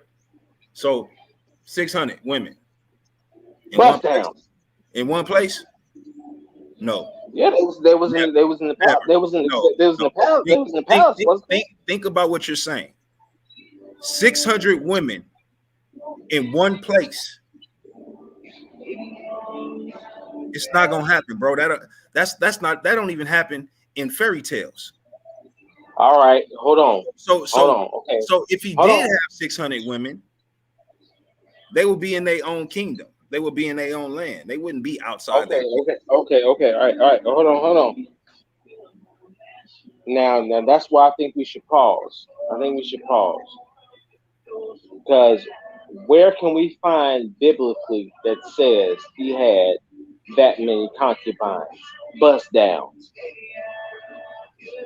Why you think I said that? Where can we find that? Yeah, but you brung that up, brother. You know what I'm saying? Yashar was just adding on to what you brung up. You the one who brung up the concubines. All right. Okay, I brought up the concubines. All right. I brought up the concubines. Okay, so this is the reason I bring up the concubines. See, if I could find it, I just know the man had that many concubines and 300 wives. It's a specific number. So let me ask you this, bro. What's your name, first off? T. Turner. Mr. T. Turner. All right. So I'm Yashar. Nice to meet you, brother. What's your point on touching on King Solomon and his so-called 600 wives and so many concubines? Like, where we going with this? Where I'm going with it is that he had that much distraction in his life, and to write a proverb, like for example, to write a proverb to say it's better to be on the corner of a roof at the top of a house than to deal with the contentious women. It's Mhm. probably because it has so many broads and bust downs. Well, it also could be that um, I mean, you know, just like King David, he was a counselor. You know what I'm saying? He judged situations and things that was going on within the community, just like the priest did. But for the most part, when it came down to like certain things like that, King Solomon dealt with certain things. So with him having to deal with certain things, mind you, the wisest man on the earth, you know what I'm saying, before him and after him. So it's like, man, he's gonna have proverbs to write to us, to lead for us, to learn from. You know what I mean? Just from not his own personal experience, if you ask me, but from the experience of Israel itself, our nation itself.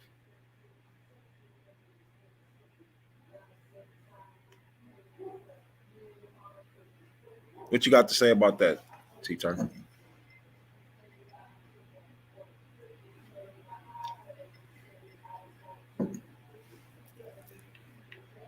If you still with us. Know if you on mute or not.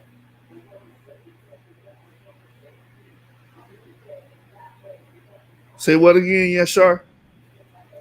No, I was just asking, how you what do you got to say about what I just said? Oh, I T Turner gone. don't know. T Turner. yo, can you hear me? Yeah, we can hear you now. Okay, all right, my bad, man. I like what my brother just said. You know, I feel where you're coming from, fam. Uh, the only reason that I brought up Solomon was like that was because of his experience, and the only reason that you could be able to write a proverb like, look, uh, it's better to be on the corner of a roof, almost naked, by yourself, than to deal with a contentious woman. And now, let's check this out. The only reason that somebody can say that is because they got so many women. The man was a player. He had bust downs.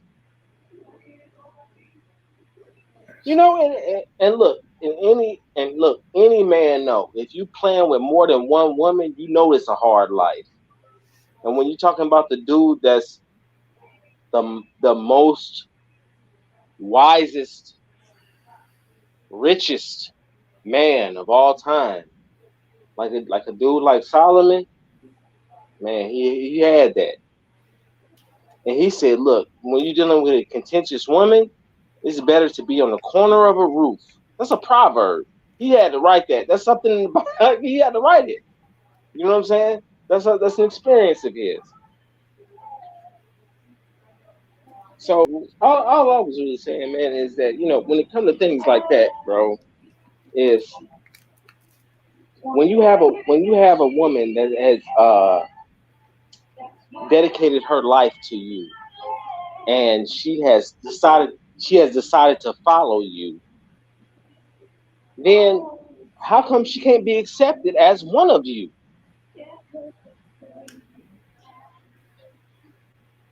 You see what I'm saying? Like, well, okay, what I mean by that Say that again. Say that one more time, bro. Say that one more time. okay, if okay, if I have a woman Yeah. that's not me, she ain't my people, Uh-huh. but she decided to follow my people, right? Is God not gonna honor that? It's because if I'm doing what I'm supposed to be doing before the eyes of my God, Mm-hmm. and my wife decided to follow that, will He not accept that? I mean, ain't that how it's supposed to go? Exactly. That's what I'm saying. But That's hold how it's on. supposed to Now let me give you this scenario, right? go. Say Okay.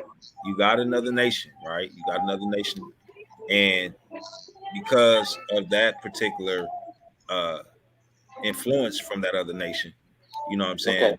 She met that person, she met you, you know what I'm saying, full fledged, you know what I'm saying, holding dear to all of the ways of the other nation, the nation that she's a part of. So now Okay. you make the change. She don't too much care for that change. What's your Okay. next move? Okay, so what you saying is I make the change to her nation? No, you've been rocking her nation since you've been born. Then you make I've the been change. rocking her nation? Right, right.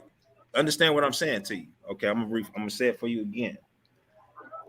You dealing with a woman, right? That's of this particular nation that we're a part of, right? Okay. And this nation is completely the opposite of our nation, right? So Okay. in this time that y'all meet, you full-fledged in this nation, not ours, but this one. So she Okay. loving it. You know what I'm saying? She loving the fact that you celebrate all of the holidays. You know what I'm saying? You eat all of the foods. You ain't questioning nothing. You just going along with the flow, just like everybody else, right? Just like the world. So Okay. now all of a sudden you come into understanding who you are. You start to understand, you know, you have regulations to certain things. You can't do certain things that you used to do, that the Okay. other nations have okayed for themselves to do. And Okay. she don't like that, right? She Oh. don't care for Oh. your change into your Okay. nation, right? The Okay. fact that Right. you're who you are. How do you handle that? All right. Okay, I got you, bro. Okay, I got you. Okay. So what you saying is if I have been relaxed in the traditions of where she come from, Right, right? right, Correct? right. If I've been sitting relaxed in the traditions of where she come from, and all of a sudden I say, yo, um, this is not how my people do it. And I want to go in a different direction of what the way my people do it. Correct? Right, Okay. And she ain't feeling that, right? right, Where do I go from there? right. Okay. In that moment, when you have that situation, you are to be guided by the Most High. And this is why I say that is because that's where Solomon fell. He fell in that moment because what he said was, I'm gonna go with old girl in her traditions and where her people come from, and he No, had that many no. concubines. Okay.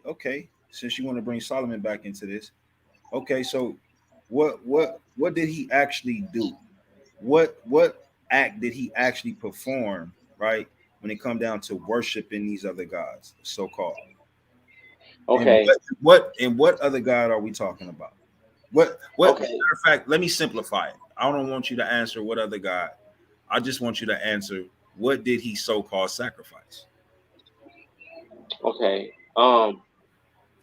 As far as biblical canon, it will not say, but apocrypha wise, it will say, and like everybody has heard all kinds of stories about Solomon and stuff like that, and what he actually did, and even the star itself, like the six Whoa. point. Hold on. Hold that thought about that symbol. Let's just deal with, you know what I'm saying, what he actually sacrificed. Okay, what he sacrificed? I don't actually know what he sacrificed, but from the situation, what I can see that he sacrificed, or what I think that he sacrificed, is he sacrificed his morals. He sacrificed his God. To be honest with you, that's what I think. It's Well, I because mean, if because we look, if he was 12, sacrifice to if other he was idols, 12 years old, we hold on, hear me out. If he was 12 years old and God said, "Well, what you want me to give you?" and he said, "Well, hey, well, give me wisdom," and then said, God said, "I'm gonna give you wisdom, and then I'm gonna make you rich, and then I'm gonna make you all your enemies not be around you." Right? Uh, I feel like he sacrifices God in place of all those things because eventually all those things came upon him. Like that's how I feel. okay. Yeah, I mean, you know, through the actions, you know what I'm saying, through the act that he did. I'm not gonna say actions because I never read that he did multiple sacrifices and that he was out there doing the most. But Right? I never what I read that either. what I have read is that he sacrificed a grasshopper, right? to this particular deity, and he wasn't supposed to sacrifice not a nothing, because when you understand what the grasshopper is a creation of the Most High. So to sacrifice something that he created to another deity, I mean, that's disrespectful. So I get it, and I understand what the Most High was saying. It's just like us, prostituting. When the scriptures talk about prostitution, when it comes down to Israel, you know what I'm saying? It's not about no physical prostitution like they out there selling themselves. It's the fact that we prostituted spiritually. You know what I'm saying? Right. We go and deal with the gods, and then never receive not near a blessing. But we was paying. We was doing a whole lot of paying, prostitution, paying, but never receiving nothing. Okay, so what you saying? So what you saying is that when so Solomon's sacrifice, so when he did, so from your understanding, when he did that, so from when he did sacrifice the grasshopper, right? Right. He traded a morale concept within himself. He knew, because he knew better. The Most High is dealing with him one-on-one. You know what I mean? The Most High is talking to him. I mean, again, he's the wisest individual on the planet. So he feeling like, oh, this is nothing. Well, at that point, he wasn't that wise, right? No, he wasn't. Yeah, you're right. It don't seem too wise to me, because what you basically saying is that in that moment, if you trading something for what God has given you, because it's the same thing that I'm saying. I'm saying that he traded God for something else. So you saying that he traded God for something else. You saying he traded God for a grasshopper. I'm saying he traded God for morality. We basically saying the same thing. However, but at the end of the day, what it boils down to is when you trade God for your own belief.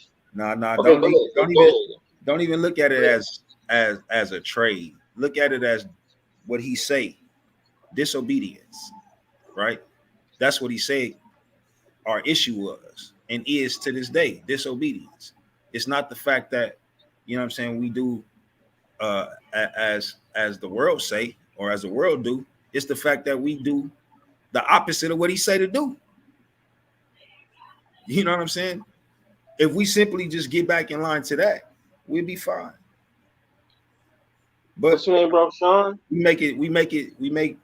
make simple math something that it ain't. What's your name, bro, Sean? No, my name is Yashar. Yashar. Yeah, simple math, and you're right. I agree with you. I agree with you on that point. I just believe that when you, I still okay. I really wish I could say it the correct way to help you understand what it is that I'm saying about trading. It's the same as I'm trading something. If I have something in my hand, I'm giving it away to take something else. You see what I'm saying? So, like basically, like you saying is, I'm trading a principle. I'm trading a truth. I'm trading I'm trading a piece of myself. I'm trading a part of my soul. It's like, it really goes deep when you put it into that context, man. I really wish I could explain it that way. I don't have the words to at the moment. I really wish I could. I'm better with putting my words into music like that. I can do that, but I cannot explain to you about trading one thing for another, because actually that's even a biblical thing, because Satan did it. Satan did a trading, even in Ezekiel, and what else? In Genesis, he traded something. He traded Eve something, and she gave him something, and that was the trade. And Ezekiel explains the trade-off that they had. You know, research that and look it up. You know, if you don't believe me, don't take my word for it. Like, look up that trade that they did. You know, but I agree with you on as far as your morality, as far as where you stand with God. I agree with that.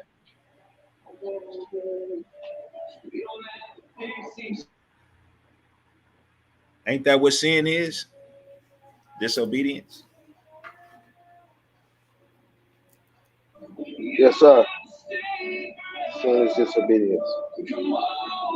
Sin is rebellion. Yes, sir. Yes, it is. So where we going? Where we going from that? That's why I say, you know what I'm saying, people make simple math something that it ain't. Because you deal with religious people and they be still talking to you about something that they ain't even got to be talking about a whole lot because it speaks for itself. That's why we got to do away with this religious thought process, man. That's still lurking throughout our community, even as Israelites. Some of our brothers got that same thought process, that same religious thought process still.